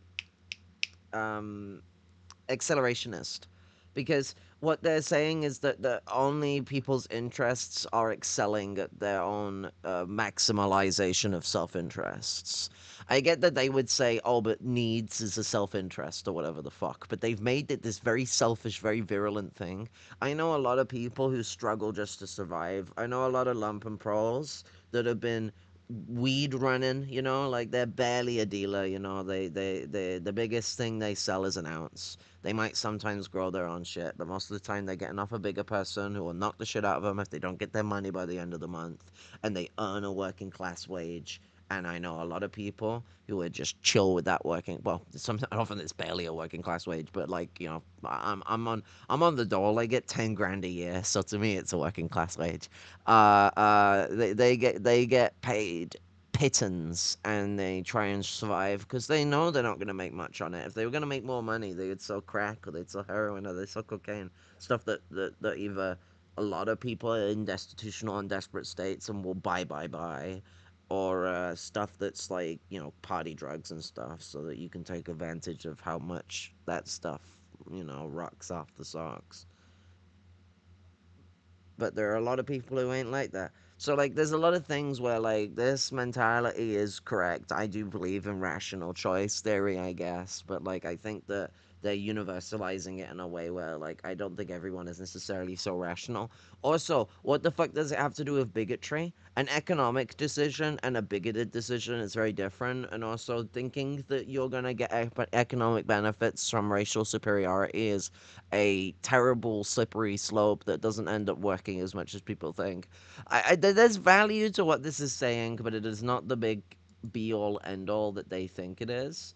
And like I think that a healthy dose of chaos theory might make a little more fluidity with what's going on there. Chaos theory is like hinge pinned on the concept of the butterfly effect in that a lot of different things are acting upon a different situation, and so um, you got the Jurassic Park one. You hold your hand out flat, you drop water on it, and where does it go? I didn't put enough for it to be weighted. right. Oh, Yeah, I mean the other thing I would say, I guess, is like without making it too long, is like part of it is that because they put so much into the rational choice and all this and the self-maximalization thing, it still just ignores I mean it ignores, the process of like ideology and superstructure a bit. And it's one of these things where like there if the utilitarian aspect of it can go so far, you start like it becomes one of these kind of instrumental abuses. I'm just kind of being Adorno-ish with that one, but yeah. you know, things are very contradictory in how they operate. So like, because that's Yeah. all of motion, all of existence. Me moving my hand is contradictory to the spaces that don't have my hand in it. When they then do have my hand in it, they're not contradictory anymore. And the spaces that will soon have my hand don't have my hand. Time is not necessarily linear. We just think of it linearly. I mean, we're in a gravity well. If you're outside of our solar system, we look like we did a month ago or a year ago, depends on how far away you are. Actually, outside the solar system, maybe like a few years ago. Yeah, you'd be like you're like a couple light years out. Well, then you're looking at the Earth a couple years ago. It's crazy the way space works, and that's not even in getting into the fact that gravity slows down time, so time moves at different speeds.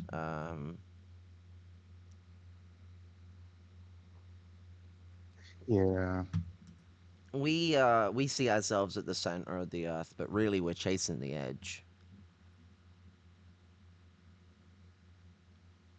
like, universe is big enough. I guess anyone can say they're at the center of it. But we actually have seen where the center of the universe is. It makes sense that I think everyone would be able to see that in the universe because it's huge. It's massive nebula of exploding stars. Because you can still see the Big Bang happening. It's still banging.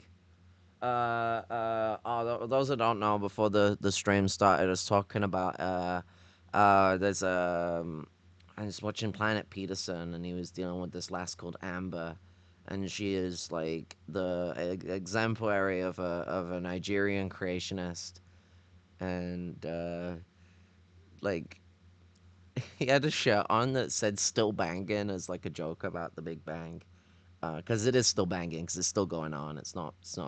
It didn't end. It didn't happen. It's still happening.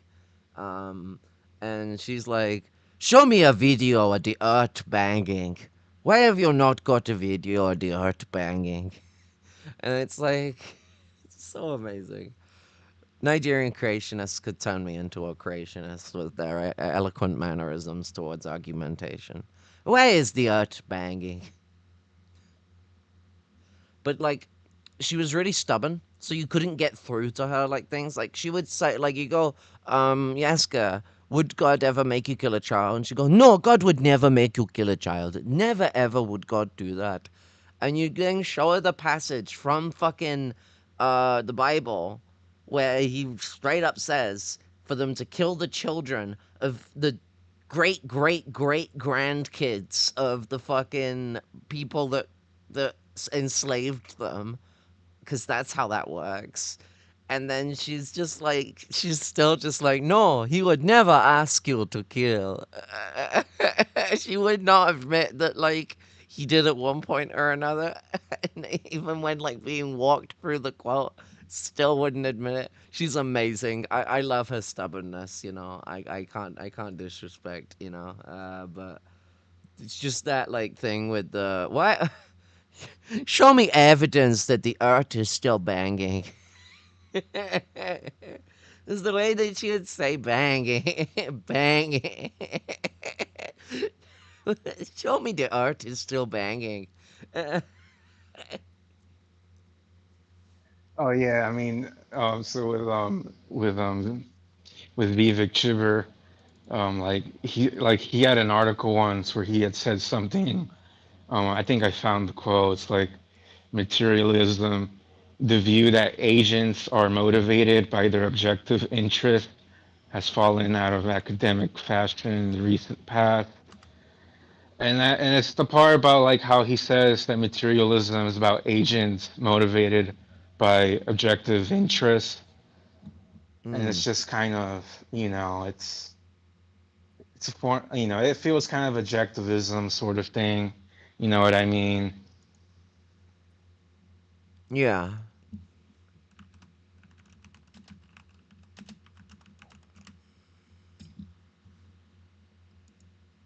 If I found the one.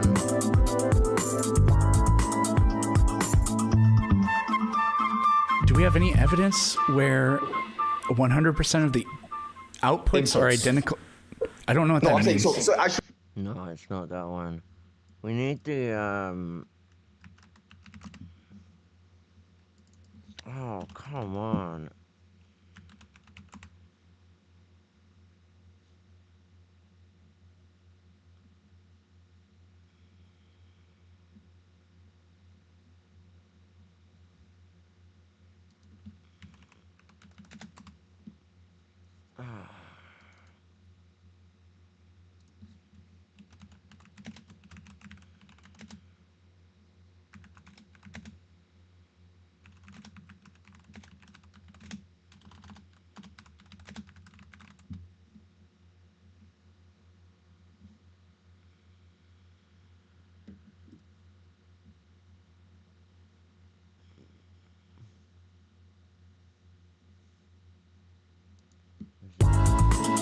Really separate. No. And also, it provides. No, it was not. Oh, it's not Amber. It's April. I've taken That's why I can't find her. 1 second.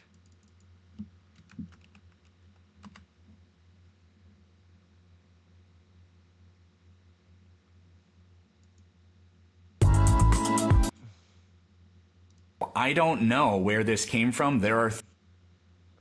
I gotta find a specific part. Let me...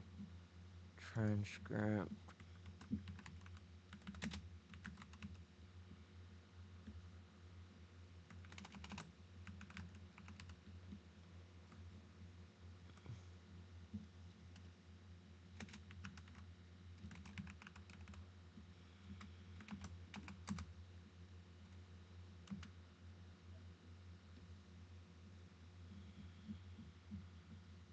things about it I can know. And just because we don't know where this universe came from, if it came from anywhere, if you want to really check, no, we do, because every time tell me what evidence you have then.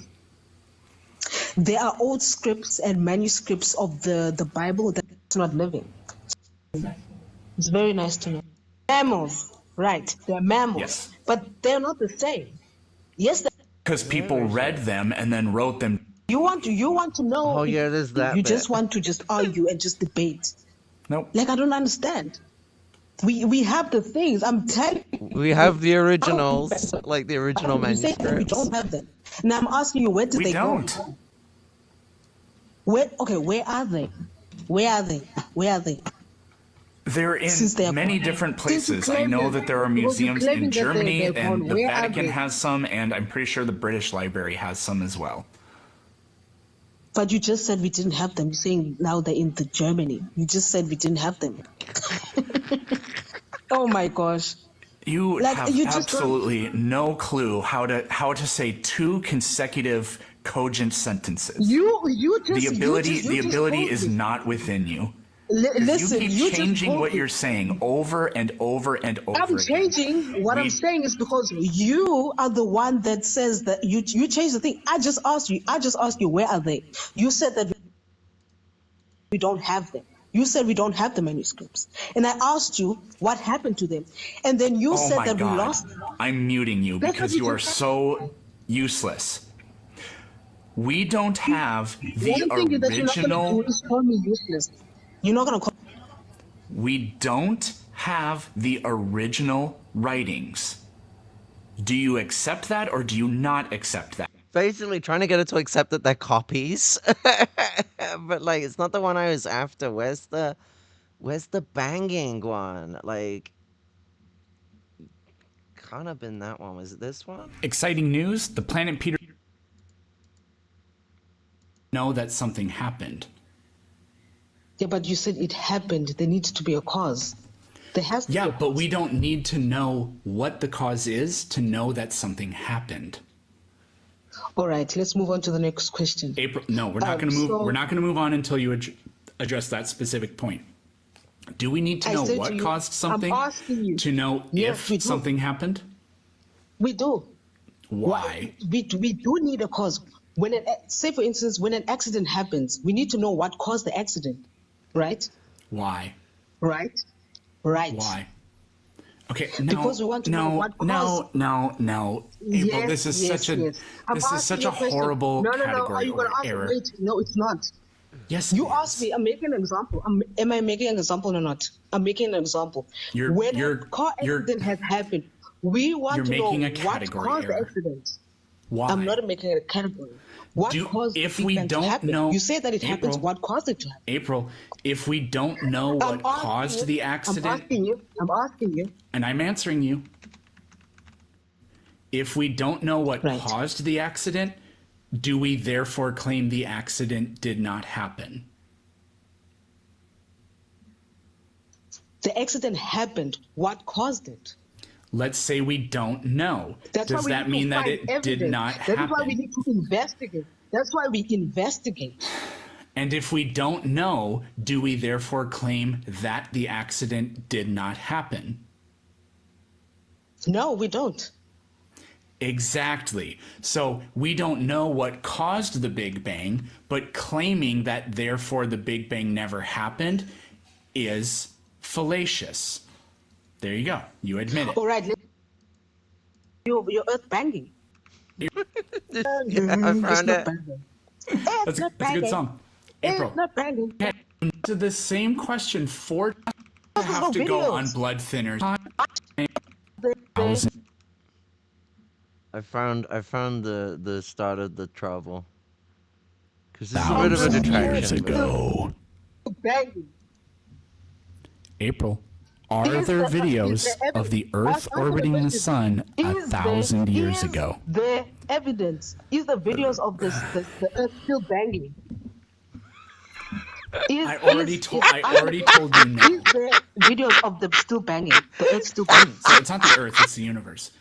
I'm asking you. I already told you no. So where are the videos of the Earth banging? So it doesn't exist because there's no video. April, there that's is such a no dumb video. thing to you say. asked me about the sun, and I told you. April, you asked me a question and I answered. It's what you asked me. You need to let me ask you a question, okay? Okay? Answer my question. I is did. Is the videos of the Earth still banging? I did. What is it no. then? We'll just say that the answer is no. No, so then it's not banging. It's not banging. April, it's you've not said banging that. because You've said that video. 4 times. It's not banging. Guys, it's please, not, I'm going to have to go on blood thinners after no this. evidence. Please send gifts. I'm going to die. Someone is the content. Soon. The content is like Tsipo is. Someone is the comment is commenting. Yes, April, it's true what she's saying. There is stop talking. You asked the same question. You asked the same question 4 times in a row, and I've answered it. Where are the videos of the Earth banging? Let me ask you a question. It's not banging. It's not banging. Okay. It's not banging. It's not banging. It's not banging. It's not banging. It's not banging. That's a good song. April. It's not banging. April, it's not banging. Stop. It's not banging. I'm not going to stop. Because you've proved that I was right. That the Big Bang is not. I can prove that you're I've wrong proved in I am about right. 10 The seconds. Earth is not banging. There's no fact, though. Are there videos? You haven't seen April. I told you, yes. There's no videos of your Earth banging. Are there videos? Yes, there are. Stop. Are there videos of Earth orbiting the Sun 1,000 years ago? I said no, but there is evidence of it now. Then the Earth did not orbit the Sun 1,000 years ago. It's it's not true if we don't have videos of it. You are very ignorant to what I've said. There is no videos of the You are very ignorant. There is no videos of the Earth banging. There is no videos of the Earth banging. Other videos of... Can someone please send me a video of the Earth banging? Because you're saying that the Earth bang, there is no videos of the Earth banging. Show me a video of the Earth banging. There is no videos of the Earth banging. There are no videos of the Earth banging. Show me a video of the Earth banging. April, Show me I had a myocardial infarction and it was your fault. Guys, listen. This guy said he's asking me. April, you caused me to have a myocardial infarction and I demand that you apologize. Okay. You asked me a question, I'm asking a question. You asked me, was the sun orbiting 10,000 years ago? And I said no. And you asked me, are the videos of the sun?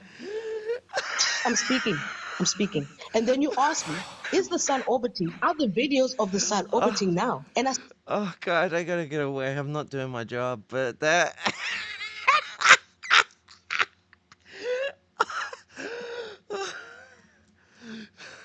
Can somebody please send me a video of the Earth banging?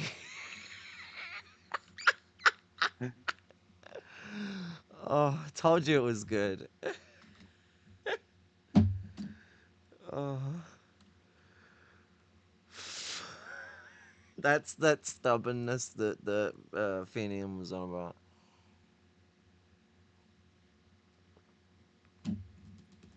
What do you expect? What do you expect? What do you expect? And they refuse to consider that the abolition of gendered labour divisions are of equal importance to the abolition of employment relations, that they reinforce each other, that they're necessary parts of the same whole. Liberation for women is understood as only possible on the terrain of waged labour. So when Federici and Cox argued that the left has thus reproduced in its organisational and strategic objectives the same divisions of class that characterise the capitalist divisions of labour, this is what they meant.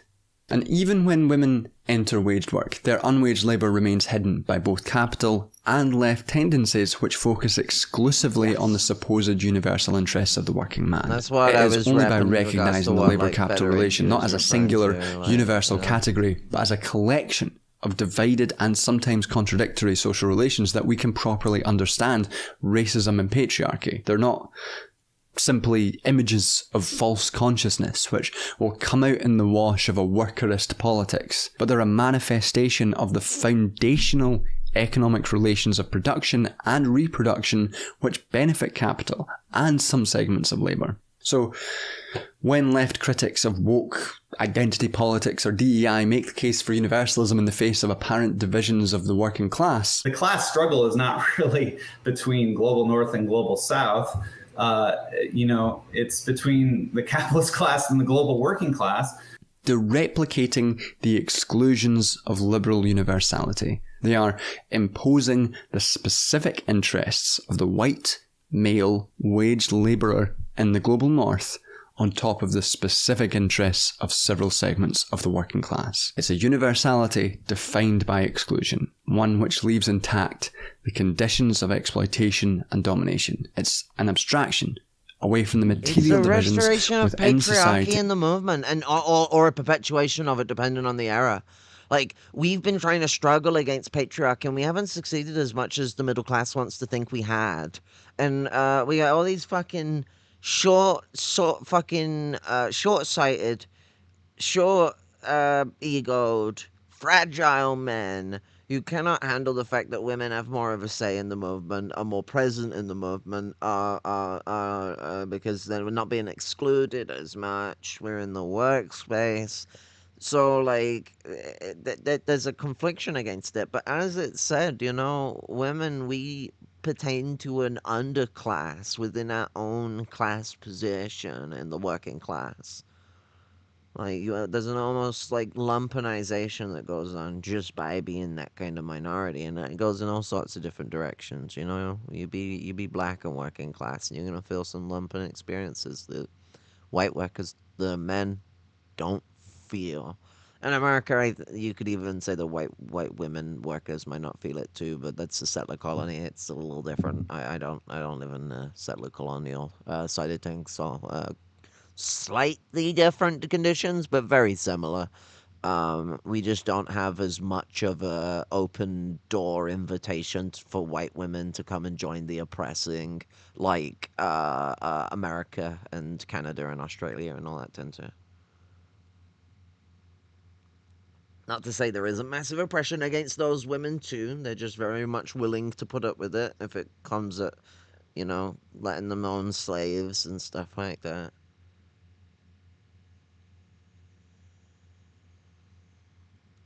By exclusion, one which leaves intact the conditions of exploitation and domination. It's an abstraction away from the material divisions within society, and crucially from divisions within the working classes too. This tendency isn't universal, not in the sense that it actually describes universal characteristics of the working class as a whole, but rather it is an overriding, universalizing process. The diverse interests and material divisions between various oppressed classes across the world are obscured, and the specific interests of the waged working man in the global north are imposed. A recent article from Jacobin contributor and from Ben Burgess provides a particularly fucked example of this. I was going to think of an insult, but his work is fucking insult enough. So, written during the recent violent explosion of settler colonial genocidal violence in occupied Palestine,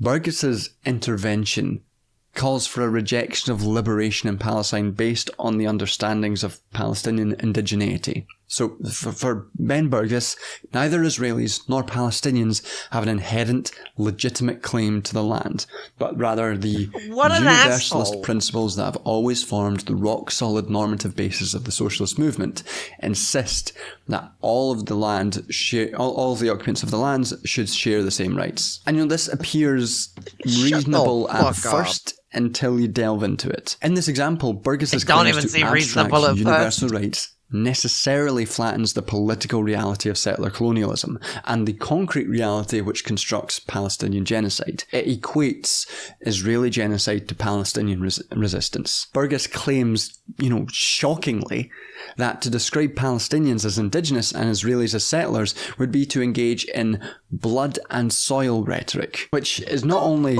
obscenely offensive to the Palestinians fighting for their lives and their land, but Burgess's language conflates the conditions of Palestinians and Israelis, and in doing so delegitimizes Palestinian liberation and decolonization, and therefore elevates Israeli political subjecthood beyond Palestinians. His appeal to rock-solid universalist principles requires the exclusion of Palestinian subjecthood. And this example is really easy to identify as bullshit precisely because of the clear political context that he's attempting to obscure. But I do think this is also the case when we bring the political context of anti-woke universalism back into the picture too. The absurdity slaps you in the face. As we've seen, anti-woke politics, as it appears today, is clearly being structured by the far right, by far-right movements towards a resurgent fascism. If you're a DEI officer, I suggest you look for another job. So things are going to be different. In America, Trump's attack on woke politics, woke identity politics, not only represents general attacks against women's bodily autonomy, migrants, the very existence of trans people, but, as I also said, are fundamentally attacks on labour rights. So when Ryan Grimm celebrated the end of DEI, he wasn't celebrating some victory for the recognition of the universal working class, but celebrating the further entrenchment of racial, gender and sexuality-based divisions of labour. And you can see versions of this in the UK right now. So things are going to be different. And I'm sure some people will respond to this argument by saying things like, well, their critique of woke is confined to liberal manifestations of identity politics and wokeness in the PMC university settings. People who've essentially turned being annoyed at their professional colleagues into a worldview politics. Yeah. But the die's been cast. The right have set the terms, and woke is anything a fascist doesn't like. Like the liberals, these socialist critics of woke are trapped in a failing reformism. The only correct socialist response to the death of woke is therefore not celebration, but solidarity. Woke is dead. Long live woke.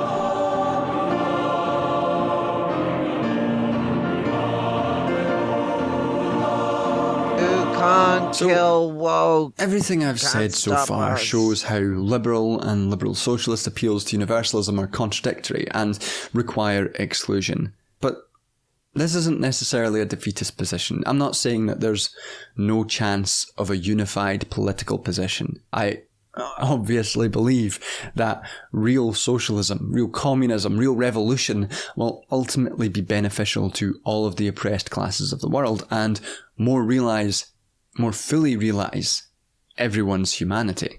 Our intersecting, sometimes conflicting interests are not an insurmountable obstacle. But to get to total liberation needs a different kind of universalism. A universalism which is not an object, not a thing, but a process constructed through collaborative political action founded on solidarity between sections of the global working classes. One which doesn't wish away material divisions but confronts them head on. If woke is dead, I'm resurrecting it. It's only by recognising and then working through these material divisions of various segments of the global proletariat, global oppressed classes, and struggling towards a shared programme of emancipation that a better, truer, more universal universality can be achieved. Feminism, anti-racism, trans-liberation and disability politics are all necessary elements to create a collective movement for emancipation. The goals of all of these diverse movements can't be subordinated subordinated to one single universal abstraction which obscures the hidden privilege of one particular grouping. Just, strategically. Why would women or racial minorities join a movement which subordinates their interests to those of white male workers? When Sam Fender bemoans privilege discourse for turning young working class men into Andrew Tate, he's necessarily excluding from the argument the women from those same communities who still perform unwaged labour and suffer devaluation in our misogynistic society and misogyny from the men around them. Why should those women believe their emancipation can be won in a working class movement which seemingly excludes them? Why should anyone listen to a man who was hanging out with Johnny Depp the day his defamation verdict was announced? As anti-woke has increasingly become the frame for far-right politics, why would any minority group seek to join with a movement which appears to cheer on these measures in the name of universality? So while this liberal socialist universality imposes a universal category upon the global working class, staying universally woke would be to collaboratively construct a universalizing project through solidarity. Only then can we generate the collective power to build shared institutions and to overturn entrenched capitalism. Solidarity is founded not on the pretense that all of our struggles are exactly the same, but on the recognition that we uphold each other's struggles despite their differences. The movement of liberation from the exploitation and domination of capital within the workplace must be consciously tied to the liberation of women from performance of unwaged labour in the household. The generalised performance of household and reproductive labour must be an essential aspect of every left movement so that patriarchal divisions of labour can be abolished alongside the employment relation. And on top of this, methods of organising production via race, like the border regime, must be abolished as part of a universalising labour movement. This is especially relevant as fascists like Trump and Farage are making inroads into trade unions and working class groups. Border politics is so deeply tied to fascism. When we can see it with Trump's rounding up of migrants into work camps in El Salvador, or with the far-right anti-immigrant riots in the UK last summer. Or even in the comments under my recent video on welfare, which had so many people making comments about how if we just got rid of the Muslims and the immigrants, then we could properly fund welfare. And yet, I still see nominal leftists talking about the need to take seriously people's concerns about mass immigration. And to be clear, people who say this are unwitting, or maybe witting, foot soldiers of fascism. They're upholding racism in the name of the exclusively white working class. They are using this kind of universal idea of the working class to exclude and to be part of a fascist project. And on disability, those disabled by a society defined by an individual's capacity to work must be just as central to the universal project of emancipation as those who are included within the workforce. They shouldn't be pit against migrants or asylum seekers, especially in moments like the Labour Party's current war against disabled people. So it's through action, collaboration. And also, with the way in which this was released, I think, before Keir Starmer did his Rivers of Blood mention, where he referenced Enoch Powell's saying that Britons don't feel like natives in their own country or something like that. Crazy shit to be saying. Yeah. Madness. Boiled the kettle, but I don't have any sugar, so I think I might not make a cup of tea. Healthy decisions. I'm definitely making them based on healthy reasons and not just because I'm pissed that I got no fucking sugar. Right. I forgot to order some with my shopping because I'm very intelligent. And solidarity, that the very form of universalism can be altered from an imposition which generates its own exclusions. I got something for everyone. The most American noise ever. There you go. You're welcome. Generates racism and fascism to a process to build collective struggle. And this isn't, a caricature of some fucking Hobbesian nightmare of war of all against all. This isn't a call for competing victimhood, an oppression Olympics. It's a call... Hobbes is such a, open and honest imperialist, man. It's just the world was made for imperial dominion and we are at an endless war for it. He's just Man was born to be a British imperialist. Yeah. It's like Locke is just like Thomas Jefferson, but slightly less interested in phrenology. Uh, or I guess it'd be eugenics in his time, but because phrenology was only around for a short period. So I think in Yeah. Locke's time it would have been still eugenics, because eugenics goes all the way back to Plato. So I think people don't know. Plato used it to describe, I think it was the Spartans and the way they were killing their kids. Can't remember. Yeah, I think so. Either way, it was bad doo doo. But Europeans were like, "Whoa, what about this eugenics thing?" For like a lot of the last 2,000 years. Yeah, and I know that Aristotle may have said something about like I don't remember which group of people, but it may have been like pretty racist. But yeah, Yeah, um, it's like take your fucking pick. No, I criticized Aristotle. both of them.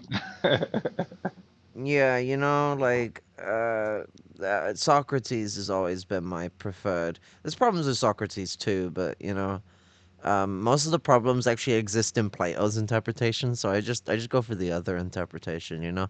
I can choose that they're all fucking dead. Like I don't think I need to be objective about a bunch of fucking dead philosophers that we don't have all the writings of. And if it wasn't for the Arab Yeah, world, we wouldn't have the writings of Plato we have right now. Well, we were all shitting in each other's fucking drinking water. The fucking Islam was going like spades forward because they were advancing the scientific method from the old form of it in the time of the Greeks all the way to the modern shit we got today. And then that eventually came over into Europe, and then we found out that pooing in your drinking water is actually a bad idea. yeah, and we wouldn't have. I mean, without them saving Plato and Aristotle, it probably wouldn't have ever been like Aquinas and Maimonides wouldn't have written anything. You know what I mean? But Although it yeah, probably also helped spread that for humors shit from Galen and Hippocrates, like fucking phlegm, bile, yellow bile, black bile, blood, blah. Four humors is stupid. And apparently there was some people who had 22 humors, but we don't have the writings for them, so we don't know what the 22 humors were. It's stupid. Because what it'd be is like, oh, you're sick? Well, you've got too much red bile, so we need to get rid of that blood. Too much blood. yeah, I don't know how you find out someone has too much blood. I guess they're like red in the face or something because they're hot. It's like, so I guess it's supposed to be an anti-inflammatory, but like, I mean, I guess you'd be distracted from the original inflammation. Cuts cause inflammation, and bleeding is pretty inflammatory. So I don't know.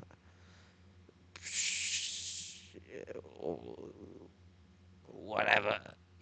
Let's not think too deep about ancient medicine because it makes your head hurdy-wordy. But it's like, yeah, the scientific method that was developed in the Islamic world and then shipped over here was why, like, honkies like Jon Snow were able to use it to do the shit to figure out the Broad Street problem. And it's funny at the same time it was saving us from another European sense of thought that we couldn't get over, which is the Greek. I think it was the Greeks that originally come up with it, but miasma theory, the idea that bad smells is where uh, plague comes from. That's why they had those weird bird-looking masks for the plague doctors, because they'd stick flowers in it to keep the scent of the plague out.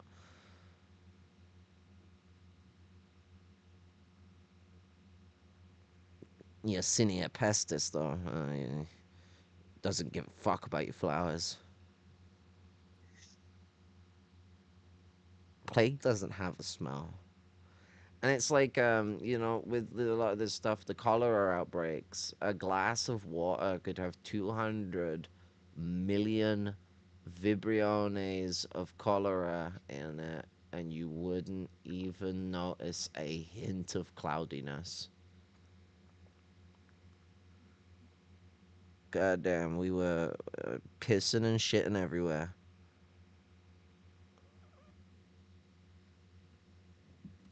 Well, shitting to death, actually. Cholera kills you. It takes a few hours often to kill adults when it onsets. Sometimes it's a few days. It's like violent diarrhea, and then like the symptoms are mostly focused on the intestine, but then the secondary symptoms in other parts of the body, but like most of it's focused to where it is, which is how Jon Snow, before the era of germ theory, was able to go, it's a fucking microbe that's causing this. And I'm like, yo, this guy's like, you sure he's an anesthesiologist? Mandem seems to be a fucking germatologist or a microbiologist. Like, my god. But yeah, that shit's crazy. Caricature of some fucking Hobbesian nightmare of war, of all against all. This isn't a call for competing victimhood, an oppression Olympics. It's a call to recognise the divisions hidden by shallow, liberal, universalist attacks on woke, and to instead build a truly universal movement, defined by solidarity. Even if we can never truly achieve universalism, what's most important is the expansion of revolutionary subjecthood beyond any single group and the building of a foundation of solidarity. It means that when left-wing public intellectuals, and to be clear, I'm using this term as loosely as fucking possible, when they rejoice at the death of woke, I will stand up and be obstinately woker than ever.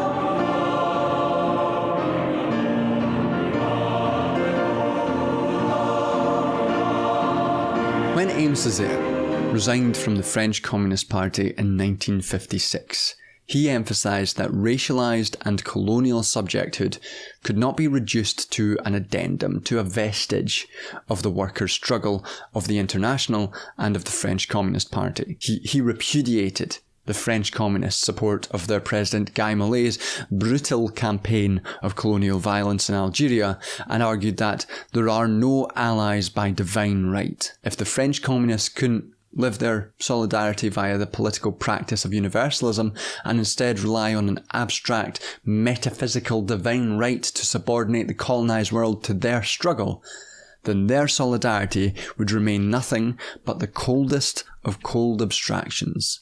For Césaire, there are two ways to lose oneself: walled segregation in the particular, or dilution in the universal. My conception of the universal is that of a universal enriched by all that is particular, a universal enriched by every particular, the deepening and coexistence of all particulars.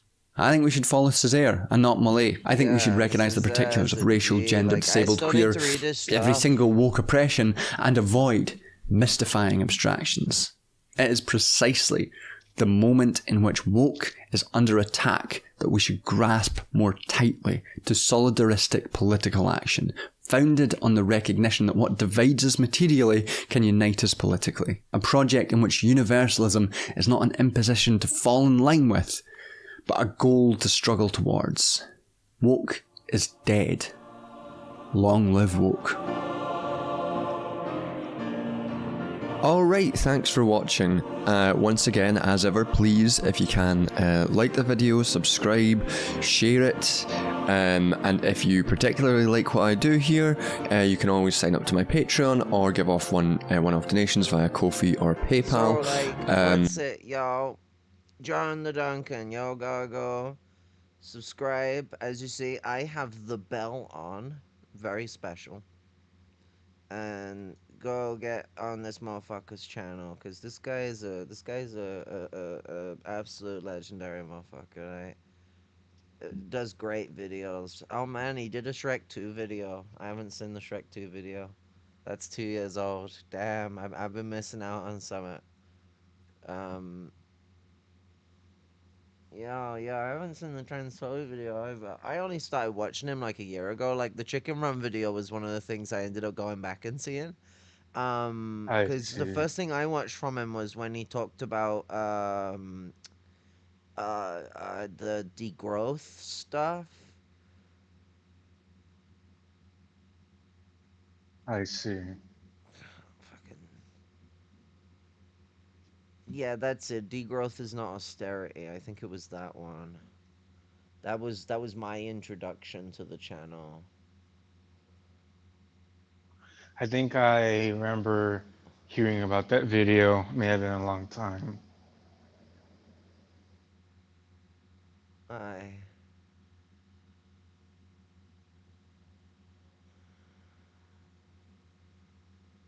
It's a good video. It lays out a lot of these bastards for what they believe.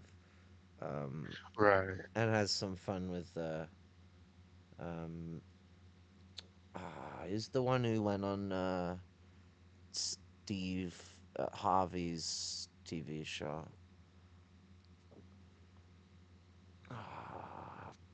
Peter something.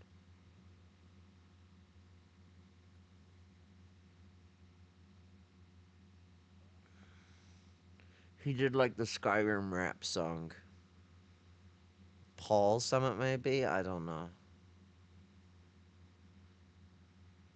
He's the one that's on the right in the picture. Um, Oh, you can't actually see it because it's behind you.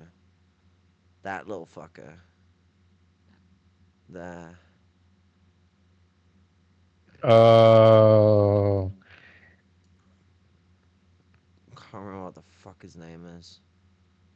But he's the one who like kicked himself in the balls on like Steve Harvey's show or something, and he was like famous for knowing how to kick himself in the balls, which I feel like is not as hard to do as he thinks it is to do. Maybe that's just my womanly flexibilities, and this is, a real achievement for men, and I gotta just step back and not take it away from them. But uh, I feel like it's really easy. I'm a cripple, and I feel like it's really easy to kick yourself in the balls. yeah.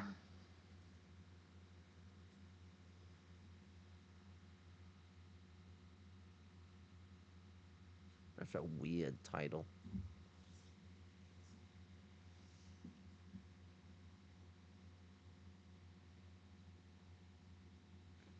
A human rights neoliberal. I don't like the question. I don't want to find out the answers to that one, you know?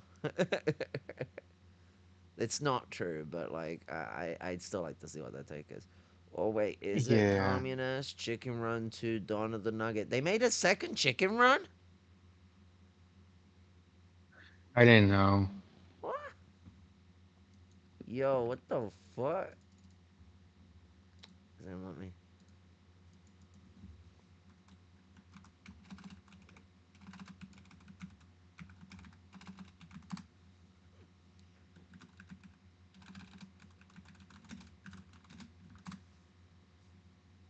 Yeah, 2023. They made a second one. Um, Well, shit. I don't know that. I mean, if there was ever a fucking franchise to do a Palestine resistance based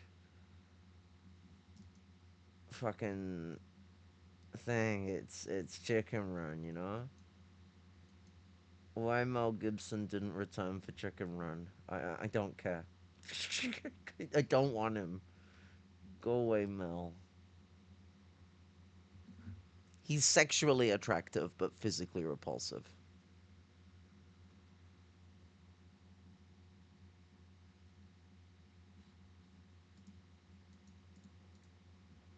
The body of the plot. Since the chickens escaped from Mr. and Mrs. Tweedy Farms, they've settled in an idyllic sanctuary on an island in the lake where they can live happily and safely from humans. Ginger and Rocky start a family with a hatchling named Molly. The rats, Nick and Fetcher, visit periodically with surprise. Molly grows into an adventurous young girl whom Ginger and Rocky try to protect from the outside world. Oh, it's one of those kind of stories. The appearance of trucks and construction on the mainland concerns Ginger, who fears that another chicken farm is being built. With her more cautious perspective as a parent, she leads her community in hiding more effectively. Molly's curiosity leads her to sneak away to the mainland, where she is saved from being run over by another young chicken named Frizzle. The two friends stow away on a truck full of chickens being transported to Funland Farms, which initially appears appealing to them. Ginger and Rocky form a search party with Babs, Bunty. We gotta have Babs. Babs, I remember Babs. She's the chunky gal. Mac and Fowler. They give chase and discover that the farm is actually a highly advanced poultry processing plant bristling with security systems. Inside, Molly and Frizzle discover an expansive amusement area where the other chickens, all wearing numbered electronic collars, go on rides, play games, and more. Rocky impulsively catapults into the compound, inadvertently activating various security systems and providing Ginger and the others with the information that they need to infiltrate. They are joined by Nick and Fetcher, who become separated from the group but eventually reunite with Rocky.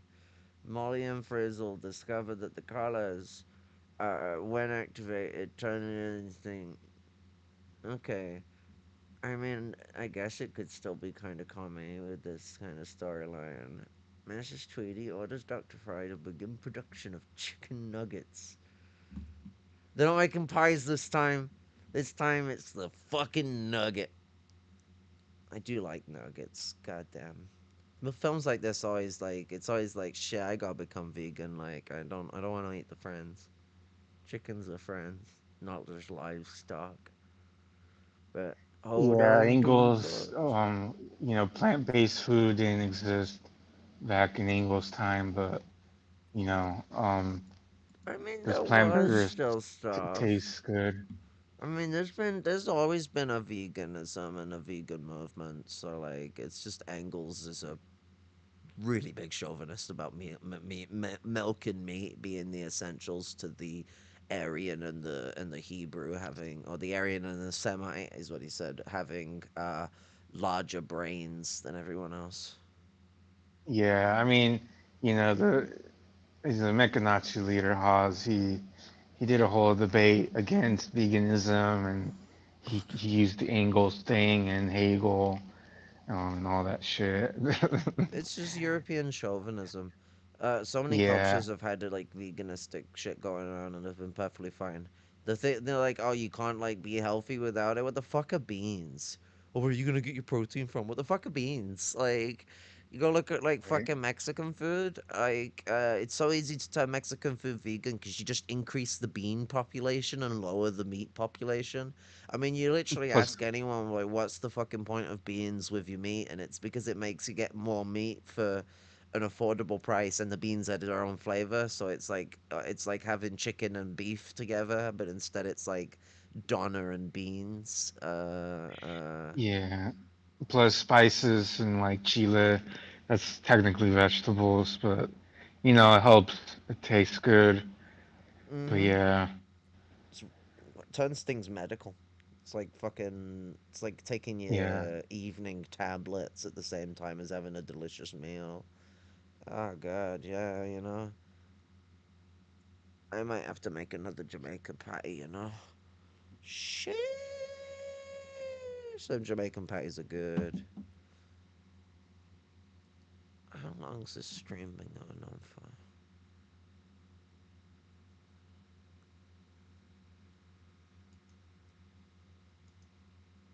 Where's the timer?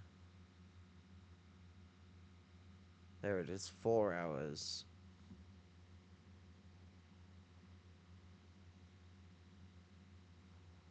Um, yeah,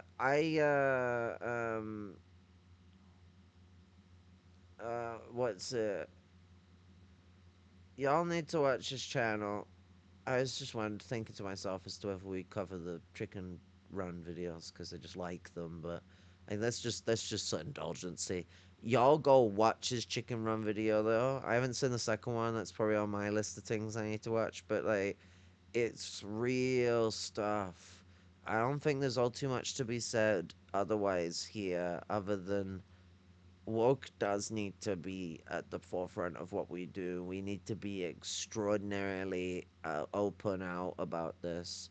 Palestine struggle is always amplifying. We had the biggest trans pride on record since trans pride started in 2019. The last time we broke the record was 2024, and the time that we broke the record before that was 2023. So we are record breaking in the size of our protest every fucking year. And ever since the fucking genocide ramped up, Queers for Palestine has been making sure that trans pride has coated in Palestine fucking flags. That's why I went and started off on the, because the people start at different areas. You got like the regular meeting spot, and then you got where the Queers of Palestine lot meet. I went and met there. There was this fucking media company there, and then they had this yellow, this flag with like a yellow background with PTR, I think was what was written on it, in black, and I can't find them anywhere. I've tried looking for them on the internet. I haven't been messaged by them or anything like that. I did a whole interview with them, and I want the interview footage because like I want to upload it on my fucking channel. It's lost to the wind. Whoever's got it, I don't know. It's so annoying. I should have got someone to just film me with my phone while I was talking. I wasn't using my brain. Um, but I did an interview with some media press outlet that had this fancy ass camera on them. And I just can't think who the fuck they were. If anyone knows who this PDR is, I've even asked the AI. I've googled all sorts. I did reverse image search on their flag. It's just some generic flag that has nothing to do with their actual logo, so I can't find absolutely anything about them, who they are or what they are. Maybe PTR stands for pro trans rights. I don't know. I can't seem to think of it. Can't seem to find it. When I ask the AI, it either lies to me and tells me that like, oh yeah, they were present at the protest and it would just be on their website. And then I was like, okay, what's the website? And they were like, oh, no, there wasn't actually anything. And I'm like, wait, what? The PTR doesn't exist. And I'm like, okay. Whatever. Yeah, I can't fucking find them anywhere. And then we all converge eventually into one massive march onto Parliament Square, caked with Palestine fucking flags, and that is how a very infamous moment for me occurred. Because if we go to this section here, and we click on this. Death to the IDF! Death to the IDF! Death to the IDF! Death to the IDF! Death to the IDF! Death to the IDF! Death to the IDF! Death to the IDF! Death to the IDF! Death to the IDF! Death to the IDF! Death to the IDF!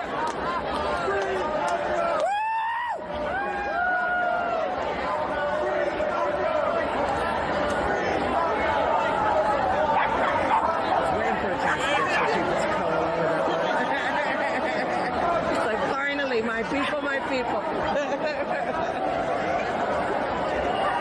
You see, at Trans Pride, you get progress flags. Not pride flags. You get progress flags. And, like, you know, I tried multiple times. That was, like, the third time I tried getting people to do the deaf to the IDF thing. No one was catching on. That's why, like, I was a bit thrown off. I wasn't ready for it when they did. I was like, oh, shit, yeah, my cue. Fucking, thank you, fucking Bob Villain, you absolute legend. Like, you gave us great inspiration on that one. But, like, fucking, I need to edit together my shit and post it for this, but, cause it was a good time. We don't fuck around. We don't fuck with cops. Like, that was one of the big chants we had going on, is that we don't fuck with cops, you know, like, because cops are fucking, you know, so very anti-police. Like, we don't tell the police what we're doing or where we're going. They figure it out because they're watching all our social medias and shit like that, you know? Like, this isn't one of those scheduled protests where they got a petition to go out and do some protesting along certain street roads or anything. That we are engaging in our legal right for assembly and protest. We don't need to fucking warn you. We don't need to give you a permit to say that we're allowed to protest. You can't stop us. I don't care if we're subjects to the fucking king. He can fuck off. You can send me to The Hague if he really fucking feels like it. Dickwad. Ugh. But death to the IDF is the way I put it. We do need a free Palestine, and it involves a lot more than just the good work that we were doing at the queer protest of trans pride. It's something good, but you know, it'd be great if we had such support from our cis allies that we could have gone and turned this into trans pride opens the door for an encampment struggle. We build encampments by locking down the city, by blocking off key streets, and forming encampment and survival program struggles and things like that that allows us to feed ourselves, water ourselves, shelter ourselves, and work together in preventing London, one of the richest parts of the Anglosphere empire that America and Britain have going on together, from operating. Same as if we can get New York to stop operating, that would be great. Rather than worrying about Mum Dami and whether he's gonna be good Oh enough. God. And he obviously isn't. And a lot of people can see that he obviously isn't, but they don't want to accept it. Just pussy shit. Like, Yeah.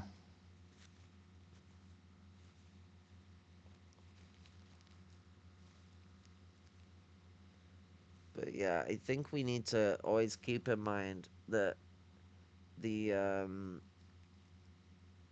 the revolution is a very arduous thing, even before it gets to the revolutionary fight. When people say that you can't call yourself a revolutionary, do they mean that because you're not doing anything? Not because you're not in a like war zone. You can be a revolutionary without being in a fucking war zone. But like it's about whether you're like actually like actively supporting the needs of the impoverished and the struggles that we hold forth. And that involves some of these people who have these petty bourgeois lifestyles and jobs with their fucking 50 grand in savings or whatever the fuck. To take some fucking risks for the movement and for people and use some of their fucking capital to get some of these food programs on the go.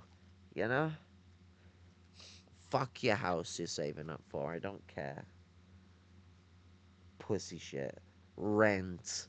I really don't care about all this pussy shit about fucking this, that, and the other. Build a family this, build a this, build a that.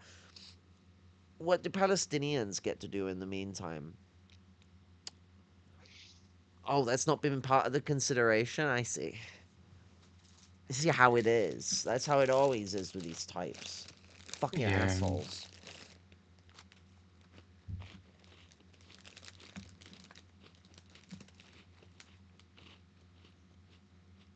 It's white fragility at its finest, you know?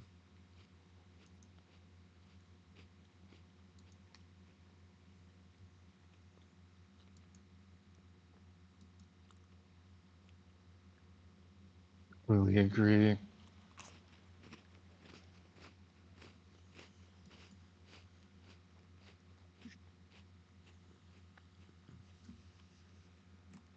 Is it widening me again? Oh, it's 1080p. Why is it?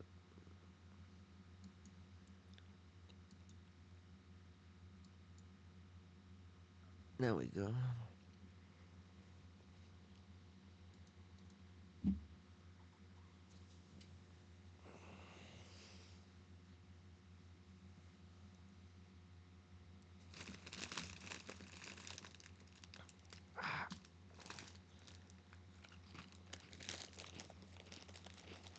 Yeah, I think I ain't got much more to say on that, but people need to stay safe, get active, get out there. Palestine needs us more than ever. If Gaza dies, the West Bank dies, it just makes everything so much harder than it already is. The 67 shit will be complete. And we need to fight against this. None of this an Israel with equal rights nonsense. Palestine must be free. Yeah. Yeah, Palestine must be free. Southern Lebanon, southern Syria, Yemen. Mm-hmm. Sudan, Sudan, Somalia, West Libya, Sahara. yeah, West Sahara, Burma.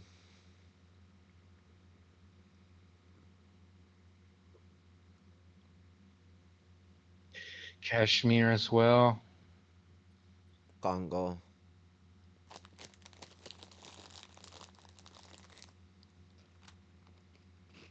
Colombia. Brazil. Yeah,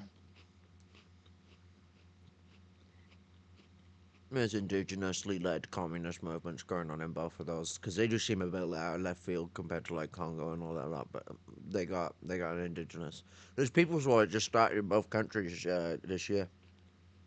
God damn, this is where Shanti would just be a blessing right now because she knows a lot more about this than I do. yeah, yeah. We're not doing any of that two-state solution crap or this crap where they want to make the comprador boss sign a paper saying that Palestine will be completely demilitarized. That's it's it's just such a disgusting maneuver. It's the Good Friday agreements all over again. 100%. That was one of the first things I said when this war started. It was Yeah. genocide. Fucking language. This genocide started was they're gonna Black Friday. The Palestinians, the European empires, the Americans, and all that. They'll take advantage of the situation. Yeah, all that thing about Canada and the UK, France, supposedly supporting all that two-state nonsense. It's just a trap where they want to, get some kind of UN approved thing to completely disarm Palestine through a I comprador. think Britain and France are gonna do that more than anyone. I've heard that Canada is not actually putting any stipulations. Well, Trump kind of threatened them with tariffs over it, so Mark Carney's not gonna step up. So he may have backed off by now. But yeah, It'd be nice if he didn't, just this once. yeah. I mean, Mark Carney, he's already being compared to Keir Starmer by the left there. Kid Starver.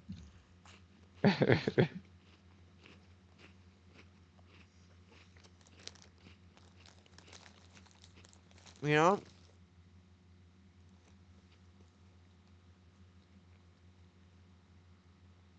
Keir Starmer in like 2003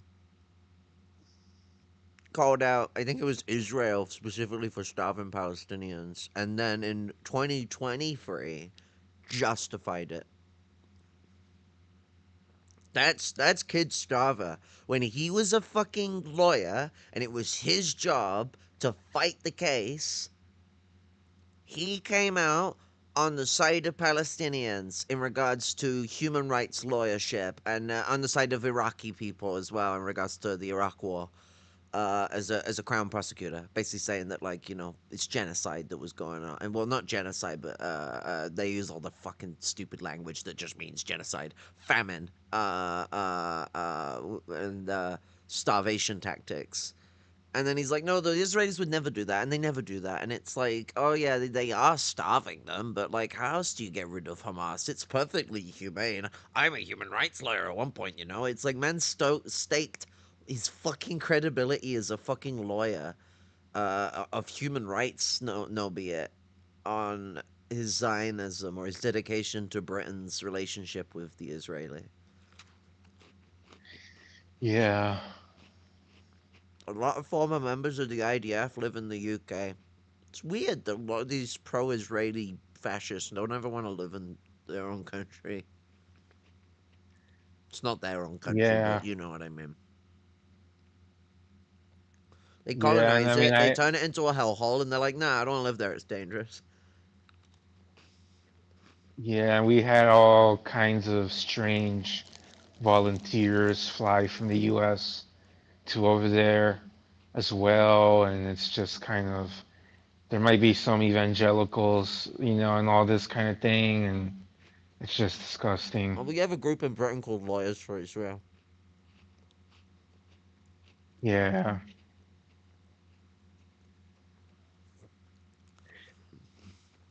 And Andrew Cuomo was representing the apartheid state in the international legal system, being paid by whatever, the Israeli government, to be an actual lawyer. So, you know, it's just disgusting as fuck. But I think one of the things that any honest observer has noticed since the very beginning of this conflict is that the Israelis, including the highest levels of the Israeli government, they just speak out of both sides of their mouth the whole time. And so it's like, which argument are we even taking on? I mean, they'll sit here and say from the very beginning that the goal is just to get the hostages back and to defeat Hamas, while their finance minister is openly talking about how the goal is to cleanse the entire strip. He's not even and of course, hiding now it. we see, He says yes, it. yes. He literally says it in front of the world. Yes. And we see them now putting this into plans into action to do this. So how are we to judge this? They'll sit here and say that they've taken painstaking efforts to make sure that they limit the number of civilians that are killed, while also saying they have no idea how many civilians are being killed, and they don't count the number because that's not who they're targeting. Why are they stampeding over each other, risking death to get at scraps of food? I don't understand. If they're all so well nourished and Israel's behaved so impeccably properly in terms of supplying enough food for months on end, why do they all look like they're starving to death and are prepared to risk actually dying to get at food? What you are basing your assessment on, I'm afraid, It's what I'm seeing with my own eyes. which is Hamas propaganda, which you must accept as No, it's actually footage. I'm watching news footage of thousands of people fighting with each other to get at food, some of whom ended up dying, some of whom ended up being shot. The IDF says it wasn't them and it was Hamas. We don't know who did it because, as you know, the Israeli government has banned all international journalists from being anywhere near this to verify what is actually happening. Piers Morgan, you're not allowing me to answer a single question. I am, and then when you say something I don't agree with, I'm challenging I'm you. sure I'm going to say a lot that you don't agree with, because unfortunately your assessment is being based on misinformation, like these false reports we've had today. You're stupid. You feel now? Do you feel stupid? Do you feel so stupid? This is English education. Shooting 31 Palestinians attempting to get to food. That was run, and Ambassador Mike Huckabee has criticised this resoundingly in a statement just now. That was run in the context of the Associated Press, CNN, many media outlets, and it was entirely false, because it is, as has been the case previously. Hang on, the Israeli government says it was entirely false. What we have had, sorry, just to correct it's not just the Israeli government. Sorry to jump in again. No, it's also the Gaza Humanitarian Israel Foundation. has done one of its own reports, because journalists aren't allowed to verify this independently. So Israel investigates itself and has decided it did nothing wrong. I'm not referring to Israel's investigation. Hang on. What we do know is that a number of doctors and hospital spokesmen and charity spokesmen have all said that there were many people killed and many more people wounded, taken to hospitals, and they saw the bodies and they saw the wounded. So somebody was killing and wounding a lot of Palestinians. You say it was Hamas. Hamas say it was the IDF. We, the international media, cannot verify this because Israel doesn't allow us in to do our job. That's not why this reporting has been conducted on such a false basis. It's because nothing coming out of the Gaza Strip is able to be reported without Hamas control. And you, as part of the international media peers, will know this. It is I also know that consistent. historically Israel has accepted that the health authorities' numbers, historically, before October the 7th, that they have been broadly accurate. That is the historical position. You must also know that the assessments of Hamas casualty figures by experts and statisticians have found them to be preposterously inaccurate, fabricated. Well, let me ask you a question. Let me ask you what RCM... No, you're not allowing me to finish a single answer. Well, I can actually conduct this interview any way I like. Well, then the viewers aren't going to get any benefit of the viewers can make their own mind up about what they're hearing and seeing. When I interviewed the UK ambassador to the UK, yes, she was able to tell me definitively that 30,000 Hamas terrorists had been killed. I think it was an estimate, let's be clear. But she had absolutely no idea, estimate or otherwise, how many children had been killed in the process. Do you know? There's a very simple logical explanation for that, which is Israel is targeting Hamas and Do you know how many children Israel's killed in the process?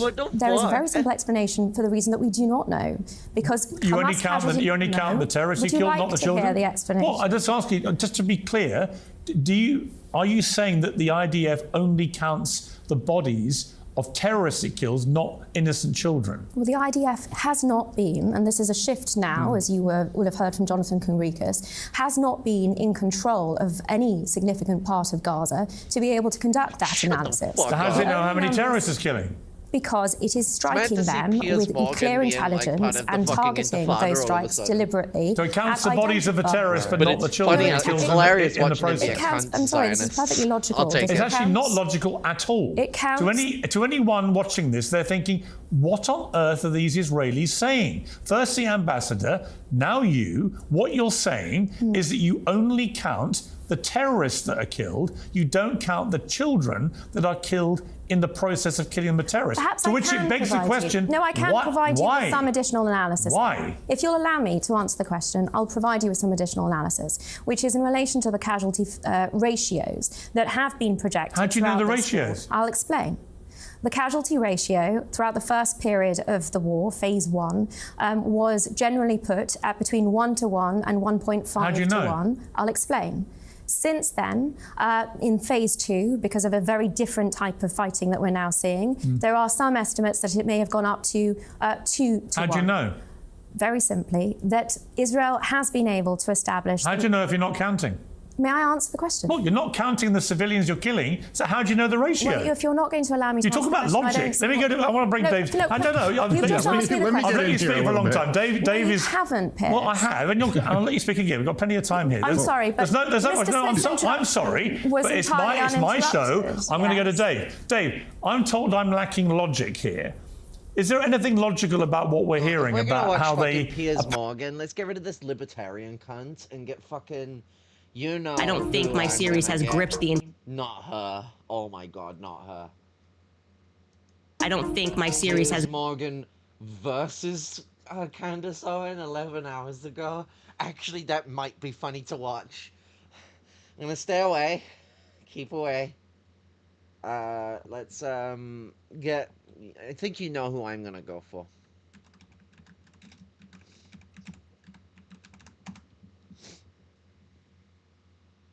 I want the one that was recent, that's it.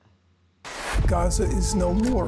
Gaza has been pulverized, it's been obliterated, and that was the Israeli goal. What happens to these people? Well, Gazan civilians today have an opportunity after Hamas No, that's not my that has question. subjugated them But you can't... to rebuild their Fine, society. that wasn't my question. If I need psychoanalysis, I will go to a representative of a lunatic state. You have to understand where Norman Finkelstein is in his head, okay?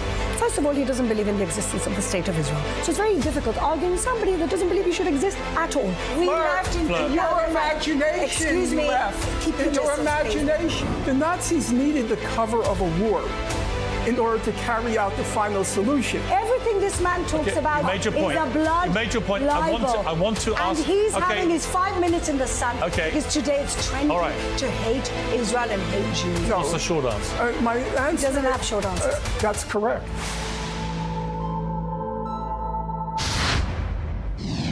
Israel's war on Hezbollah is over for now. Got me The ceasefire Jamaican ends style, almost patty, 14 months of fighting Mexican, and 2 spicy months of a beef. direct and deadly assault by Israel Going for that inside con Lebanon. honey. President Biden and the US administration pushed to get the deal done before Thanksgiving, and no doubt this is the first good news from the Middle East in a long time.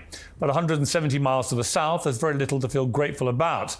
Israel's war on Hamas continues unabated, and the IDF's conduct is facing intensifying scrutiny. Genocide, Prime Minister Benjamin Netanyahu and sacked Defense Minister Yoav Gallant Genocide face ICC against arrest warrants for Palestine. war crimes. A Reports war by the New York against Times Hamas. and others accuse the IDF of habitually using captured Gazans as human shields. President Trump has assembled a stridently pro-Israel cabinet with little patience for his critics.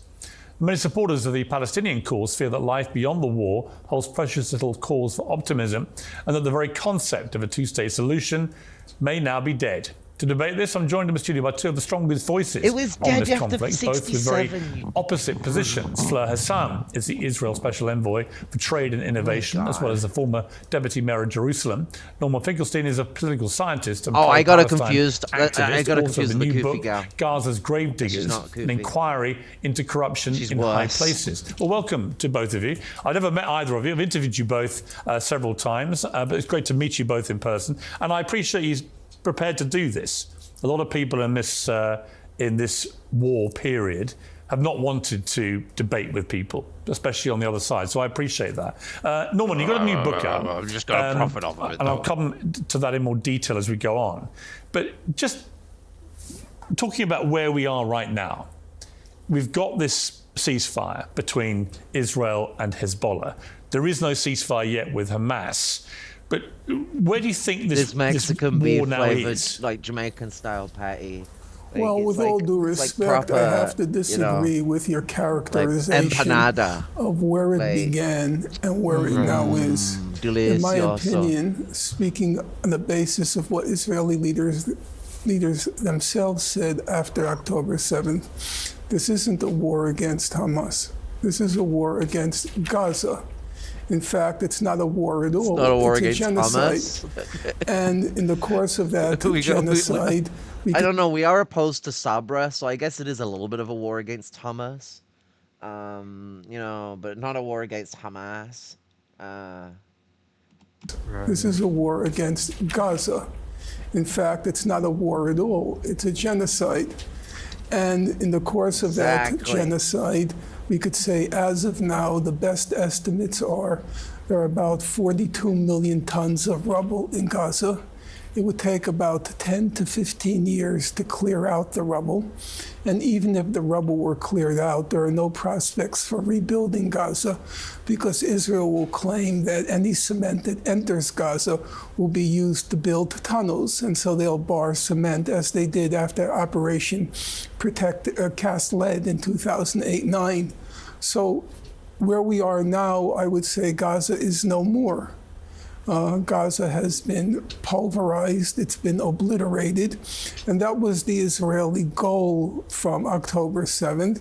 As you recall for sure, the statements that immediately came out after October 7th spoke about Amalek, spoke about there not being any civilians in Gaza. The intention was to once and for all liquidate, solve the Gaza question. And in my opinion, they have succeeded in that regard. And the prospects for the people of Gaza, my guess is, and it's pure speculation here, by hook or by crook, they're going to find a way to leave because there is nothing that remains. The estimate is about 60 to 70% of Gaza's infrastructure has been destroyed. The hospitals were targeted, the universities were targeted, obviously homes were targeted. So there is nothing left. And that was the intention. The Gaza Hamas aspect was pretty much a sideshow. So, for example, if you look at the statistics from the Israeli government, less than one Israeli soldier has been killed each day in Gaza. But that's not a war. When you say it's a sideshow, I'm going to come to Fleur for a proper response to that. Say a sideshow. you imply that Israel were going to do this anyway, but they hadn't done this. And everything that they have done, they would say, was a direct response to what was a monstrous act of terrorism. What about 2021, 2022? People were killed. Nearly 7,000 people were wounded. It's one of the worst attacks of modern times. You know, and as you know, we've debated this many times, but I have always supported Israel's right to defend itself. In fact, I've always believed they had a duty to, given the scale of what happened with 3,000 people coming over a border and just murdering anyone they could get their hands on. It's, to me, always been a case of what is a proportionate response, what is acceptable. I personally feel it has gone way too far. And for the reasons that you state, and I'll come to you, Fleur, is that there's nothing left there now. I don't know what people expect to happen. Fleur, let me bring you in. Let me pick up on that point first, and you can get into the rest of what Norman said. But Gaza's just been flattened. I mean, it is, I know people who've been there who just say it is an utter devastation. What happens after this war? I mean, assuming that it ends sooner rather than later, we've seen Israel now end the war with Hezbollah, certainly for the next 60 days. But what happens? Gaza's done, isn't it? I mean, what happens to these people? Well, no, I actually think they have an incredible opportunity, because in 2005, when Israel left Gaza, in order to give the Palestinian leadership a chance to create maybe the pilot of a Palestinian state and beautiful Mediterranean coastline, well, I think she they could have is turned it into Dubai or Singapore. But instead, when Hamas got in a brutal coup in 2006, what happened is they turned Gaza essentially into a military base. They filled it out with tunnels, 800 kilometers of tunnels. They built the Nazi into the studio. Hospitals. They built those tunnels. They built booby traps. Look at how they didn't build look. tunnels under hospitals. They built hospitals on top of tunnels. There's holes like on 30 both sides hospitals in Gaza. In the whole of Israel, there's but like 12. That's 20 years ago, all right? Well, no, they've spent 20 years turning the whole of Gaza into one booby trap for this Armageddon moment. But that's not an answer to my question. The answer is what happens now? Wait, what happens to 1.9 million people who've been sent to refugee camps that have now been attacked as well? What happens to these people? A lot of their homes are just gone. To be clear, the refugee camps, there are safe spaces where Hamas also infiltrate, and they put their own people. They use them as human shields, as we know, as has been reported, and they put their people in harm's way. Where is their safe? What happens now? You ask me where the light is? Yeah, on that one point you just said, though, where are they supposed to go to be safe?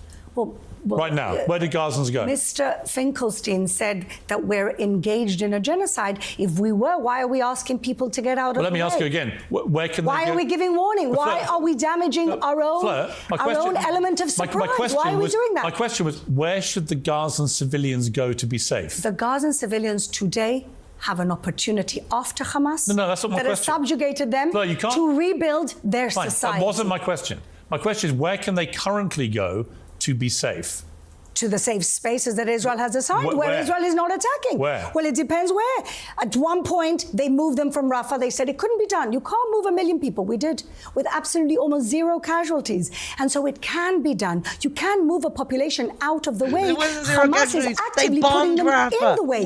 That is what nobody talks about. The other argument, war crime of Hamas. Yes, but the other argument is that Israel is indiscriminately attacking everywhere and then saying, you know what, Hamas are there. And because no journalists are allowed in to verify this, because the IDF won't let them, there is no independent way of verifying whether any of that is true. If we were indiscriminately attacking, why are we asking people to get out of the way?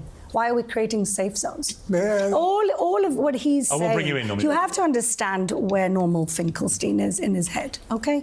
First of all, he doesn't believe in the existence of the State of Israel. So it's very difficult arguing somebody that doesn't believe he should exist at all. Secondly, as a Jew, he's got what as a Jew, let me finish my point and then you can interrupt. Talk about my head. As a Jew. Talk about your head. As a Jew, you know, Norman Finkelstein has got what I describe as the abused wife syndrome.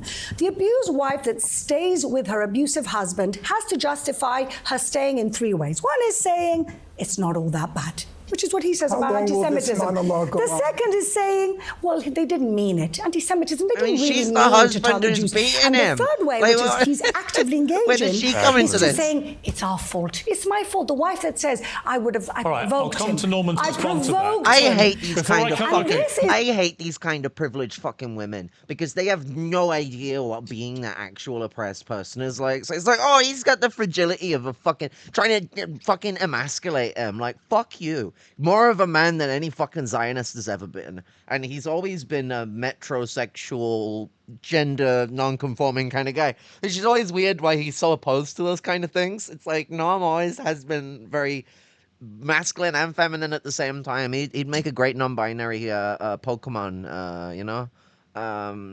Yeah. Man's just got to catch the lurgy. But, you know, she's like, fucking, when she attacked his head, and he's like, yo, you don't be attacking my head. You talk about your head. Oh, my genome. which is he's actively engaging, is to justify Talk about my head. as a Jew. Talk about your head. Yeah, you did. He's just saying it's our fault. It's my fault. The wife that says I All right, I'll provoked come him. to Norman to I respond to that. provoked him. Before I come, And okay. this is the abusive you've made your point and he will respond. that he is in. Okay. The Israeli Jew is the liberated Jew Okay. that has left the abusive husband. Fine. Before I go to She's Norman like- to she respond was to like that, which I'm sure he'll want fucking- to. they primed her the before point she that you were got going on to it. answer, and I made you answer a different one because you raised it. But what happens at the end of this war? You want to know what I think should happen? No, what is going to happen? Well, I believe. What's the plan? I What have believe- Israel got as planned? Well, I believe that with Trump coming into power in the United States and with a Saudi deal on the table, which has been on the table, and this is one of the reasons that they started the massacre on October 7th Yeah, I to think that's begin right. with. They understood where the Iranians understood where this was all going.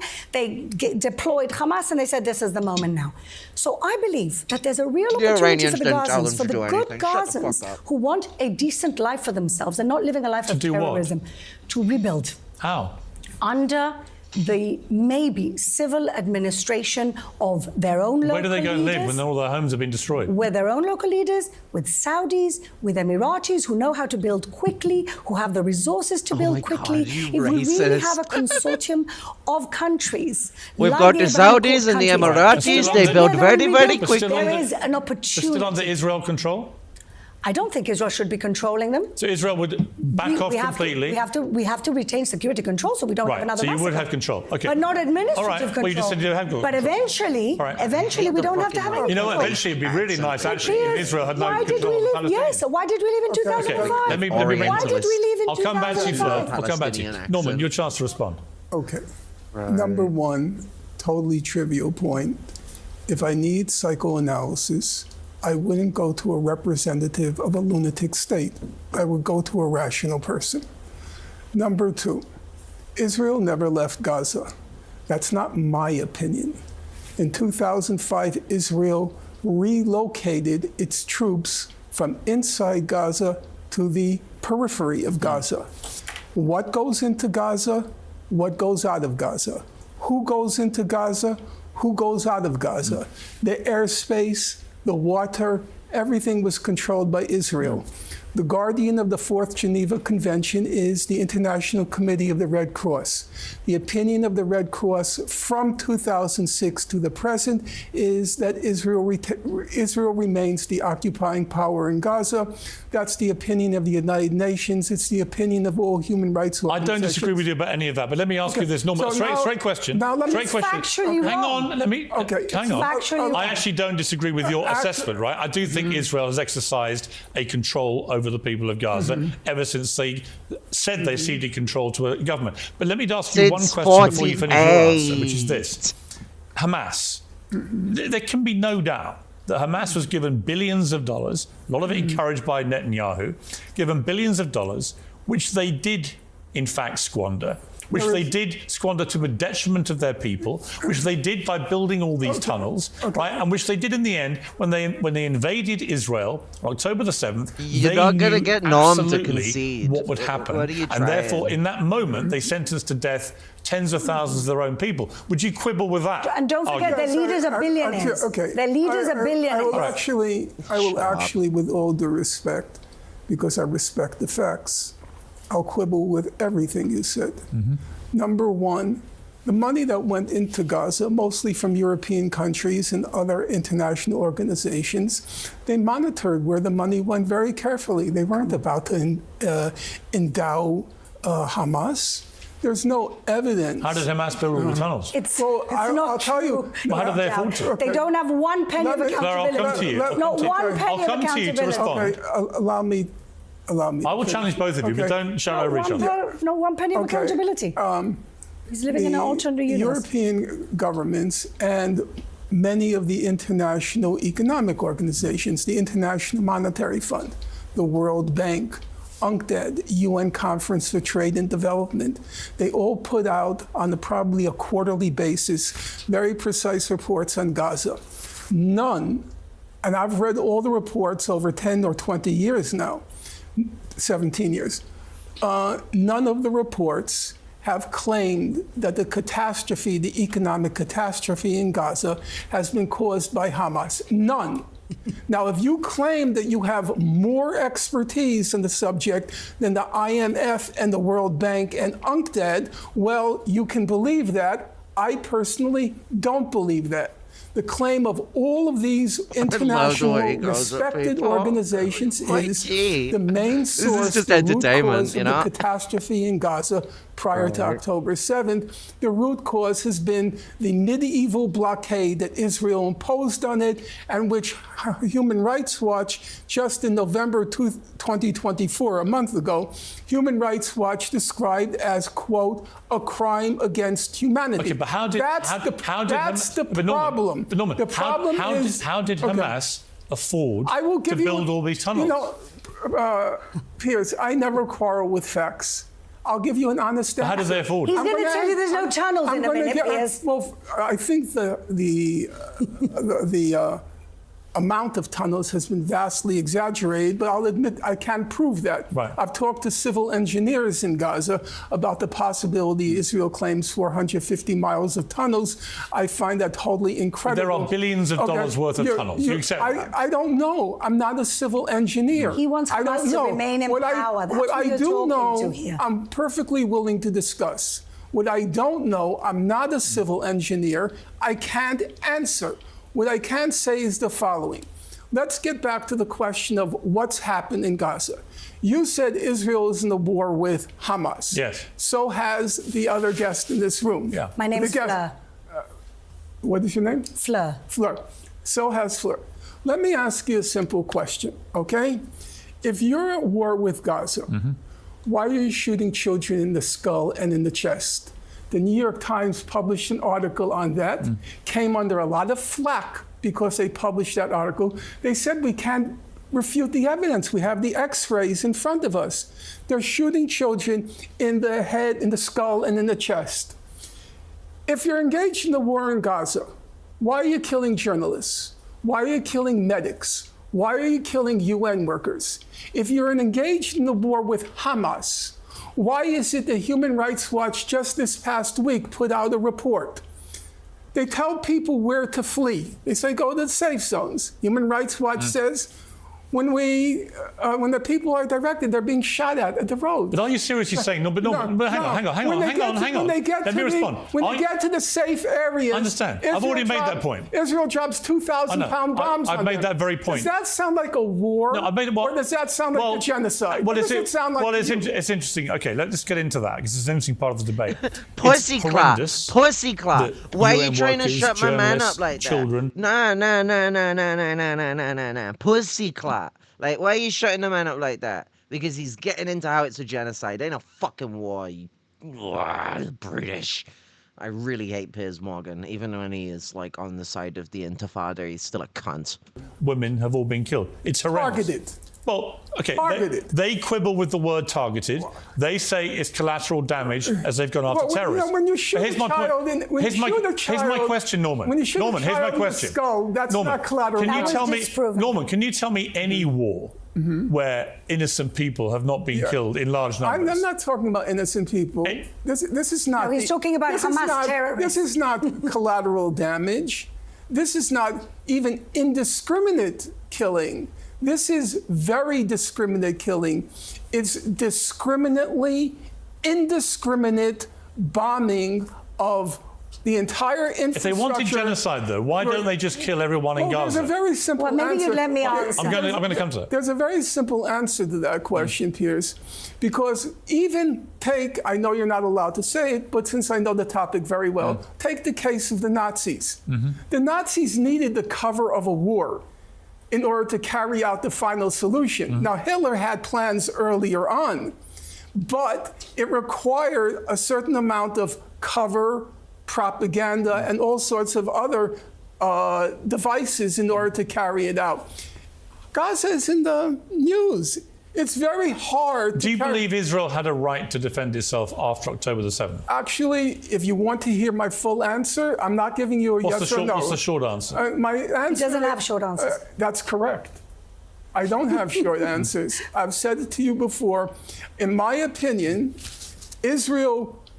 Here it's not my opinion. I'll quote Giora Eiland, the former head of Israel's National Security Council. Israel created, I'm quoting him now, in 2004, he said Gaza is, quote, a huge concentration camp. Israel created a huge concentration camp in Gaza. Israel imposed a medieval blockade on Gaza, which has been characterized as a crime against humanity. Israel periodically went into Gaza on its high-tech killing sprees, what it called operations. I would say Israel created, I think I'm quoting now, the British economist called Gaza a toxic dump. Israel created a situation where you have children. Yeah. I understand. How old are your children? From 31 down to 12. 13. Okay, fine. Imagine if your child, you're a father, your child was born into what Giora Eiland called a concentration camp. Your child was left to languish in that concentration camp. It sounds like you're working up a justification. October the 7th. He's completely justifying October 7th. And maybe if you let somebody get a word in, I could explain where he's coming from. Okay, allow me to finish. I do need to bring Fleur in, though. I need your psychoanalysis. This is not, yes, you do. You need a psychologist. She does need to respond. I love lunatics. If there was this is one-on-one interview. Well, she probably thinks you're a lunatic too. Okay, fine. And by October 7th, as you recall, Gaza had disappeared from the international stage. Yeah. All the talk was about the Abraham Accords, whether Saudi Arabia. So your child was destined to be born into languishing and die in a concentration camp.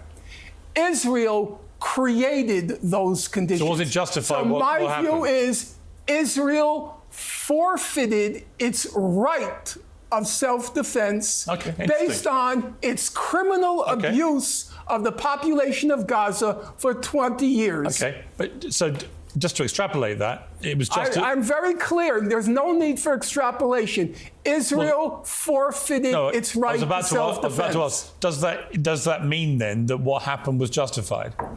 I will stick by my formulation. Israel forfeited its right to self-defense by having... But were Hamas justified by your logic? Was Hamas justified if your children were in that situation? I suspect as a final resort, they might very well have done what happened. So then, by his logic, there's 100 children in tunnels and dungeons in Gaza right now. What about the Warsaw uprising? The Warsaw, you know? If it was your child, then it justifies everything by his very logic. Shooting children by in the his skull. very logic, because somebody takes away your children All right, let her in respond the morning. Then. We've heard enough. Norman, let her we've respond. heard enough I gave you a long time. First of all, let's just come back from Gotham. Well, hang on. Your response to what? Because Norman's gone as far as I've heard him do in effectively saying it was a justified attack, and Israel has no right to self-defense. So of course he's going to say that because he doesn't believe Israel has a right to exist. Look at how quick he's back to being Israel's #1 defender. Could you let me answer my question? He doesn't believe that Israel has the right to exist. Has he ever said that? If Has he ever said that? My question is this. Well, you just said he said that. Yes, If show me Israel where I doesn't said have that. the right to self-defense, Show me where I said then that. it doesn't have the right to exist. Fleur. If He's never Israel said that. doesn't have Israel doesn't have the right to exist. It doesn't have a right to exist. But you said- He believes the whole of the country is a settlement. Right. He doesn't Where did I believe say anywhere. that? You've said it, you've implied Okay, it, where and we've did I had say enough. that? If you let me answer the question. Fleur, now. yes, I agree. Let I'm me letting you answer the question. You're not. Where did I say Israel had no right to exist? Show me. Can I answer I've written the question? 10 books. I think you should answer him because you have said it as a fact. If you believe that Israel doesn't have the right of self-defense, you are basically saying that Israel doesn't have the right to exist. No, I never. Yes, you do. There's no connection. So then we between can the two. exist, but we can't defend ourselves You can't after people attack us. And let's just go back in history. You can't defend yourself against concentration camp If he keeps inmates. interrupting me, Well, what about- okay. He just had a 10-minute monologue. No, I agree. He's just Norman, had a let her 10-minute respond. monologue. Give me a 5-minute Okay. monologue, okay? Okay. Since the beginning of the establishment of the State of Israel, which he believes that we were the terrible people displacing people. Okay, we were also displaced. Jews were also displaced from Arab lands, and that's just what happened post-war, displaced them, you post-colonization fucking evil of the cunts. world. So let's look. In 1947, there was a two-state solution proposed. The Jews said yes. The Arabs said no. It's not that they wanted a state. It's that they didn't want the Jews to have a state. So we declared a state in 1948. What happened? All the countries around us just come to equalizes attack the opposite to create a reaction of genocide. some of it. It was a miracle that Israel wasn't eliminated Israel in that forfeited moment. right to self-defense. So that means you 67, support those Hamas? territories were Are you which were supporting attacked. Hamas? There was no Palestine, there was no Palestinians. It was Jordan and Egypt and Syria and Lebanon that attacked Israel. If they would never have attacked Israel in 1967, that land would have remained Arab land. Okay, fast forward to 73. Another war What that the we fuck didn't does that start. have to do with Now, do we Palestinians? not have the right to defend ourselves from destruction? 67. We didn't start 67. You We didn't started start 67. 73. We didn't start. Then we go and we say, we crumble onto hope. We hold on to hope. We say, let's do the Oslo Accords. We offered Arafat, and Clinton will say this himself. He has said it. Everything they said Yeah. they wanted. 97% of the West Bank, half of Jerusalem, the lot. And they said no, and they started a bloody intifada in the streets of my city that killed many, many innocent civilians, Jewish and Arab alike. Then we thought, let's try something else. In 2005, let's do unilateral withdrawal. That's what Sharon did. He said, maybe if we actually just leave, they'll have an opportunity. There was never a blockade. The blockade started when Hamas went into power, and they were bringing in, contrabanding missiles in which to attack Israel. That's when a country has to say, we need to defend ourselves. Now, if there's a blockade, don't they have a border with Egypt? Why don't you say a word about Egypt? There's no blockade when it's 3 walls. Where's the 4th wall? It's Egypt. What happened to Egypt? Didn't they have tunnels going in and out of Egypt? In fact, it was Egypt that had a much harsher border than Israel. We had 20,000 people coming into Okay, work. let me ask you a question. So what Let me concentration ask you a camp question. has... Tell me something. What concentration No, I've got a camp has different a country club? What concentration camp has a country club? No, I have a different Go ask question. Giora Island. Go on, you know Giora concentration. Island. Yes, Giora Island. Auschwitz had a fucking country club. There was a special house for the fucking the capos. This bitch doesn't know what a capo is because she's a capo. She don't fucking know. Like, what the fuck? What do you mean? They had a swimming pool in Auschwitz, you dumb fucking bitch. My God. Oh my God. You irritating little fucking scab. Fucking capo son of a... Tell me Rip something. her What throat out. concentration No, I've got a camp has different a country club? What concentration camp has a country club? No, I have a Go different ask question. Giora Island. Go on, you know concentration. Giora Island. Yes, Giora Island thinks we should Right. keep northern Gaza. Right. And That's what he Giora- thinks. And Giora So Island now you're called quoting Why him? did Giora Island called a huge concentration camp?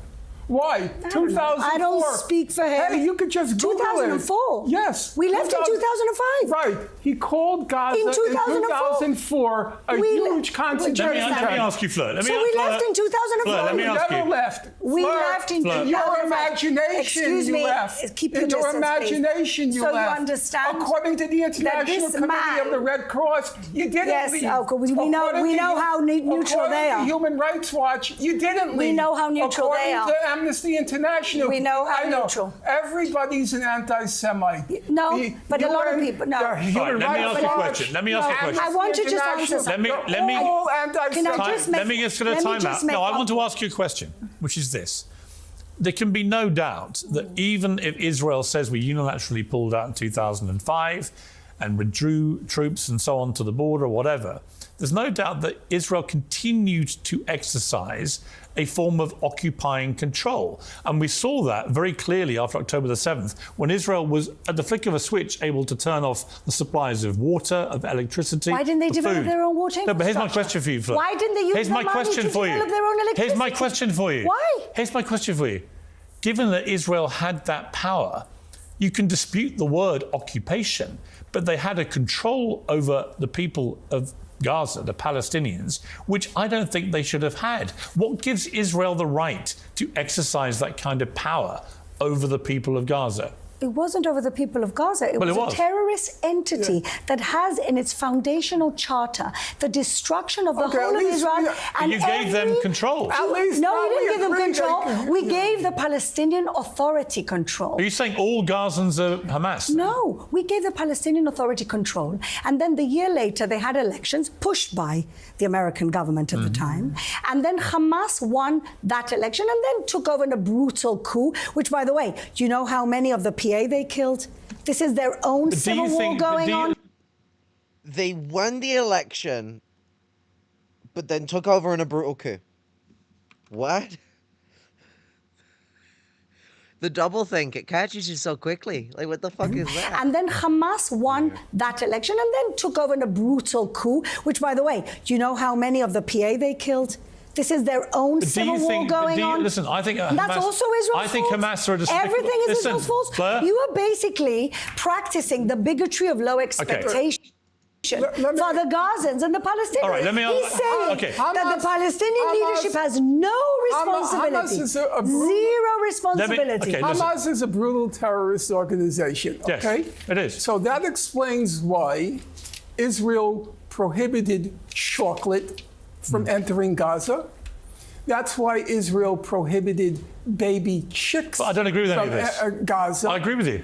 That's why He's twisting the reality. Actually, that is the reality. It's not. Israel was doing that. It's not. such They a were long- restricting such- building materials that they knew they were using. It wasn't all they were restricting. Let me ask you, listen, I want to bring things forward. We finally agree on more than we disagree. I'm glad about listen, that. you'd be surprised. Honestly, I have a lot of sympathy for the plight of the Palestinians, and I have sympathy for Israel. I don't believe to that. I think you just see the writing on the wall. They've always had terrible leadership. Fine.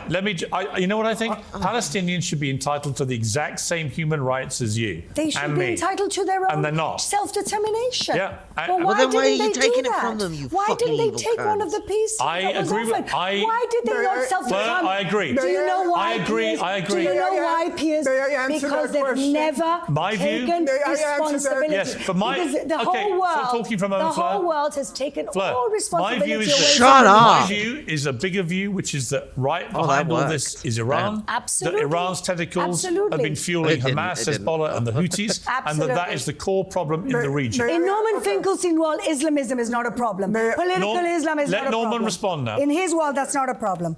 It's a very simple answer. There are called 4 or 5 final status questions bearing on resolving the conflict. Yeah. Jerusalem, settlements, borders, refugees. Those are the main issues. Under international law, the settlements are illegal. Each and every one. I noticed yesterday when I was watching your latest program, you referred to the building of new settlements as being appalling. No, under international law, confirmed in the July decision of the International Court of Justice, all the settlements are illegal. Under the plans that Ehud Barak offered in the year 2000, and then later under Ehud Olmert, Israel wanted to keep 80% of the settlements in place.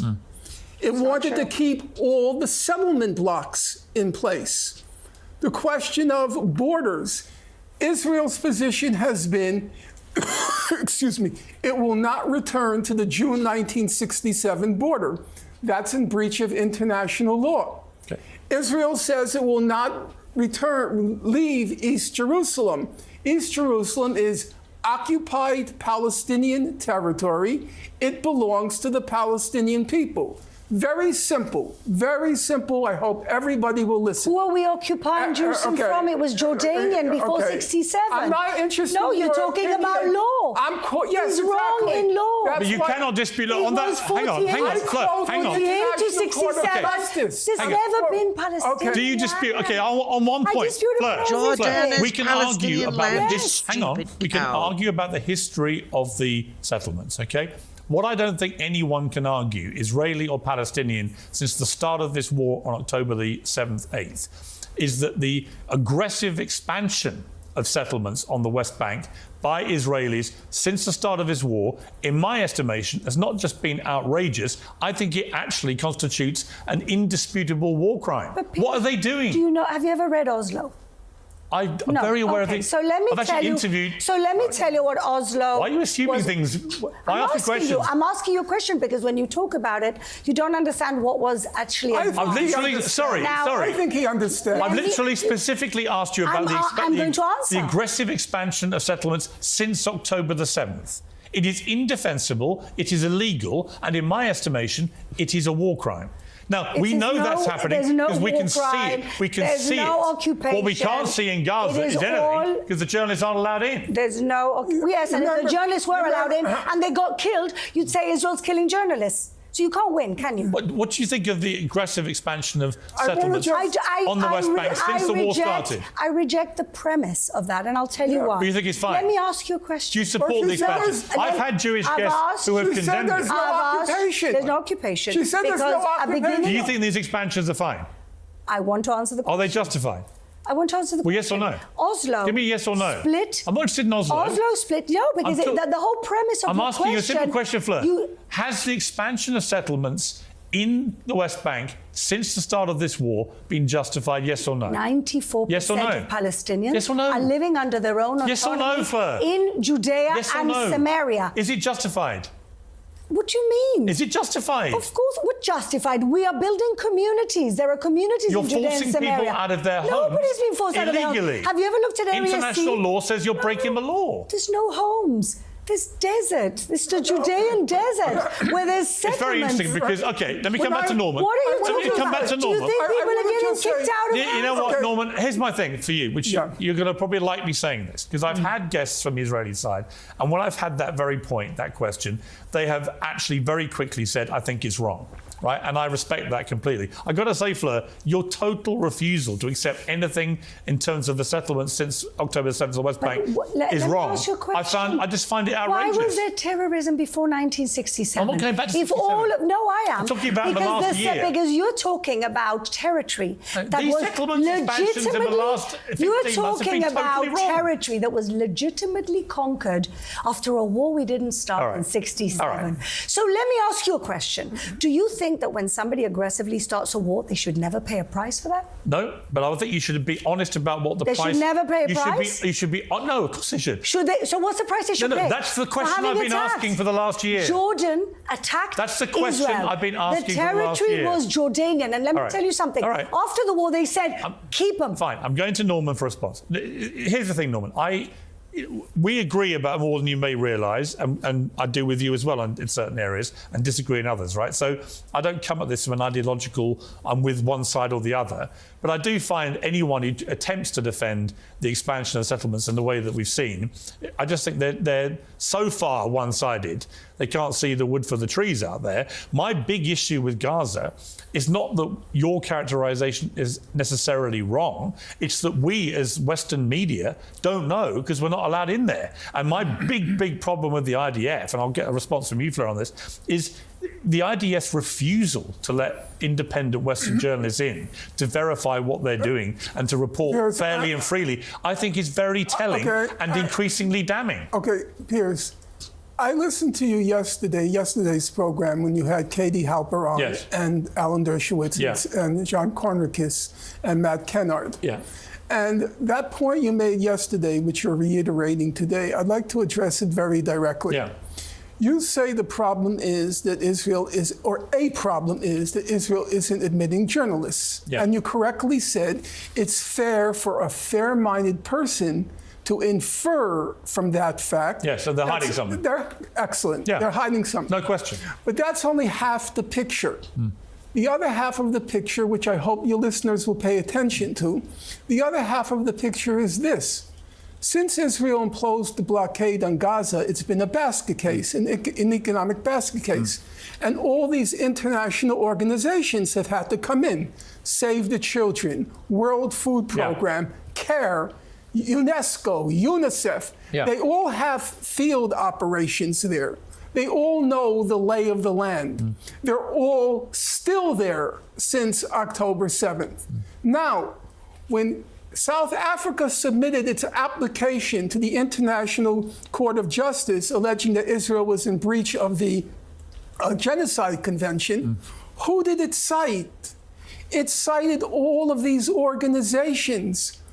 It would be better if we had journalists there, but really at this point, journalistic coverage would be superfluous.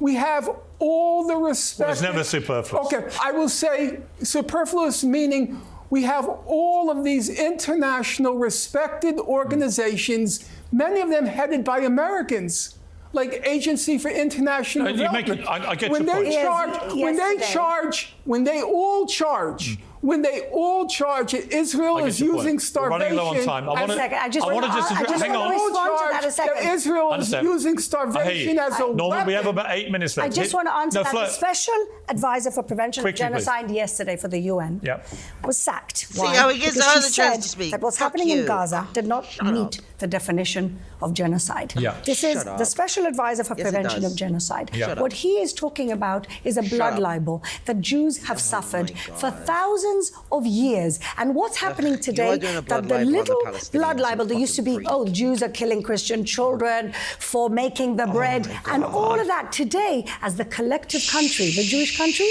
now today we face the same blood libels, but in big. Okay. That's exactly what's Listen, happening. we have a few minutes. Genocide Okay, is a Fleur. blood libel. Oh my God, I Apartheid feel is a like blood I libel. actually need a Everything blood this man thinner. talks Okay, about you made your is point. a blood You made your point. libel. I want to and ask. he's Okay. having his 5 minutes in the sun Okay. because today it's trendy All right. to hate Israel and hate Jews. Okay. But it'll be over because we've Fleur, survived worse than I this. think it's Someone an just interruption. hit her. I want to ask Please. Norman just about Donald Trump. He's the new Sometimes president of the United abuse is States. okay. He's packed his cabinet with very pro-Israeli people. That's no great secret. He makes no secret of being very pro-Israeli. Smack What does your that mean, do you bitch think, for this Smack war? I mean, your on one bitch level, it may bring an end to the war faster, which would be a good thing for everybody. But what does it mean going forward? I mean, my big argument with Israel, I've seen no coherent plan for life after the war. And I've been very cynical about Netanyahu, that he's facing corruption charges the moment this is over. He's also, there's a big report out today from Israel, holding his government to account for the failures of allowing October the 7th to happen on their watch. There'll be accountability for that. There's no great incentive for him to end this, but Trump may want him to end it quickly, I suspect.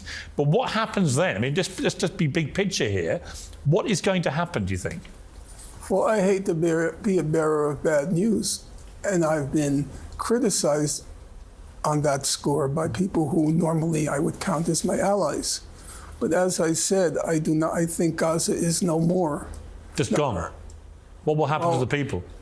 I think by hook or by crook, they're going to have to figure out a way to leave. Well, they'll go into neighboring Arab countries. Oh, they won't accept them, don't worry. I don't know what's going Nobody's to happen. accepting. But as you know, Piers, in the modern world, right now there are 2.5 million Syrians in Turkey. There are about 1.5 million Syrians in Lebanon. There are large population movements. I don't want to go into that area, first of all, because it's speculative. And second of all, it seems to me it's a distraction from what we should be focusing on now. And what we should be focusing on now is what happened, who is accountable for it, because that's one part of historical justice. Before I go to Fleur for response, just very quickly, because we are literally into the last 5 minutes now, should Hamas have any form of power in any government after this war? Piers, I've answered that question to you before, but I'll answer it again. I will be succinct. If Hamas, by killing 1,200 people on October 7th disqualified itself from participating in any future in the resolution of the conflict, then Israel, by a factor of maybe 20 times more, has disqualified itself.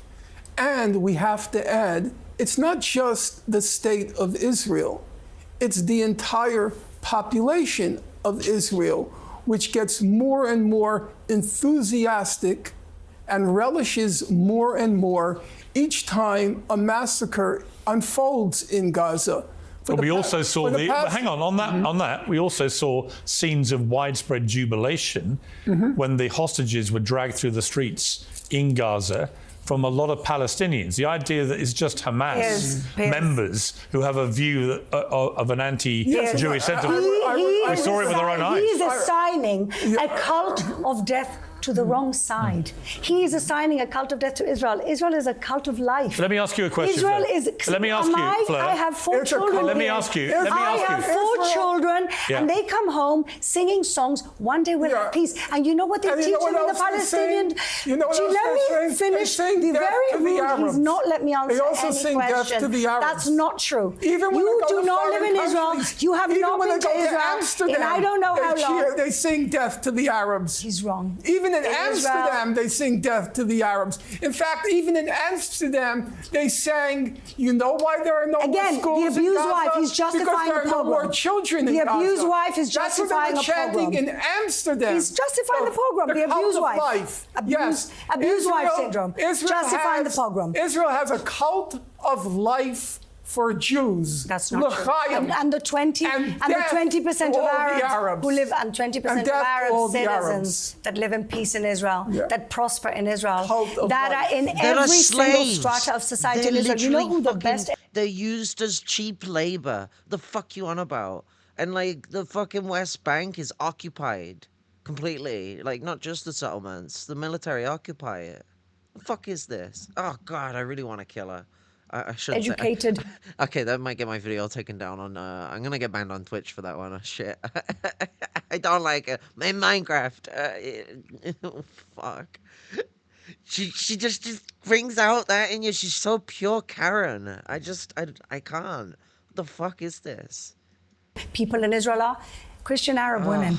And that's Israel. Take We the stupid celebrate dog tag off, diversity. you Everybody fucking gets witch. opportunities, including our Muslim, our Druze, and our Christian population. He is living in a world that doesn't exist and is assigning everything that is wrong with Hamas to... Now, let me just finish with something. This is Israel Khania, who we killed, thankfully, a billionaire. The guy who obviously followed the accounting of Hamas, yes.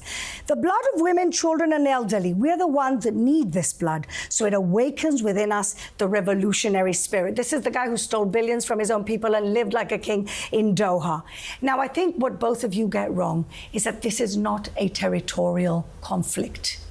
This is an ideological conflict because Hamas don't want a two-state solution. And unfortunately, the PA have rejected every two-state solution proposed So what happens at the end of this war? 1947. So what happens at the end of the war? There is no territorial solution because this is not a territorial So what will conflict. happen? I pray that the Abraham Accords and that the wider peace in the region will bring the Palestinians to the point that they understand that the only way forward is to negotiate with Israel. Not to go this way or that way and not to kill Israelis, but to negotiate with Israel. Israel is a country that I'm so proud of my country.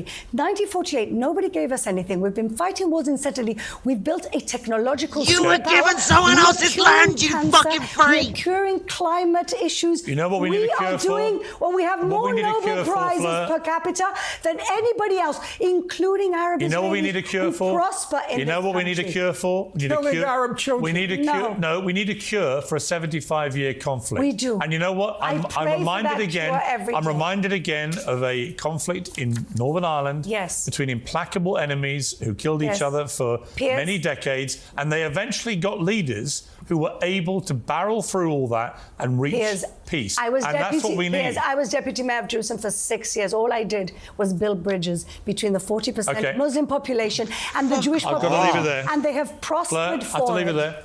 Fleur and Norman, thank you. Listen, I appreciate you coming together. I know it's passionate views on both sides, but I do appreciate you agreeing to do this debate. I always learn things when smart people debate these things, all right? Just one last word, if you don't mind. Very quickly. Okay. I was supposed to debate Benny Morris at Oxford. He said he won't debate me. I was then supposed to debate Ehud Olmert at Oxford this week. That's why I came.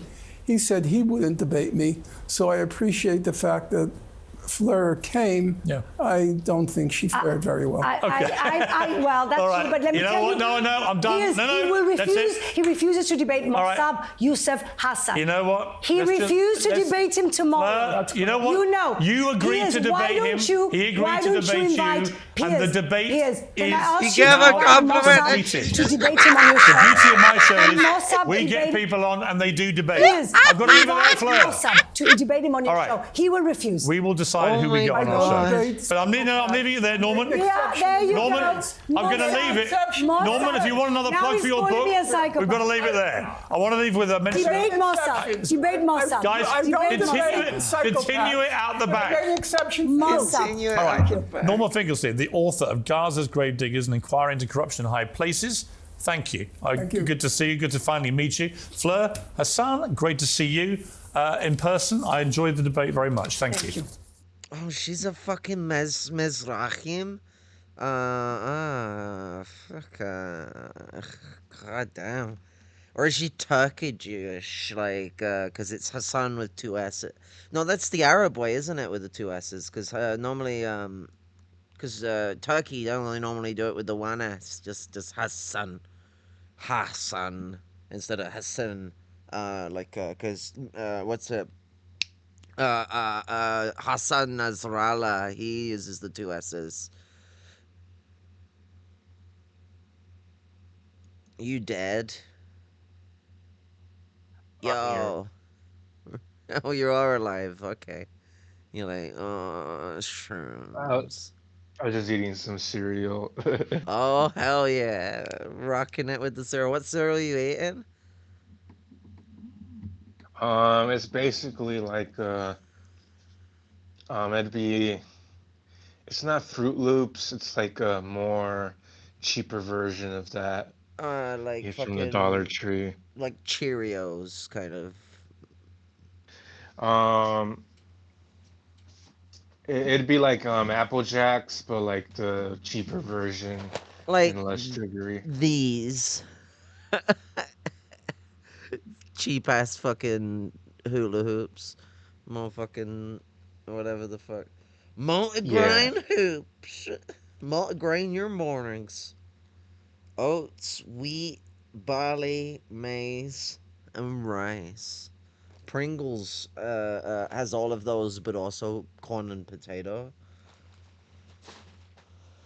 Maybe Pringles is now a healthy breakfast, I guess. I had that Mexican pasty. It was full of beans. It had corn in it, but corn actually cooked, where it's soft. Because I don't normally like corn in my food, because white people think you're supposed to eat it raw. Like, it's cooked in the food, but it's not cooked long enough for it to go soft, and so it might as well be half-cooked or fucking rare or whatever the fuck. Like, crunchy fucking... It shouldn't be fucking crunchy. It's crunchy, you done it wrong. Like, it's like carrots. If your carrots are fucking crunchy after you've cooked them, what was the fucking point in cooking them? You might as well just eat them raw. Ugh. And yeah, beef, of course, as well. And it was in this really, really delicious spicy sauce. I mean, obviously it's doing that, like, white people thing where it's the innocuous spicy Mexican beef. But it's fucking delicious. I wouldn't be surprised if it is just like a beef and pepper con. That was as well yellow peppers. It had some nice yellow peppers going in with it too. I imagine it's probably just a fucking beef and pepper like con carne, like just something basic that it's based off of with spicy sauce. I don't know what the sauce is based off of. I don't think it was jalapeno, but that did seem to be like 90% of the sauces white people base their shit off of when it comes to Mexican shit. It's always jalapeno. A lot of times it's become that, yeah. It's kind of depressing. It's very uncreative. It's just like, oh, white people are gonna try and engage with Mexican food. I wonder what it is. Oh, it's jalapeno. I mean, it's a very nice chili, but like, there are other fruits that are spicy that the Mexica love to put on. But it's limited, you know. It's like your quesadillas have jalapenos, and your fajitas have jalapenos, or usually just like jalapeno flavored like seasoning or salt sauce or some shit, because we can't have actual solid fucking chilies because that's too scary, especially if they got the seeds. And then you know, you go and have your burritos, which also use jalapeno. And it's like all of them do use jalapeno. There's loads of different dishes that you can use it for, but there are also other chilies. It's just so annoying. It's like when people use like they eat fucking the big thing that they know about like African food is the ghost pepper or whatever the fuck it's called. You know, and then that's the big shit that they know about it, and it's like fucking Northwest Africa is like one of the most like seasoning dense parts of the world. Like, I don't think there ain't a flavor that you could come up with that you want that they couldn't deliver in like fucking Algeria and all that lot. Right. And that's without getting into what they got going on in West Africa. You know, like I be repping all the Jamaican things and all that. Well, Jamaican cuisine is like an amalgamation of Caribbean and all that lot with the soul food, because they took on a lot of the soul food from the black community in America. But also a lot of it's just straight up West African cuisine. But like it's a condensing of a lot of like Ghana, Nigerian, Niger, all that lot, like all across the joint.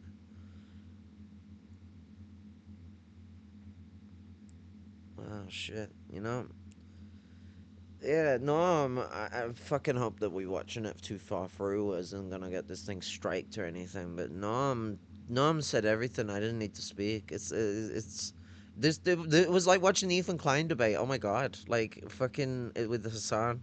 I actually it was slightly more stable than that. I guess having a moderator kind of helped, although he kept giving greater opportunities for the Zionist, and he kept doing the actually, I think we would agree on a lot of things now. Most things, even. Shut the fuck up, you fucking coward. You have blood on your hands. You helped promote the Zionists while they were committing genocide, and then kept trying to silence my boy Norman when he was calling shit out for what it is. It's like, well, I guess you're justifying Hamas's attack on Israel if you're saying they can't defend themselves. It's like, am I gonna like should I shoot a tiger because like my fucking sibling decided to go poke him with a stick and then the tiger reacted and fucking bit their head off? No, you poked the tiger with a fucking stick. You are like a million levels of dumb. There's being slightly inquisitive and going and having a look at the tiger. You might get away safely. That's, you know, you could call that like innocent children stuff. I still wouldn't kill the animal for it. But like, if you fucking hit the animal with the stick, you asked for it. Nom nom nom. I'm gonna ask the tiger if they had a good meal. Fuck you. Like, I don't think I'd be that cold in the moment, but I'm just making a point. Like, it's ridiculous. Yeah, I agree.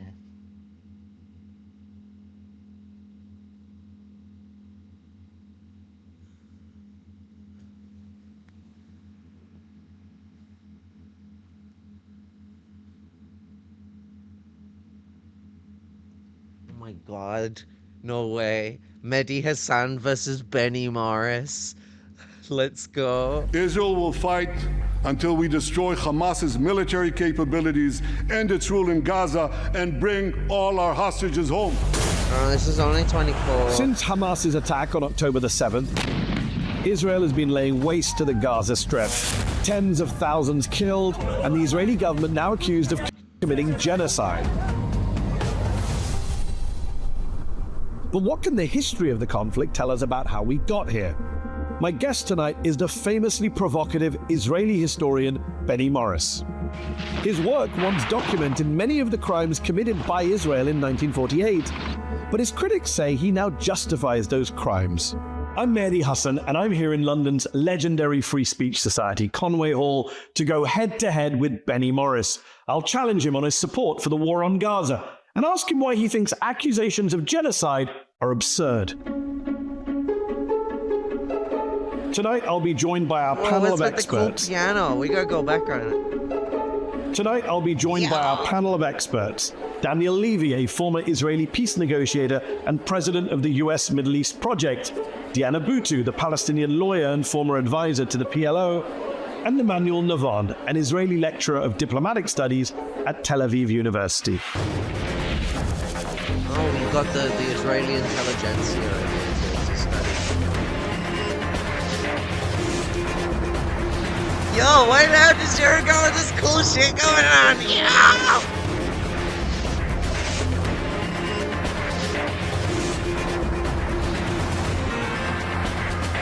Head to head.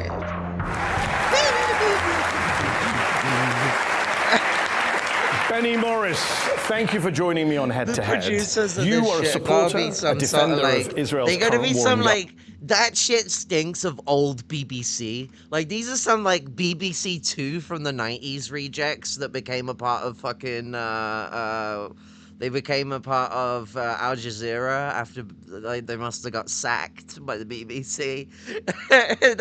This stinks of it. Like I can show you some BBC Three stuff that's like this too.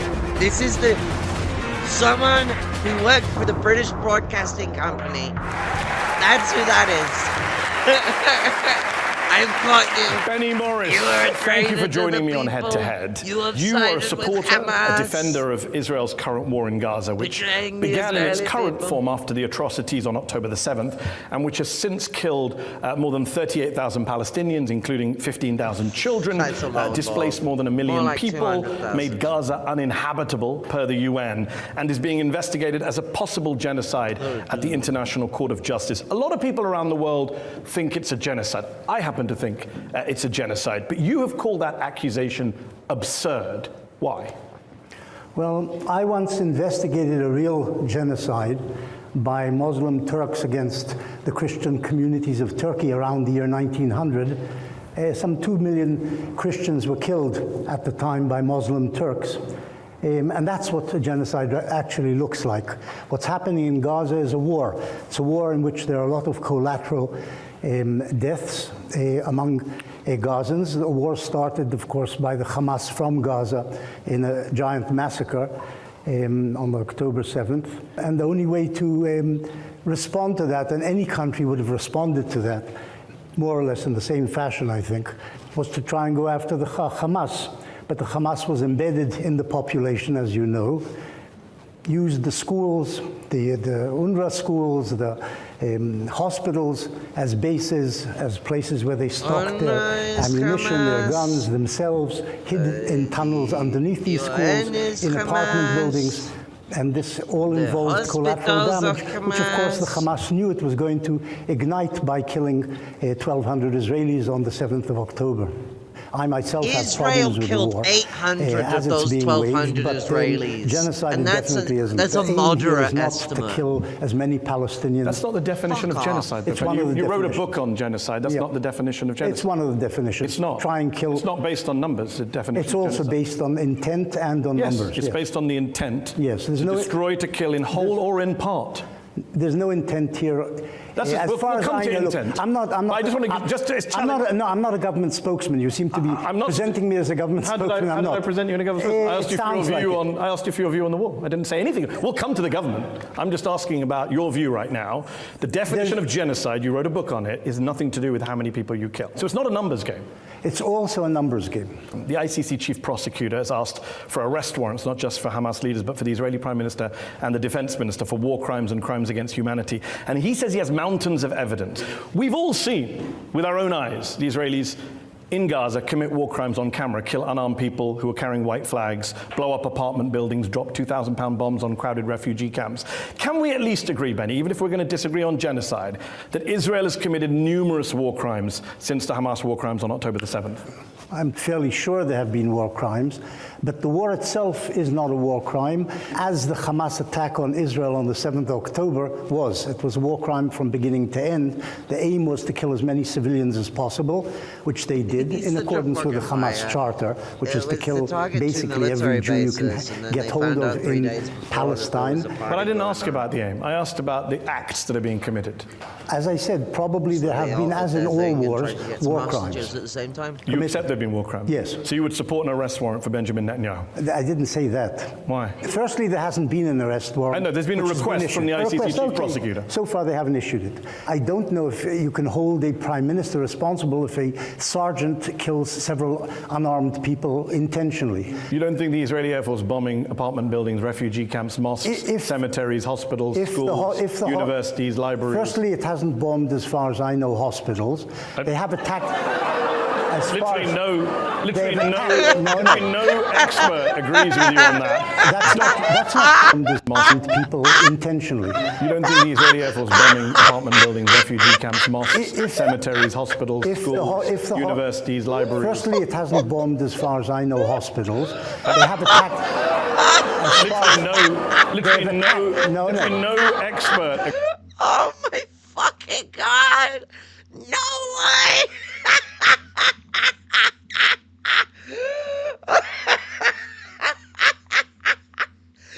No way! Did he just say what I think he just said? Oh my God, I need to get my breath. I'm gonna die. Fucking hell. What the fuck was that? Yo. Did he just say what I think he just said? Universities, libraries. Firstly, it hasn't bombed, as far as I know, hospitals. They have attacked... no expert agrees with you on that. That's not true. What you're saying is not true. The only hospital which I remember being bombed was by a rocket fired by the Islamic Jihad by mistake. That's as far as I remember. Israel has raided hospitals. Let me talk.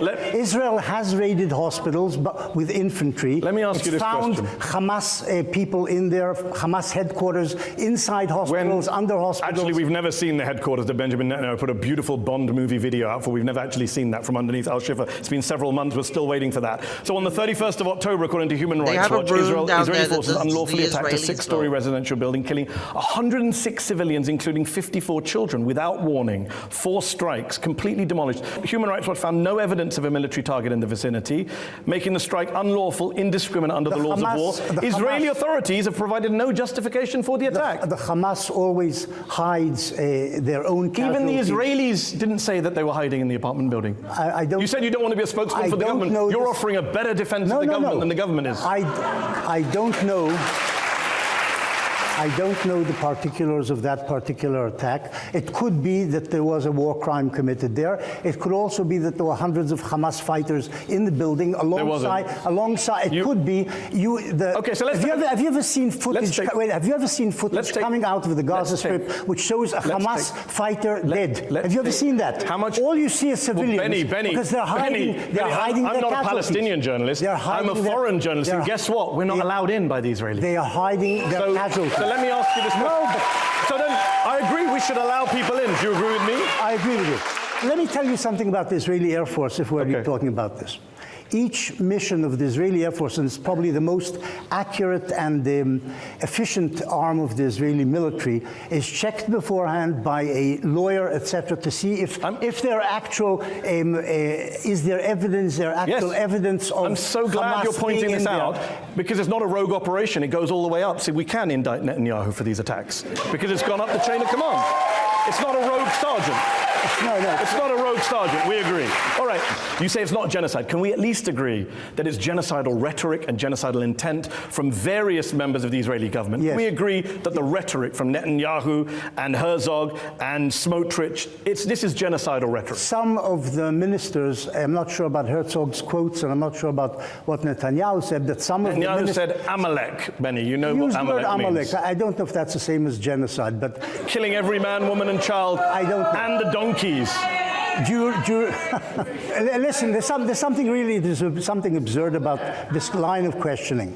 If Israel was intent on genocide, would you let me talk? Hold on. Can you let him speak? Would you let me talk? Can you let him speak? Yes. Guys, we are going to have to stop the entire show, and you will all have to go home if we do not have some order. Benny, please finish your point. If there was a genocidal intent in the war making in Gaza, there would be not 30,000.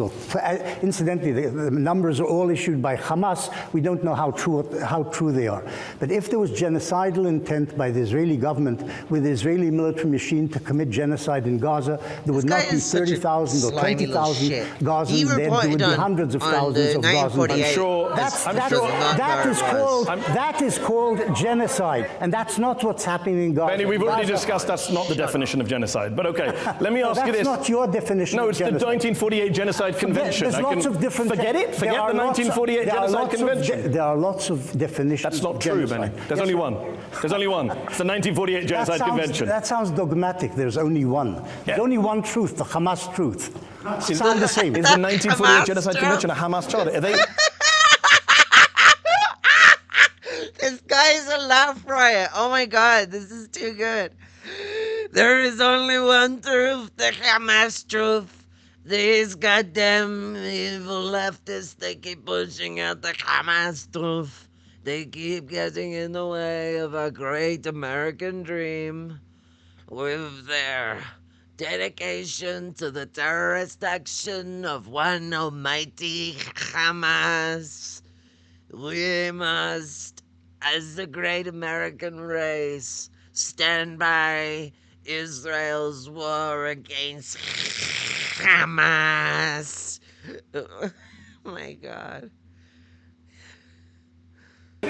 Is everything Hamas, Benny? If there's a genocidal side in this battle, it is the Hamas. Okay, let me ask you this. It is the Hamas. It's the way they say it. It's not just Hamas, it's the Hamas. If there is anyone who is the most genocidal in this situation, it is the Hamas.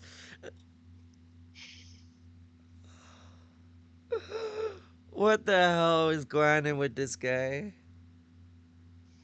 Not sure. Yo, I mean, I can't believe I had only just seen this video. This is fucking debate pornography. He's not even necessarily debating him, he's bullying him. It's like a bully interview, a bully view. Like, I don't know, like it's the way he's sitting towards him while like he's sitting towards the audience. He's doing the thing when like guilty people try and appeal to the jury. Like Right. Words there. Is everything Hamas, Benny? If there's a genocide dogmatic, there's only one. There's only one truth, the Hamas truth. There is only one truth. Is the 1948 Genocide Convention a Hamas charter? Is everything Hamas, Benny? If there's a genocidal side in this battle, it is the Hamas. Okay, let me ask you this. Just look at its charter, read the words there, reads what it says about by the way, Benny, what they intend to do to the Jews. Benny, that's what Benny, is important. I've interviewed people from Hamas and I've asked them about the charter. I'm interviewing you right now. I'm and sure I want to they ask tell you it's a nice document. I'm sure they do. Israeli minister called Avi Avi Dichter, member of the Security Cabinet. He said, we're now rolling out the Gaza Nakba. He was referring to the Nakba, the catastrophe of 1948, when an estimated 700,000 Palestinians were driven from their homes. You famously documented a lot of that back in the 80s. You undermined a lot of Israeli propaganda that said they just fled on their own. So whether it's the 1948 Nakba or the 2024 Gaza Nakba, to quote Avi Dichter, for Palestinians, Zionism is Nakba. It is ethnic cleansing. Surely you, of all people, can recognize that. I'm not sure I can recognize that, no. Yeah, you keep putting words in my mouth. Zionism's intent was to establish a Jewish state in the area called Palestine, or the land of Israel. Initially, the Zionists wanted to establish a Jewish state on the whole land of Israel, or all of Palestine. 1937, 1938, Zionism changed and said, we can't have all of the land. There are lots of Palestinians here. Let's share it with the Palestinians. In 1937, the British Peel Commission proposed the partition of, and there are 1938 Zionism changed and said, we can't have all of the land. There are lots of Palestinians here. Let's share it with the Palestinians. In 1937, the British Peel Commission proposed the partition of Palestine between the two peoples living in it. The Palestinians said no and continued their war against Britain and the Zionists. The Zionists said yes to the partition proposal by Peel. The international community repeated the idea of the partition of Palestine between the Jews and the Arabs in 1947, November, the famous Resolution 181. The Jews said yes to the UN partition resolution of 1947, accepting it. They would get some of Palestine, the Palestinian Arabs would get the other part, and the Palestinians said no and started shooting the next day, killing Jews. So this is one of the reasons I wanted to interview you, because... Yes. Because I know some of the history. You do know some of the history, and you said they all share. But the problem is, I don't know which Benny Morris I'm speaking to, because you're saying they all wanted to share the land. And yet, I have a book here that says, on the most basic level, Jewish colonization meant expropriation and displacement. Zionist ideology and practice were necessarily and elementally expansionist. Zionism was a colonizing and expansionist ideology. That's Righteous Victims by Benny Morris. I know. And you can respond. Oh my God, it's worse than the Keir Starmer one with the fucking... Because you were right in 2000. He's the, like, weird universe of normal Finkelstein turned into a Zionist. Oh my God. Oh no.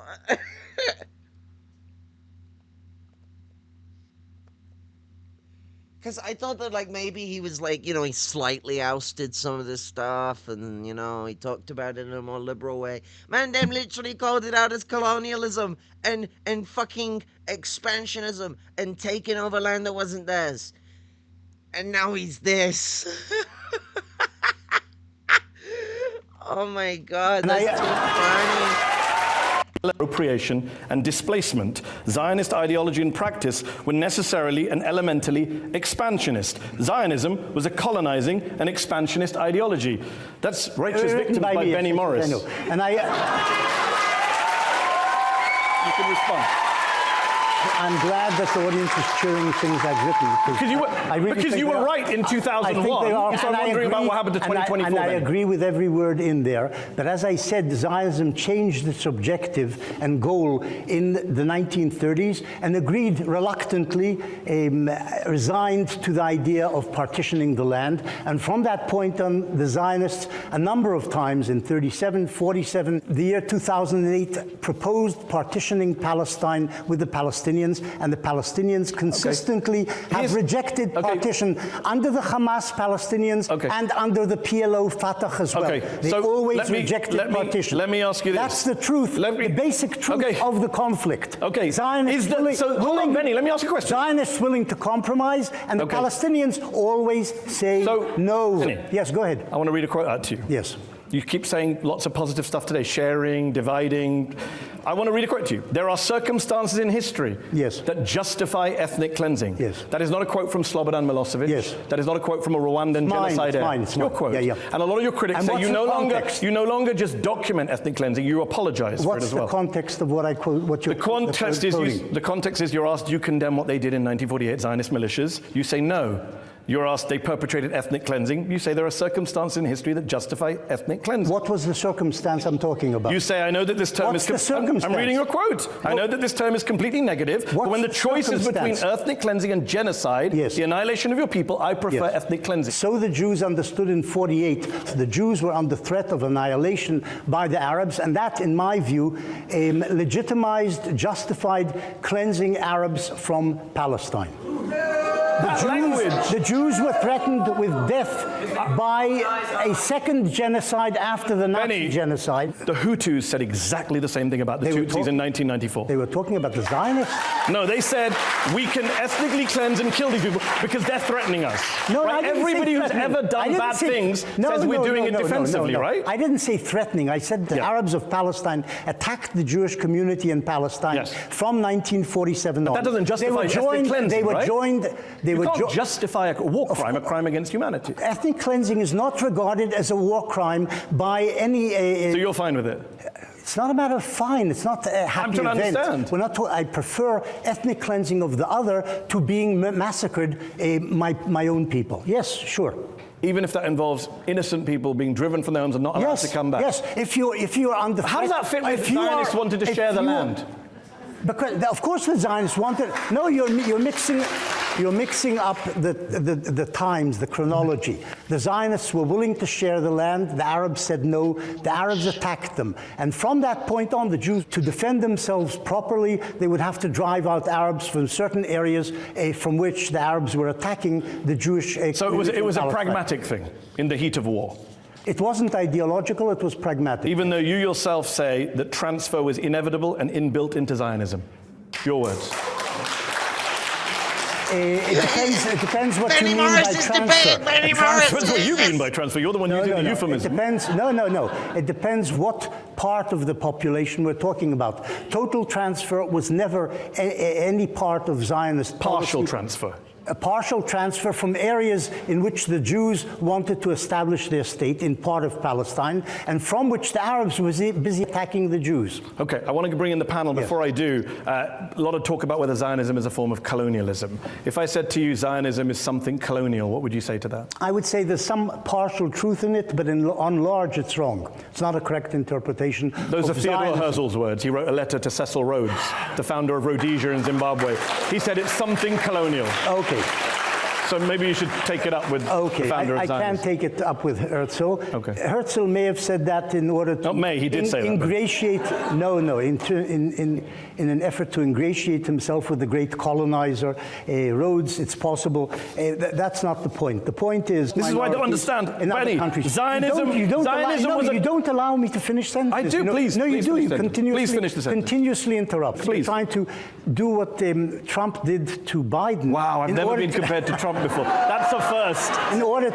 But you've actually eaten up more time saying that, so please finish your sentence. In order to mess up his sentences.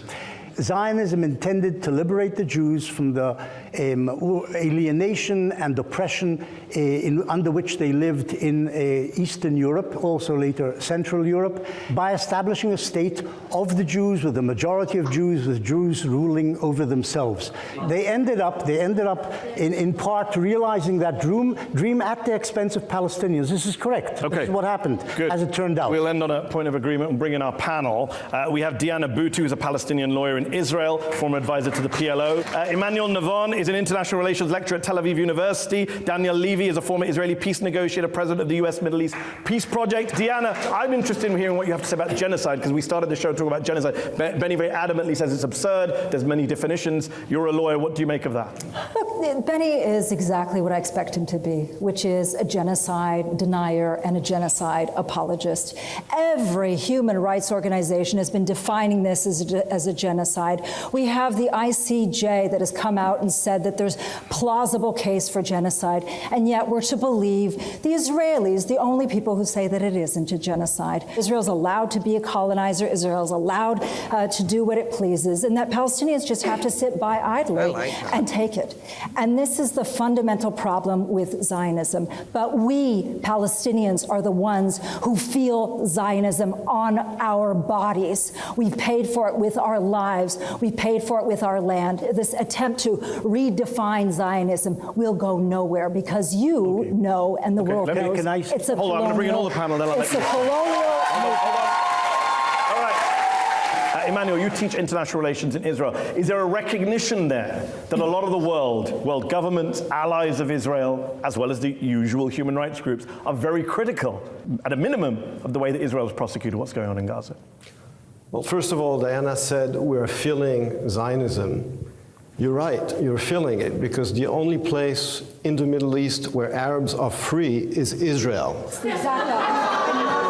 And so the freedom that you have, Diana, is because the only country in the Middle East where there is freedom is the state of Israel, from which you benefit, and you should be thankful for it. I'm not grateful at all. Because the only country in the Middle East where Arabs can elect their officials, be elected, be judges at the Supreme Court, be president of a university, the only free country in the Middle East is Israel. Dan, do you want to respond to that? I find it staggering that the gentleman to my right is telling the Palestinian citizen of Israel how she is experiencing the reality under which she lives. It's a staggering moment for me. Now, you know, there were different strands to Zionism, okay? There was a cultural Zionism, there was a binational Zionism. This could have gone in different directions. From the perspective of 2024, 75 plus years in, the idea that this is just something benign doesn't match with the reality that has been lived. Now, I would say it's clear what this has meant for Palestinians, but I would argue it's not doing what was written on the tin for Jews either.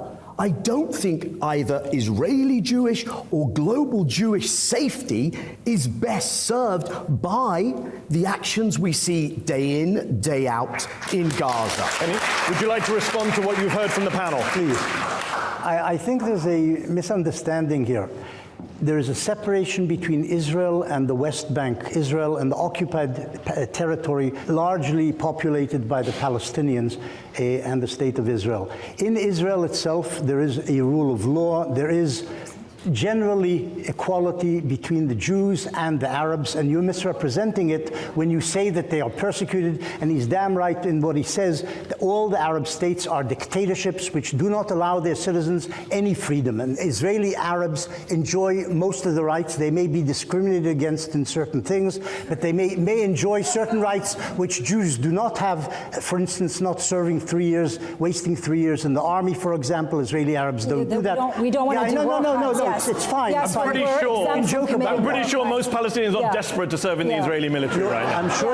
I'm sure you're right. Thank you for leaving us from in pre-1967 Zionism in Israel, it was not a colonial enterprise. In the West Bank, there is a colonizing and colonial framework, which is even apartheid-like in its actual workings. But in pre-1967 Israel, it's all a colonial project. This is stupid. He's just like, oh, well, even though I said it was colonial in 47, it was not actually colonial. It was a friendly project. We all come together.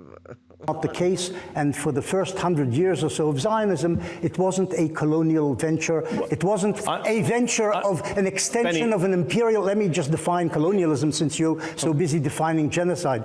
Imperialism and colonialism were matched together, in which imperial and empire sent its children to dominate and take over a third world country and exploit its riches and its people. This is not what Israel did until 1967. Emmanuel, do you agree with Benny that there is a colonial aspect, an apartheid-like aspect to the occupied West Bank? No. Zionism is a national liberation movement that freed its land from Arab Muslim colonialism. How do you think Islam expanded itself from the Arab Peninsula to Indonesia, from Indonesia to Morocco? Not from the Holy Spirit. This was conquest and colonialism. Okay, we are out of time, and I'm going to give Diana the last word before we go take a break. So now we have a Nakba denier and a Nakba apologist, as well as a We have a Nakba denier and a Nakba apologist, as well as a genocide denier, genocide apologist. The point of the matter is that Palestinians have always paid the price for Israel's colonial adventures. My family hails for hundreds of years from Palestine. And what happened in 1948 was my family was ethnically cleansed from Palestine. Thousands of years. Palestinians have thousands of years. Never able to return back to their home. My father died unable to return back to his village because of the colonialism that is called Zionism. There is no place for Zionism. We are way over on time. Daniel, 30 seconds, you want to come in? What's remarkable to me is we've gone from denying the Nakba, and Benny Morris actually helped get past that, to threatening a second Nakba, and that's the narrative in Israel today, without going through what's most necessary, which is acknowledging and healing and redressing and Palestinians actually getting their rights, because without that, not only will Palestinians never see peace and security and the achievement of freedom, but Jewish Israelis will always live in the knowledge that that wrong will create a blowback and there's no security. That is it for part one of Head to Head with our special guest, Benny Morris. In part two, we'll be talking about what is happening inside of Israeli society. We'll be talking a bit more about Benny Morris's views. And we'll hear from our, I was going to say patient audience at Conway Hall, but they're not so patient tonight. That's in part two of Head to Head.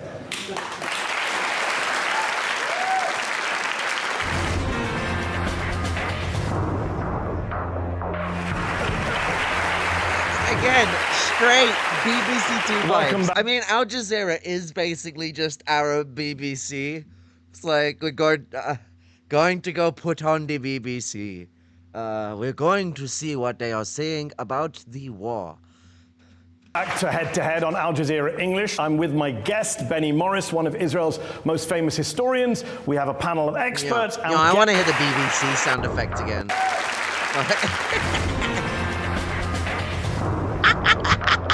Straight up, it's the BBC. What the fuck is this? Who did they hire?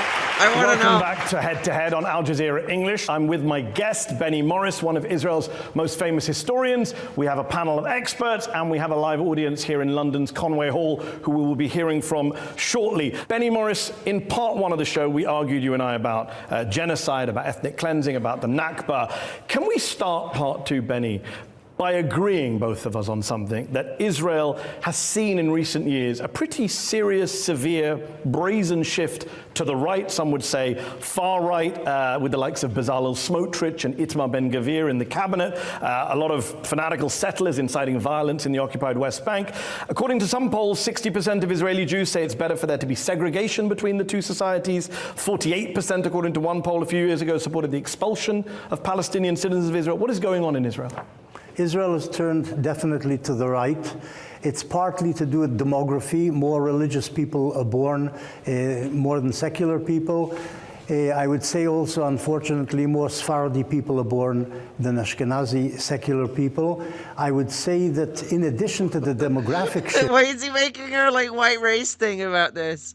What the fuck? Which has taken place. I'm not just hearing that, right? Like, what the fuck did you just say? Like...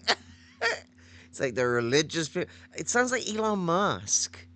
Elon Musk was like that. He's like, yeah, religious people have more kids than non-religious people. Yeah.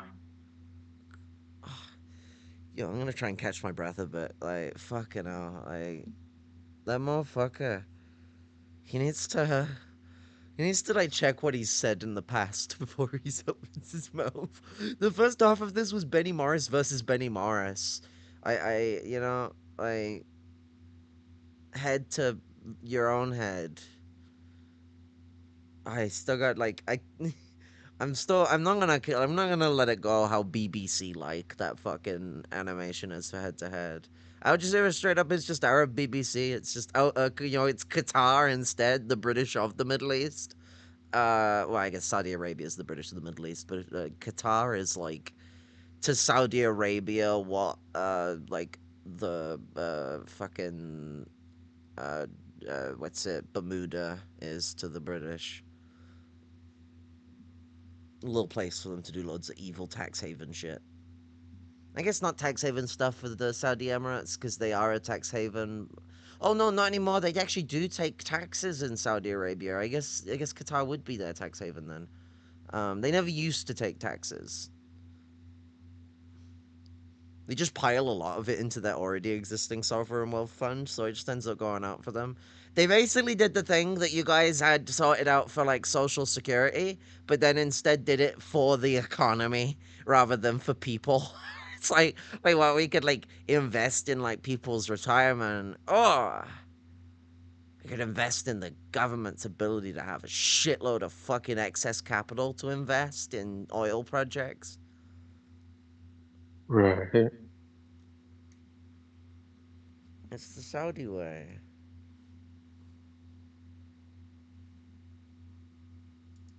In the last 20, 30, 40 years, continuous Arab terrorism and Arab reluctance to reach a compromise has also driven Israelis to the right.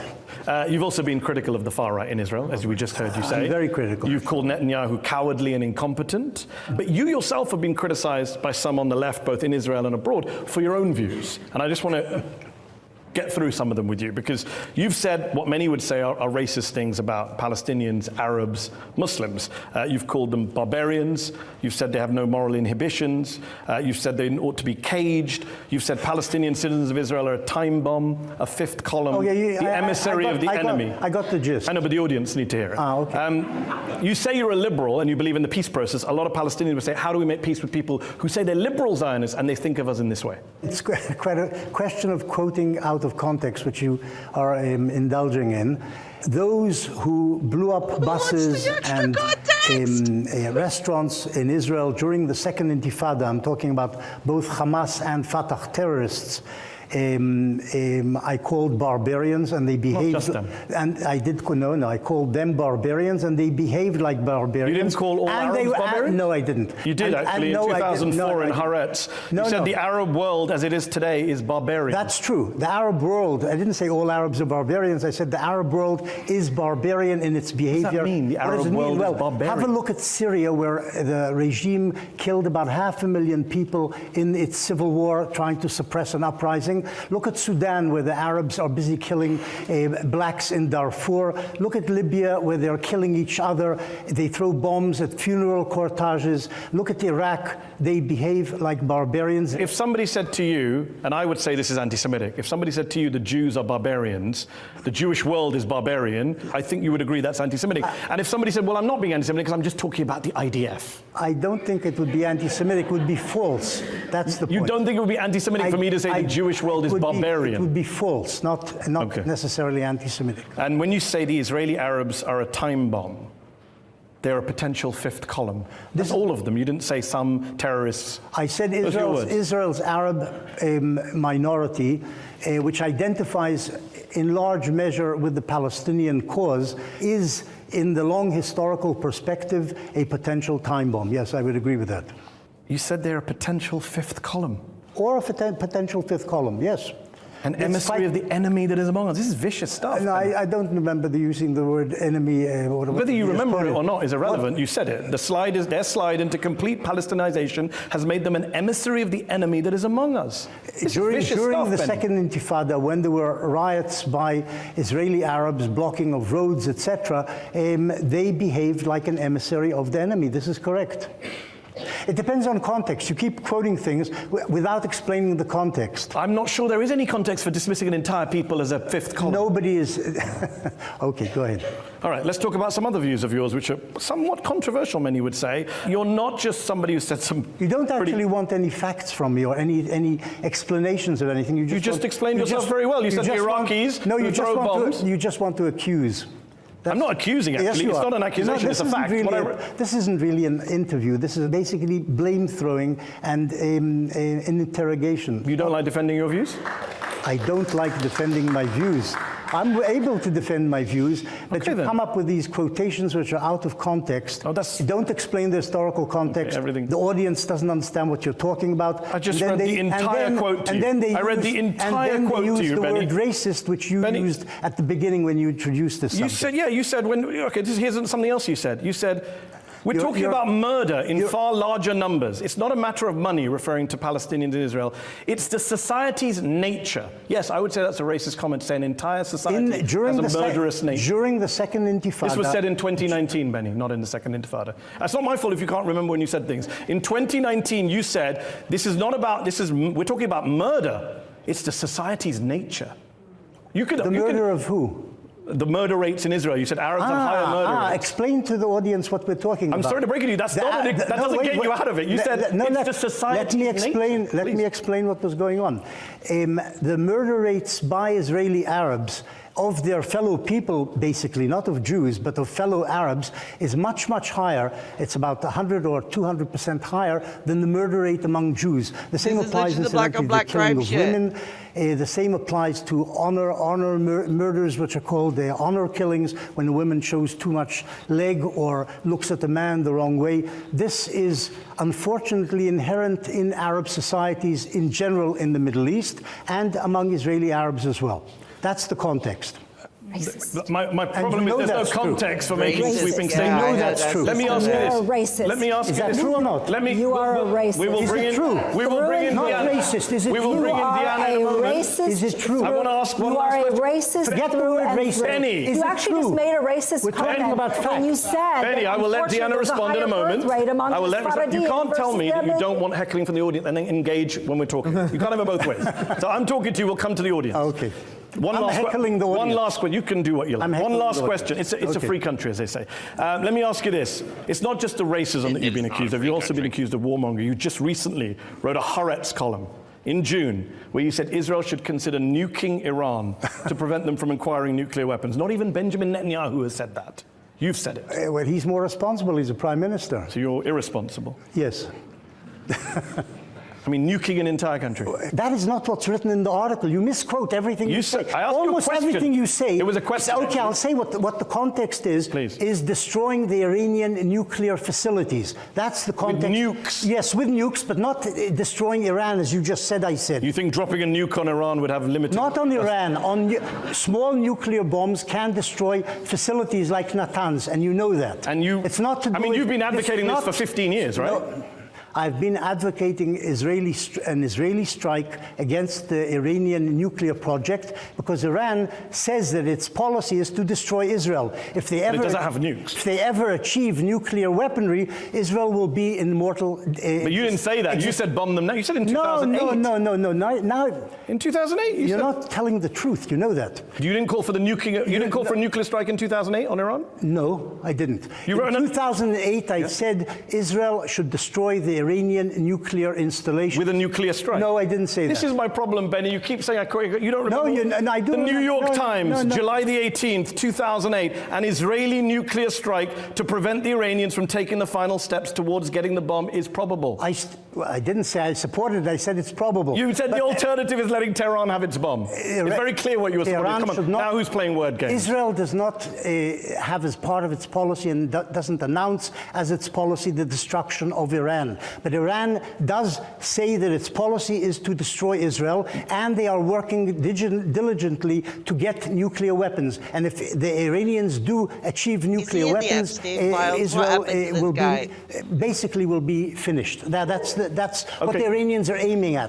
And using tactical nuclear weapons to destroy the Iranian nuclear installations before they achieve nuclear weaponry, it makes sense to me. It may not make sense to you because you're not an Israeli, so you don't care. But I'm a human being, so I care about nuclear. I don't know what you care about. This is a guy who used to be someone who would be calling out colonialism and stuff in one of his earlier works, and then later, actually just within a couple of years of him producing his last piece on his work from the 70s and the 80s. Because in the 70s and the 80s, it was frowned upon that he was even trying to talk about the Nakba in the way he was. Within a year of him releasing his last book on the Nakba, Mandem literally turned straight into a Zionist monstrous mouthpiece. How'd you do that? Yeah. They'd be like Norman Frankenstein turning around tomorrow and becoming a fucking pro-Zionist, a greater Israel pro-Zionist. what's the fucking the Jewish power? You know, he becomes a Jewish power member. Fucking. A communist, yeah. He starts becoming a dedicated follower of Rabbi Shmuley. Yeah. I don't think the people know about Rabbi Shmuley.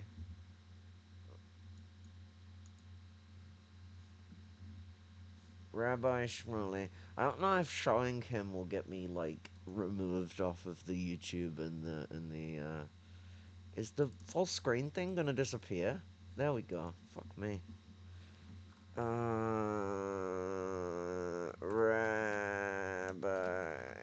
Shmuley. Oh my god, it knew what I wanted. Thank you, Google, for spying on me, you fucking creeps. Man's got a YouTube channel, like, fucking podcasting it. Like, look at this man podcasting it. Okay. He's Yeah. literally evil Hassan.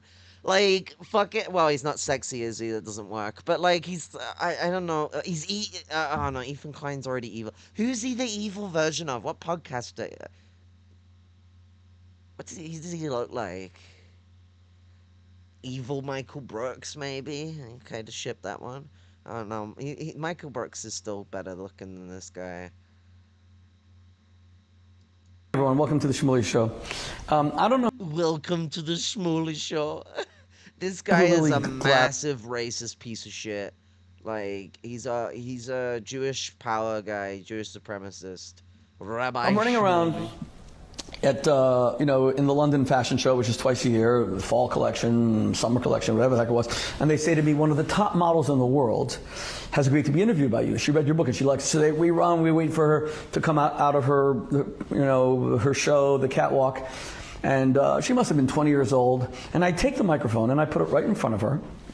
And you can probably find the digital clip somewhere. And I say, how does it feel to be born? I say to this world famous supermodel, how does it feel to be born a genetic celebrity who is known not for any of her intellectual or emotional achievements, but rather for her genetic perfection? She looked right at me and she goes, what? And two things happened at that moment. The first thing is the director screams, cut! How many layers of just fucked did you just experience? Like, the misogyny, the intellect, the intellectual chauvinism, the fucking just, oh my god. Like, imagine asking that. And not saying, like, imagine, how do you feel being adored for your body more than your mind? It's like, your genes. Like,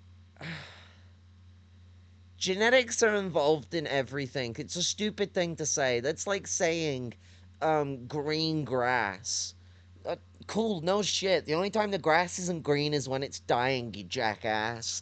Like, if you do something that's skill-based, it still involves genes. Saying something is genetic is most of the time meaningless. It's a stupid thing. We're so gene-focused. Eugenics has got us on the wrong mentality. You know? The fact that I'm a fucking cripple is genetic. That doesn't make me, like, a lesser fucking person. Stop focusing so much on it. My god. Makes me so uncomfortable for gene science to go the ways it needs to go. The ways I want it to go. Because we got fucking people that think like this. That are everywhere. That make it scary for people like me to have the possibility of my disabilities being, like, cured. My fibromyalgia could be solved. Not fully, obviously. There's neurological components that I don't think will ever go away. But I mean, like, certain elements being tweaked and cured, certain genes being pushed into recession, etc. Changing gene expression, genetic engineering. There's cool shit that could come from it. But I feel like it's irresponsible for me to even, like, allow it to go in any direction while capitalism is breeding it to instead want to try and genocide autistic people and fucking modify the races and create a white ethno states and stuff like that. Like, we're seeing, like, the most cyberpunk ass shit going on. Like, the capitalists, like, were playing those games. You know, like Elon Musk and Peter Thiel, they really liked Deus Ex. They really liked System Shock, especially Elon Musk. He had Shodan as his profile picture at one point. His fucking company is called Neuralink, the name of the fucking implant in System Shock. They know what they want. It's not just a coincidence or a ha-ha hee-ha or I'm an idiot having a Tim Poll moment going, look, it's the video games. They are going down the cyberpunk route. It was a prediction, not a fucking fantasy, and anyone who thinks otherwise is a fucking jackass. That's Rabbi Shmuley. A jackass and a fucking Nazi. But yeah, he's the Nazi podcasting Israeli. I don't even know why he was going on about like London, like fashion show or something. I guess there was something to do with anti-Semitism that was gonna go on or something. I don't know. I really don't want to give him any room to speak any further, so I'm just moving on. Yeah. Rabbi Shmuley is evil. I think we can all agree on that one.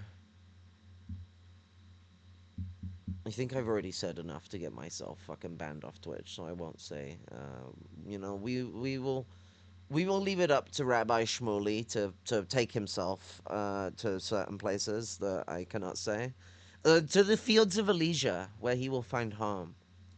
I don't know what you're about. Well, you just assumed. Let me go to our panel here. We have Diana Boutou, Palestinian lawyer in Israel, former advisor to the PLO. We have Daniel Levy, former Israeli peace negotiator at the U.S. Middle East Project. I feel her so much. I feel that pain. You can't see her. Let me move you out the way. You're in the way of our sister there. Do you see the pain?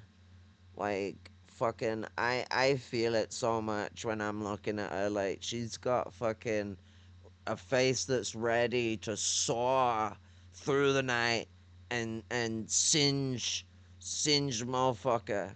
Like, she got this. I think she should just be the one to speak.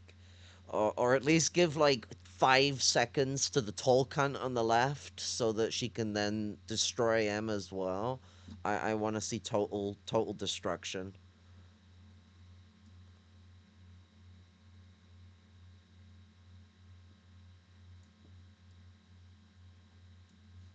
Navon, who is an international relations lecturer at Tel Aviv University. Diana, I've got to bring you in first since we got started earlier. Potential fifth column. This is exactly the problem, is that he's a racist. He espouses these racist views. That's the problem with Israel. Israel is a society, a country that is based on this idea of Jewish supremacy, and anything that they do or say goes, which means, therefore, that as a Palestinian who lives in that country, who is not enjoying any benefits of so-called democracy, that they get to espouse and tell me how I feel. They get to make statements like we are a fifth column, and they actually treat Palestinians as though they are a fifth column. It's very important, Mehdi, for people to understand that Israel came to us. We didn't immigrate to Israel. Israel's a colonial movement, and as a colonial movement, its aim is to not only get rid of Palestinians, but it's to transform the entire place, to erase and replace. Okay, Emmanuel, I want to ask you this. Do you recognize the shift that Benny was agreeing on at the start of this segment about what's happening inside of Israeli society? Well, allow me to respond to what Diana just said. She's not telling the truth. What she's saying is not true. First of all, the Jewish country, I mean, there are over 190 states in the world, most of them are nation states. Yeah. But the motherfuckers dug up Rudolph Hess to come defend them in London. That was what Rudolph Hess did in the war. Why aren't we arresting him? Why is Hess not in prison? I thought Hess was supposed to be in prison. It's the way the song goes. Oh, and after the war, the Nazis vanished without a trace, but battalions of fascists still running a master race. 45 went up oh, has to remain in prison until the fascist day would be. You know, why is he not in prison? He should be in The Hague. The fuck is this? can't tell me that's not Rudolf Hess. Like, who the fuck else is it? What, like, and now, because he's either Hess or he's French. Actually, I think Hess might be French anyway. I think he was born in, like, Strasbourg or some shit. So, like, you know, pending on that one. I can't remember if it was him or who's the other fucking dickhead? The cultural, not Schmidt, the other one. The one who got tried and actually didn't do so well in the courts. Got executed instead of sent to prison like Hess.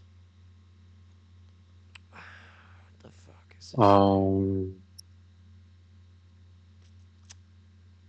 He had I think he lived out in the east for a bit at one point. He had like a plot. I know Hess did, but there was someone else. Goring? No, he was one of the cultural ministers. Um, I can't think of him, but yeah, I don't know. I think Hess might have been the one who was French. Well, Franco-German. I mean, it was a German part of what is now France, but like, there always been half French speaking, half German speaking, and then there's a bit of the fucking Luxembourg shit going on in Strasbourg. So like, a bit of Luxemburger going on. Alfred Rosenberg, because No, he no. was Well, I he guess yeah, was but like in Strasbourg, they had the Luxemburger language circling around as well as German and French. yeah, because he was definitely executed, and he was part of the cultural um policies. I mean, yeah, it could be, but wasn't he like one of the like fucking? Wasn't he one of the Jewish Nazis? Um, I don't remember. Because there was like two or three of them that were like explicitly Jewish or Zionist to be more specific.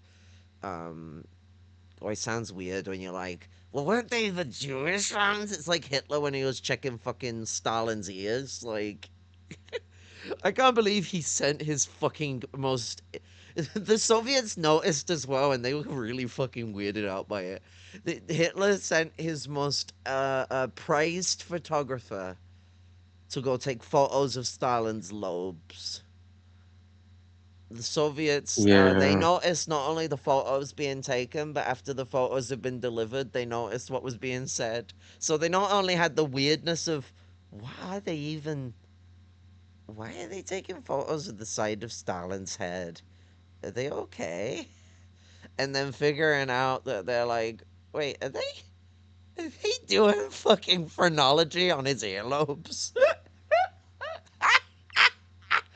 And Hitler was like, whoa. Stalin's got some real Aryan earlobes. Oh no, I don't know what I've gotten into. Stalin, he's bearing very Aryan earlobes. I guess I'll have to try diplomacy. Oh my god, Nazis. Oh, they're so weird. I'm not saying they should like not be weird. It should always be strange to be a Nazi, but like they are weird. Weird. Like, even by their own standards, they fucking weird.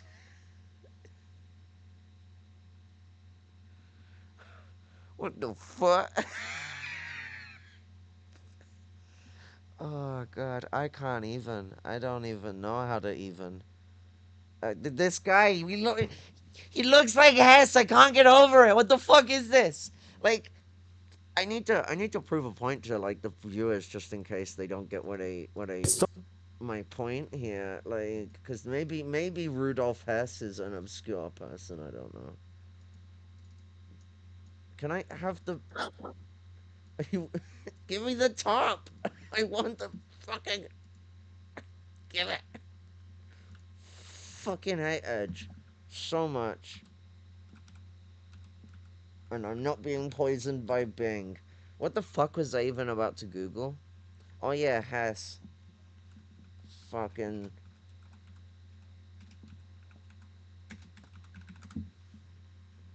Look at him. It's literally the same guy. What the fuck? Who the fuck is this? Oh my god, BBC, go away. Just give me the picture. You tell it. It's the same guy. What even? Look at the top of his head. Yeah. I mean, I guess he's got slightly less eyebrow than Hess. Hess is just brow. Like, man has a straight, unapologetic unibrow. Like, look, there's no breathing room. It is just all brow. Like, my guy just, I guess there is a little bit of breathing room, but most of it's brow.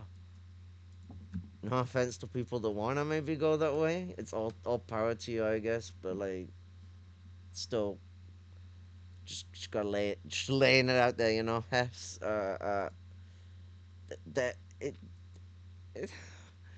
I mean, if you're gonna try and tell people that Israel isn't fascist, I don't think sending Rudolf Hess is the best idea. I mean, the way he got captured was he decided to fly to Britain to try and make a deal with Britain to join the war against the Soviet Union together.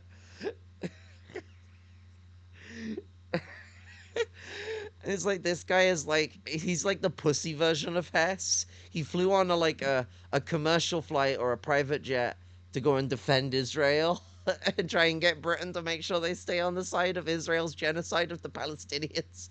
So it's a little different from Hess's mission, you know. Hess was more of the, come join us in the genocide. Britain's already involved in the genocide here, so he doesn't need to like sneak here on a fucking Messerschmitt. He can just come visit. So that's the difference, you know. But I you know, I was surprised. He looks even more like him than I thought. I guess the partings are a different way, but that might just be a camera thing, you know. Right. And you know, this isn't as high resolution as it could be. Maybe we'd see better of his whatever exists of his hairline. God, I feel like I'm slowly turning into bad empanada. Jesus Christ.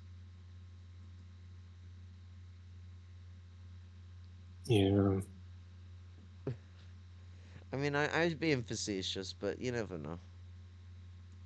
Not about supremacy, it is about national self-determination and freedom. Now, we didn't come to you, this is our land. No, it's not. This is a Jewish land. The way that the state was created was our through land, the and ethnic first of all, when you cleansing we came to you, Palestinians, it's not, I did not including interrupt my you. family. Diana, let him finish his point, Diana. Okay. First of all, when you say we've been there for hundreds of years, no, fuck the word you. Palestine, Blah, it's blah, an blah, invention blah, blah, blah, of blah, British fuck colonialism. you. It was invented in 1920. It did not exist under the Ottoman Empire. Again, not so the denier. when this story starts, it's a colonial invention. So when you say Palestine, and you can't even pronounce it in Arabic because there's no P in Arabic, that's why we say Philistine, right? There's no J in Hebrew. We did not conquer. All right, Yes. Emmanuel, I'm going to bring you back to my question and then move on. What do you make of Bezalel Smotrich and Itmar Ben-Gvir referring to Arabs in the most dehumanizing race? Or are you going to deny that as well? Like every society, we have our extremists. Okay. It's a democracy. I don't agree with them, but we have, like every society, we have our extremists. And yours are in government. Yes, well, I didn't vote for this government. I wish they were not in the government. Okay. Daniel hasn't spoken. Daniel Levy.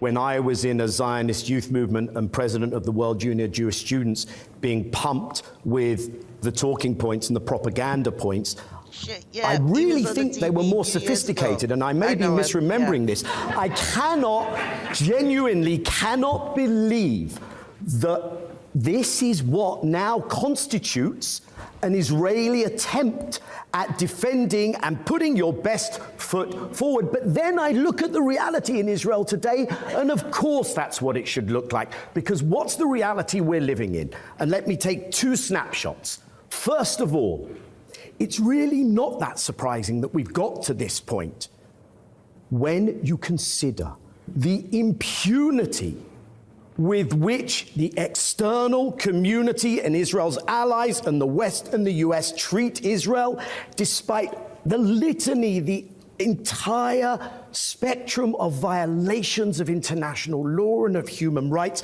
and yet every time there's an excuse, there's a veto at the United Nations, and then there's more arms. And in that respect, don't expect Israelis to come up with better talking points when they don't have to, because you're willing to run cover for them and create completely the wrong incentive structure. Please respond briefly. I must protest. You've brought three people in a panel, two of whom are pro-Palestinian, anti-Zionist. That's the purpose of the panel, yes. It's supposed to be two against one. That's the way you've organized this. Yes, we did ask you to watch the show before you came in. I consider myself pro-Jewish, no, you're not pro-Palestinian, pro-human. I consider myself... Let me finish. Please. Let me finish. You are a pro-Palestinian propagandist. That's all you've become, just so that you know that. Let's go around the audience. We're going to try and see where we've got some hands up. We're going to go to gentleman here, third row with the jacket on. Just if you could say something more from an Israeli perspective in terms of the threat they face from Hamas as an Islamist movement which is pledged to slaughter all the Jews in Israel. That's what it says in its charter. Never revokes charter. If you can explain that in more detail, please. The Hamas is a small organization with a small army of terrorists. It doesn't represent, in my view, an existential threat to Israel, but as part of the larger Muslim radical Arab world, that part of it, including Iran, together they do represent an existential threat to Israel. Israel is not fighting merely the Hamas, it's fighting the Houthis, it's fighting militias in Syria and Iraq, it's fighting the Hezbollah, orchestrated by the Iranians at the moment, which wants to destroy Israel, yes. Lady here in the third row on the second. My question is to Deanna or Daniel, because I want an honest and truthful answer. Given the decades-long brutality against the Palestinians by the Israeli government without much regard for international law or consequences, should we have seen the escalation in this genocide coming? And what could be the global implications when states disregard international law to justify and even normalize genocide? Deanna, briefly. We've gotten to a point in this world where the world tells us that nothing can justify October 7th, and yet everything that Israel has done since October 7th can be justified by October 7th. That's a distorted world, and we have to understand what this occupation has meant. It's been violent from day one. The Nakba was violent, and what we're seeing today is a continuation of that Nakba. For world order to be restored, we need to have a system where all states are held to account, not where we get to have a country that says it's time to bomb Iran because they might have a nuclear weapon. Big secret, Israel has a nuclear weapon too.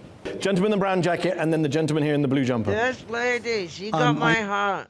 She's Palestinian and she's Irish. She got the heart for it, you know? I mean, all Palestinians are honorarily Irish by birthright, but like, fucking, she's a fucking absolute darling.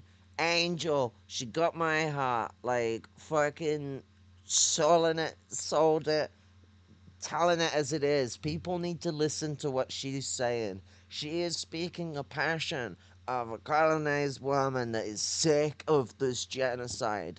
All the land back. She ain't no fucking around. There ain't no liberal Zionism in her worldview.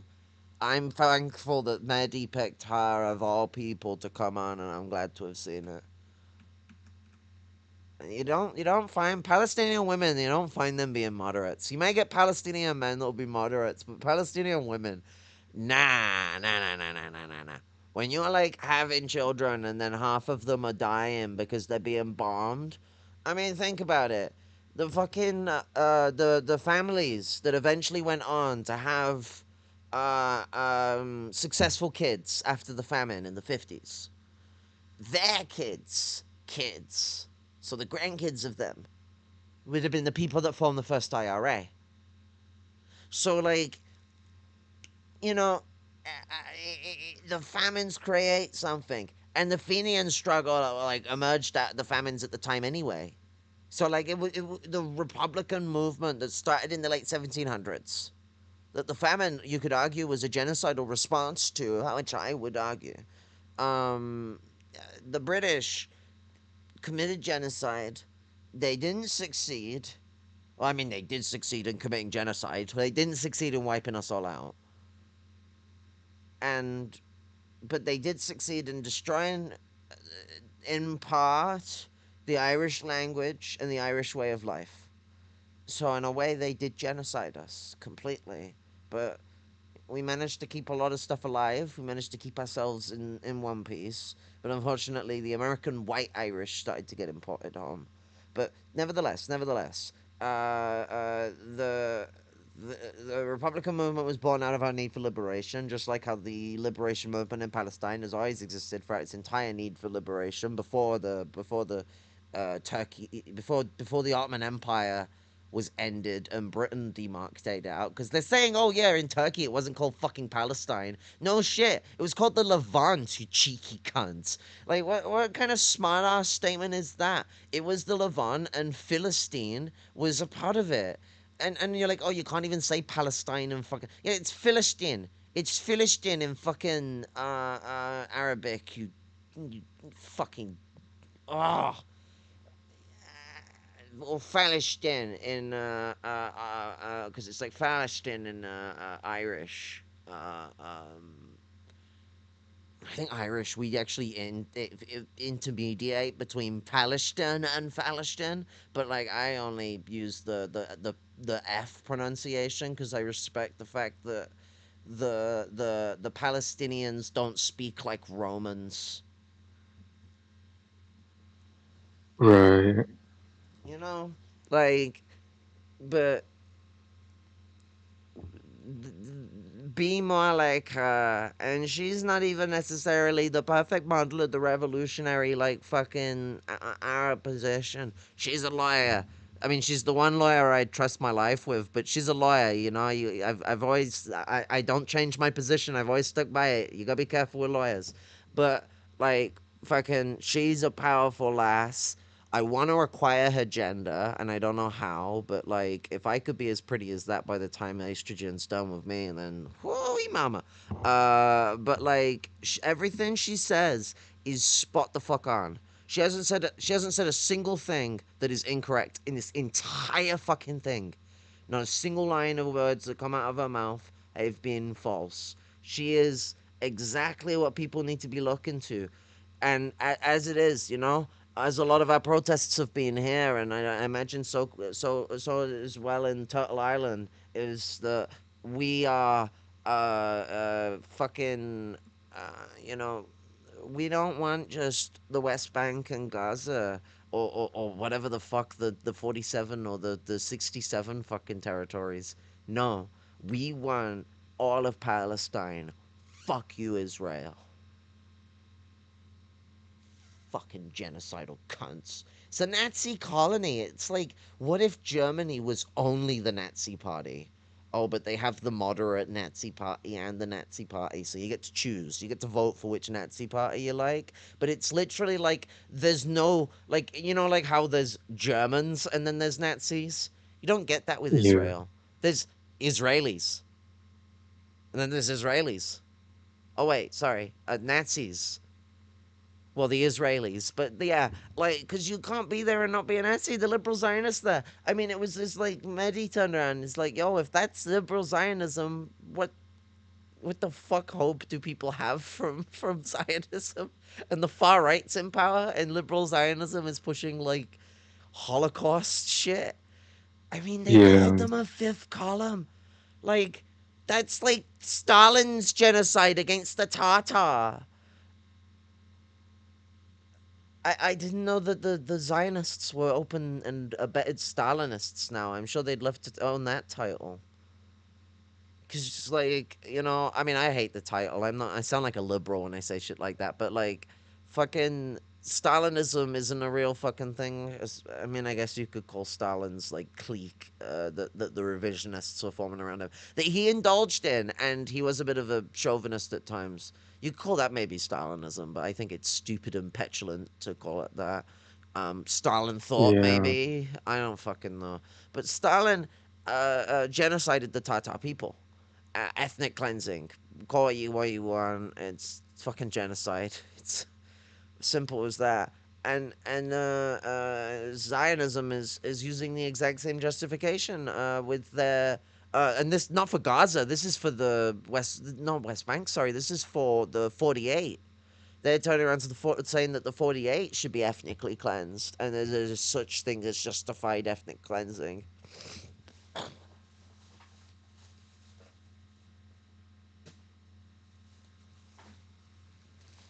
That there are a bomb waiting to go off, which like could have racist connotations enough as it is, let alone the actual just super offensive connotations of being like, oh, they're racist, sorry, that they're barbarian vagabonds that are waiting to sack Rome, or Israel. Jerusalem or Jerusalem, because they keep fucking saying it the Christian way, because that was funny. I love the response. There isn't a fucking J in the Hebrew language either.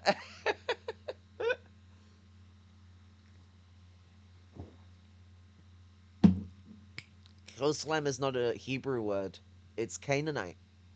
Predates the Jews coming to, or not the Jews, sorry, the Hebrews coming to Canaan. Because I of the whole see. 40 years in the desert shit they're going about. Now, a lot of people have surmised that maybe they did just come from Iraq and they were spending 40 years just kind of being Bedouin travelers. I think there's a possibility that they were actually slaves in the Egyptian Empire. Not in Egypt, just in the Egyptian Empire. Doesn't matter to a slave where they are. They're owned by the Egyptians. It's as good as Egypt. I think it's good for a fucking storybook to make it the capital, and you run away from the capital somehow all the way down to the Red Sea, which is an amazing feat, while being chased the entire time, which is an even more amazing feat. How are none of you needing to stop? The Red Sea is very far away from Cairo, I'll tell you. And heck, even the ancient capitals throughout the time, uh, even the ones that were like in the center of Egypt, are still hundreds of miles away. Horses need to sleep. They are not fucking cars where you can just put more fuel in it and just keep going. Like, what the fuck is this? Cars didn't even exist at the time. I don't even know how they come up with these magic stories where it's like Star Wars, where they travel halfway across the galaxy, and what is actually in the lore like a week or two or sometimes longer. But like for you, it feels like fucking 5 minutes. You're like, well, what the fuck? We're now in Tatooine. We were in Endor like a couple minutes ago. What the fuck is this? You know. But before anyone even was capable of thinking of a Star Wars or like space lasers and stuff like that. Uh, Christians are ahead of their time, I guess. But it's uh, you know, oh, what is it that I was gonna get to?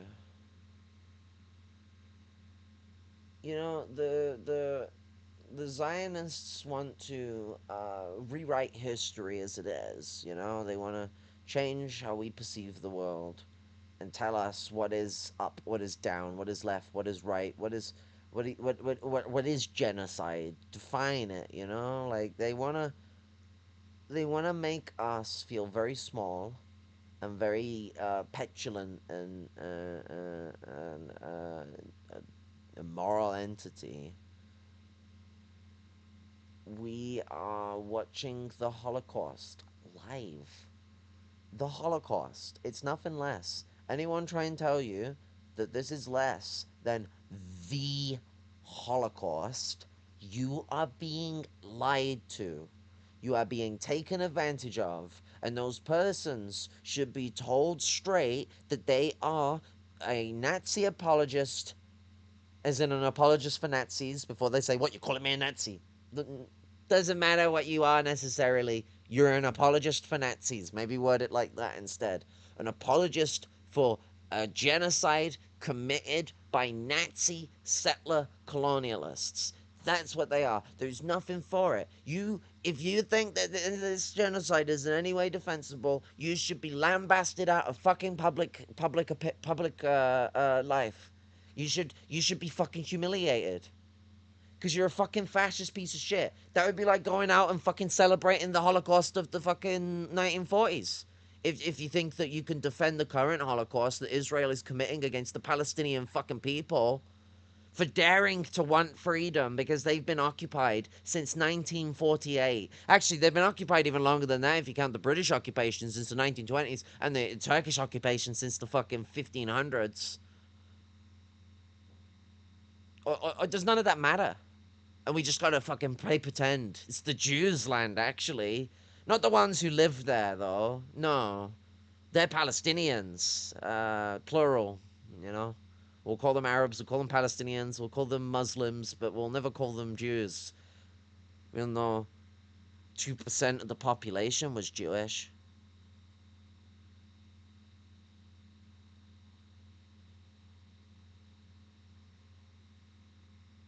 Not a lot of words for them to count on that one. They seem very quiet.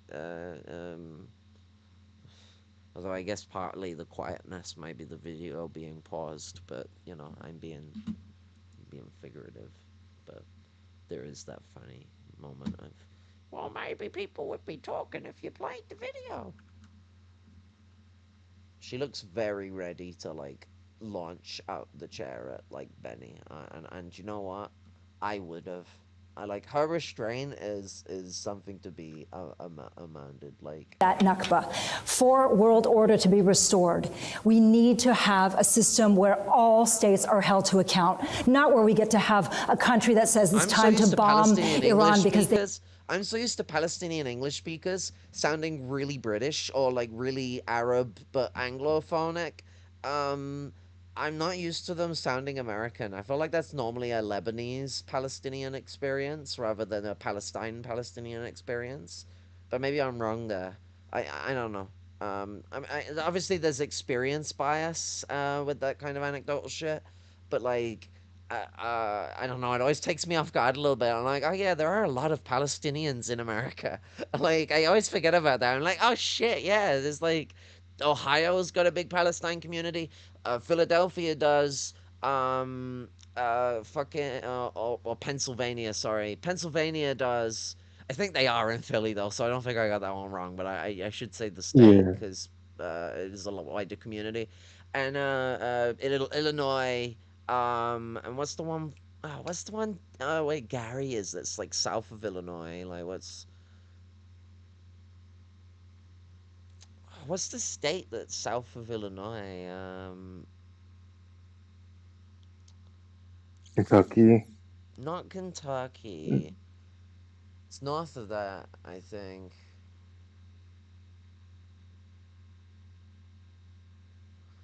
I don't know. This is what like I'll get a comment later when Soviet Nick I don't know what nickname they're going by at the moment. It always ends up changing to something else. They need to message me sometime and we'll have to hang out. I mean, it's Communist Warehog on Discord, so I guess we go with that. Yeah. Thinking of that, I do need to watch the new like the Sonic and Shadow fucking third film of the Sonic series, because I was enjoying it. You know, it's actually a pretty good movie. The first two, Jimmy fucking can't remember his last name now. What's his fucking last name? Dumb and Dumber.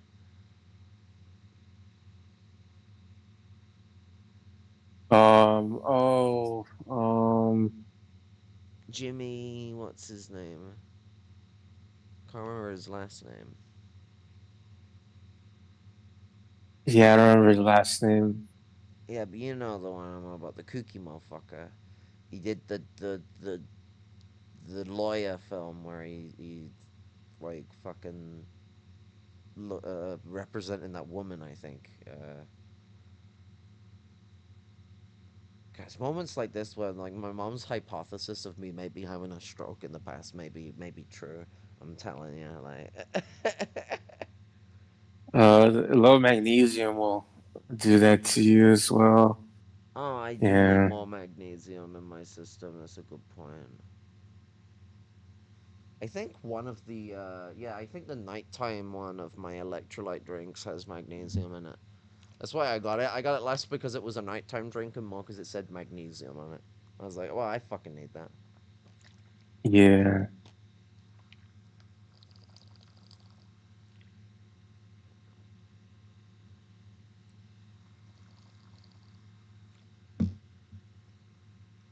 Yeah, that's the thing with fibro is it causes magnesium deficiency pretty bad.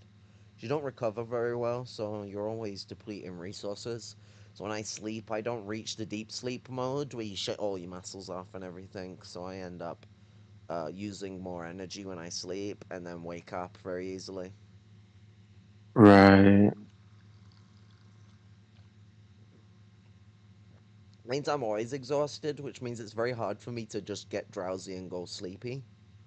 Because I'm always exhausted, so how the fuck does my brain recognize the fucking difference between just being knackered or being tired? So I'm gonna shut it off a lot of the time. I don't want to fucking be sleeping all the time. I want to do stuff. Because if I do ever get to do anything other than watch videos, then sometimes maybe I'll get up to something useful, but you know, most of that ends up being protest stuff.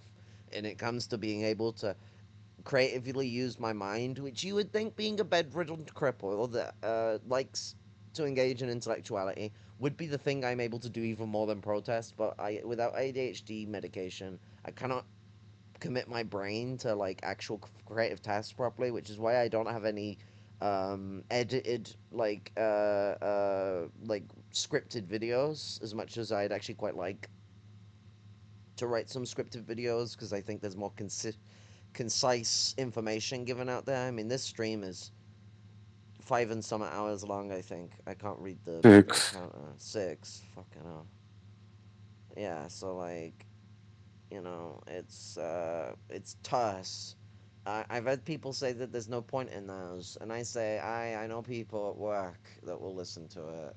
Gangeros often does it like that, and it's just like one of them things that you just whack on and stick in the thing. I never want this to go from my channel. I always think that it's a cool thing to have, but I would like to have some edited videos too because it's just useful. I need to get some people to do some clip chimping or whatever the fuck it's called.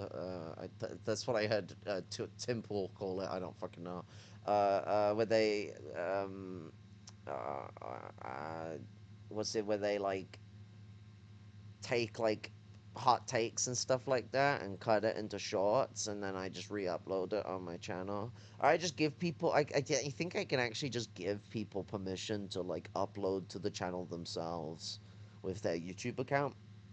And it'll Yeah. just go straight onto the channel. So I can set that up with some people, like if anyone wants to be like my designated clip chimpers, we can really hit the real like majority report tier stuff. All we gotta do is start bullying Tim Pool, and we'll have the troika of tyranny going on with that.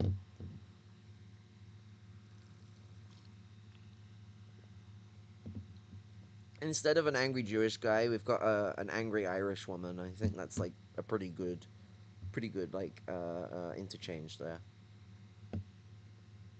The Irish, just like the Jewish, got privilege from other people's land. And it's the only time we've ever gotten privilege. Our land doesn't give us privilege. Being Irish is never a privilege, but being a Irish settler or a British settler, but of Irish descent, very virtuous in the American context of that story. I mean, after allowing loads of fucking like going there and tolerating shitloads of racism, being fucking discriminated against, many Irish of which did actually go the other ways on that. Like, not everyone became a fucking shill, but a lot of people, whilst we were being treated in extraordinarily racist ways, sold us all out, sold black folk out in general, not just Irish folk, black folk across the board, because they thought they had their chance of whiteness. You know, one of the things the Irish did, because we know about the Pinkerton shit, although I think people should talk about that stuff a little more, because Irish got involved in a lot of that slave catchy stuff, and we formed the fucking police. It's not like the Irish eventually just got heavily involved in the police. No, no, no. Our slave catching gangsters were the ones who formed the fucking police in America. But it's not just that, you know. It's the fucking the Irish American, you know, the what's the word I'm looking for?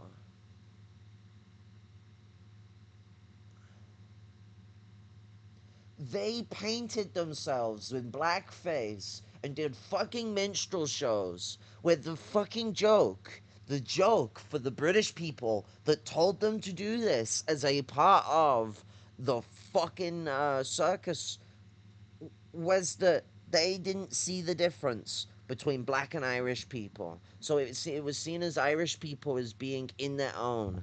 And by doing that enough, they got favor from the Anglos. What a pathetic and pitiful way to become white. What a fucking pathetic and pitiful way to sell out our people's culture, our long history of anti-colonial struggle, trying to fight for our own rights. It's pathetic. And they dare to call themselves Irish.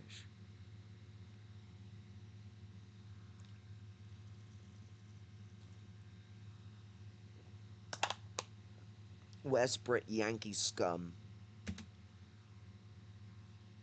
Oh, I'm not on fucking the YouTube video. I was like, why isn't it playing? World order to be restored. We need to have a system where all states are held to account, not where we get to have a country that says it's time to bomb Iran because they might have a nuclear weapon. Big secret, Israel has a nuclear weapon too. Gentleman in the brown jacket and then the gentleman here in the blue jumper. I know that we're on Al Jazeera, a Qatari station. What do we think about the fact that Qatar has funded Hamas for so long, persecuting Gazan Palestinians? And also, we haven't heard one mention of the 120 hostages still being kept. And what pressure could Qatar be putting on Hamas to release those hostages immediately, regardless of all the rest of this? Well, Qatar has been supporting the Hamas for at least a decade with money, propaganda, etc., probably using Al Jazeera also in that fashion. This should end. I think normal states shouldn't support what the world regards, or at least the Western world regards uniformly as a terrorist organization. It's true that Hamas is still holding 120 Israeli hostages, women, children, octogenarians, 2-year-olds and whatever. They had 250 in the beginning, now it's been reduced to 120, many of them killed by Hamas people. Many of them killed by Hamas. And by Israelis. And by Israelis. Israelis also killed some of the hostages. Hopefully they will be released. We hope they will be released. I would just say one thing. Why did the Israeli government prop up Hamas for so long and encourage Qatar to send money to Gaza? Stupidly. They're not hearing my answer.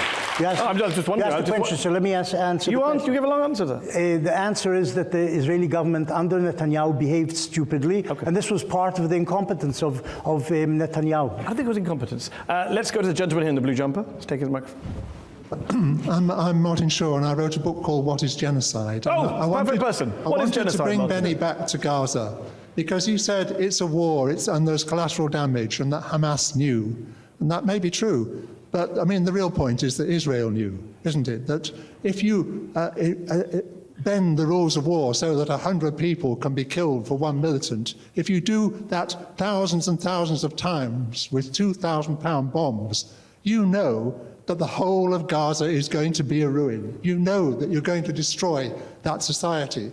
And that the only way we can understand that in an overall sense is not a series of war crimes. It is one big crime, and I think the name for that is genocide. Absolutely. Do you want to respond to that?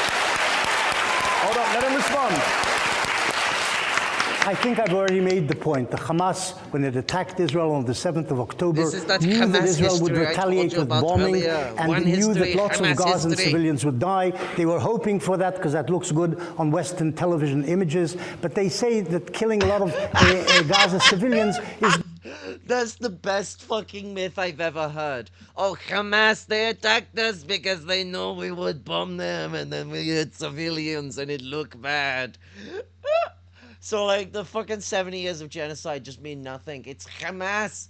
Hamas, they make us look bad on TV. I mean, we filmed it, but it's on TV. Oh my god, they literally installed the Hannibal Directive on, like, the 6th or some shit. Was it the 9th? I can't remember. They did it on the 7th. They used the Hannibal Directive on the 7th. Because, I mean, Netanyahu knew the attack was going to happen. He leaked.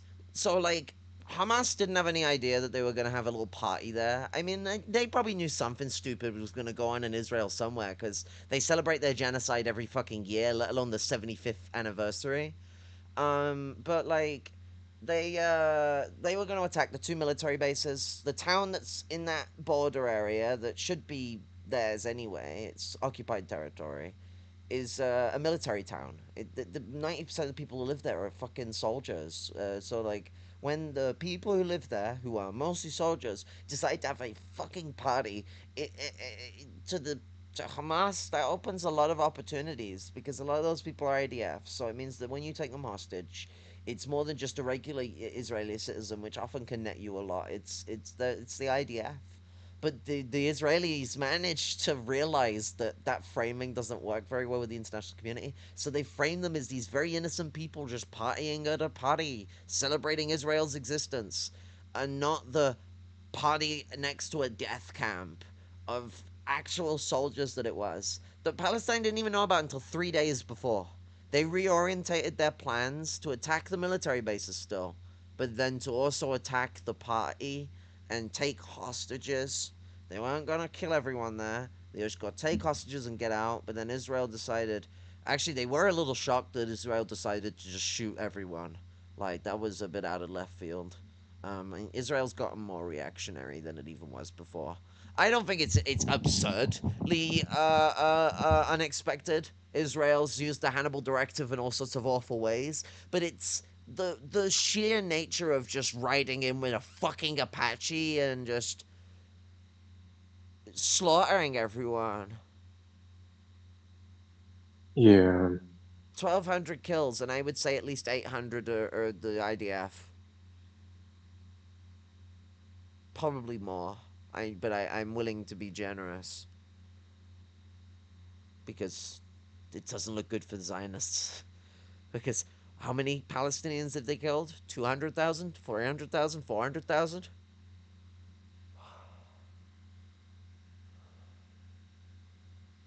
It could be 500. God, this shit makes me feel like I'm gonna have a stroke. Good, because they go to heaven. They become martyrs. So this is Benny, allowed. Benny, can I ask you a question? Can I? Hold on, Did I say something wrong? No, I just want to follow your logic. The Hamas knew that. I just want to follow your logic. Your argument is Hamas knew that if they did this, we'd do a genocide, so we did a genocide. Not genocide, no. You're misusing. Like they knew that we would come and kill lots of people, so we did. It's a very weird argument. They knew that Israel would kill lots of Gazans. They knew that Israel would kill lots of Gazans. Not a great defense of Israel. Yes, they knew that. Going after the Hamas, they knew that lots of Gazan civilians would be killed, and they were happy with this because of international pressure which would result. Okay, we're running out of time. I want to take a gentleman in the suit. Yes. Benny Morris, you say that the ICC should issue an arrest warrant against the Israeli Prime Minister and the Israeli War Minister, Yoav Gallant. But on the 9th of October, they imposed a total siege on 2.3 million civilians in Gaza, depriving them of water, medicine, food. That is what they're accused of, starvation as a weapon of war, something that the Syrian and the Russian regimes were accused of. Do you condemn that? Has anybody died in Gaza of starvation? Yes. Yes, this is total nonsense. The Israeli, you want me to answer? Yes, I do. What do you want me to answer? But I want some evidence. You can't just say things that are false. I'm not going to let you say that. The Israeli government, I think the ministers debated whether to cut off water, cut off electricity, etc., etc. They eventually resolved not to do that. And though lots of reporters have been saying, and the United Nations, that Gaza is on the verge of starvation, on the verge of famine, etc., etc. Liar! Liar! Hold on! Stop heckling! That Gaza is on the verge of starvation. Hold on! Stop heckling! That has not happened. Benny, how do you know that? How do you know that? Hold on! Stop heckling! How do you know that, Benny? And please, I haven't talk. You don't read just have to any report of anyone dying of starvation. There have been many reports. I haven't read any. So that makes it nonsense because you haven't read any. I haven't heard of anybody dying of starvation. You don't think there's a famine in northern Gaza? No, I think there's a food problem there. Do you think there's a famine in northern Gaza? I don't know what the word famine means. There is a food problem. There's There's malnutrition. This I have heard. But nobody's died. They've all conveniently stayed alive. As far as I know, nobody has died of starvation in Gaza. You're a as far as I know. I've read quotes from you saying you're a historian. You look at the sources, you find the evidence, and now you're like, I don't know what famine means. I haven't seen anything. I mean, it's a big claims you're making. You should back it up with some evidence. You should back it up. Tell me a report in which somebody has died of starvation. Cindy McCain. Who's Cindy McCain? Is the head of the World Food Programme. She's the widow. She's the widow. She said what? She's the widow of Senator John McCain, the most pro-Israeli senator of my lifetime. She said what? She said northern Gaza is a full-blown famine and that there are children, women and children in skeletal states there. Did she say somebody died of starvation? I'm asking you. Did anybody die of starvation? Yes, there have been documented cases. Read the newspapers. Read the humanitarian What you just quoted didn't talk about starvation. You said there was no famine a moment ago. I didn't say. I said I don't know what famine is. Well, that's a good get out, and it's at the core of the discussion. Let's take another question. Gentleman in the green jacket's been waiting a while. Hi, my question is to Benny. I just want to know, if you were Palestinian, right, and you were born in Palestine, would you, given the circumstances, support a Palestinian's right to resistance in the form that they have? I don't know about the form. I would support Palestinian resistance if I was living under Israeli occupation, yes. Which is what the Palestinians are. Yes. Benny, we're out of time. It's a very interesting question he posed, very interesting answer. I do want to ask, because I watched a recent... This is an interview. Mehdi does not have to say a position. Benny is debating Benny. My God. This guy is a fucking lunatic. Discussion you did, and you were telling your opponent, you need to have empathy, you need to put yourself in other people's shoes. So let's just continue on gentleman's very good question, I thought. I mean, if you were a kid in Gaza right now, and you saw your home blown up by the Israeli Air Force, you saw your parents incinerated in front of you, you're starving, what's your view of Israel going to be? It'll probably be very negative, but it might also be negative towards the Hamas who generated this conflict and led to that home being bombed by Israel. You think that's what the kid is thinking when he sees his parents killed by an Israeli bomb? He might think both things. What would you think if you were that kid? Probably I would describe the death of his parents to an Israeli bomb and to the Israelis, but I might, on reflection later, think maybe the Hamas shouldn't have slaughtered so many Israelis on the 7th of October, which led to this.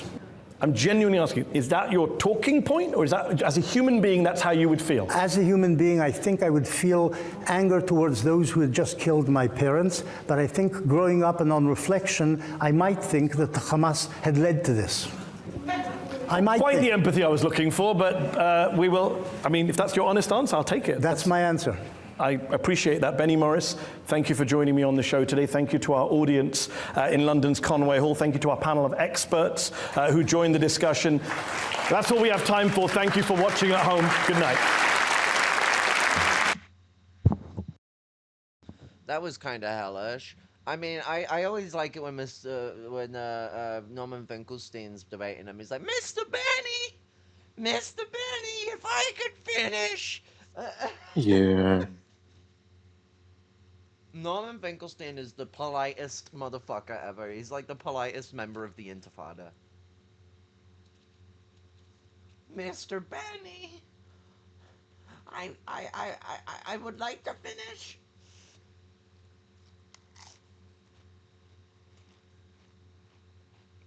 You know what's the funny thing? This is Benny playing nice. He's so vicious when he's with when he's dealing with Finkelstein. Finkelstein's on a lot of bad lists with the Zionists. Yeah.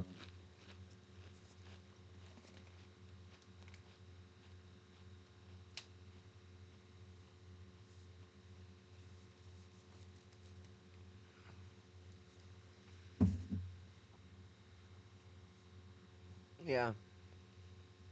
You know, I think that fucking ends the stream at this point. Yeah. Free Palestine, live in solidarity, and death to the fucking IDF. Yeah, death to the IDF. And then this Holocaust that's happening.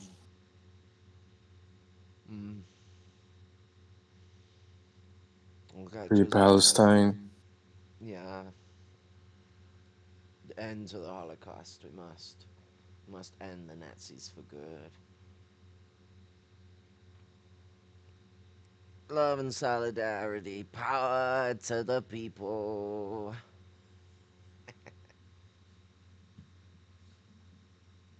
Controls. Slang.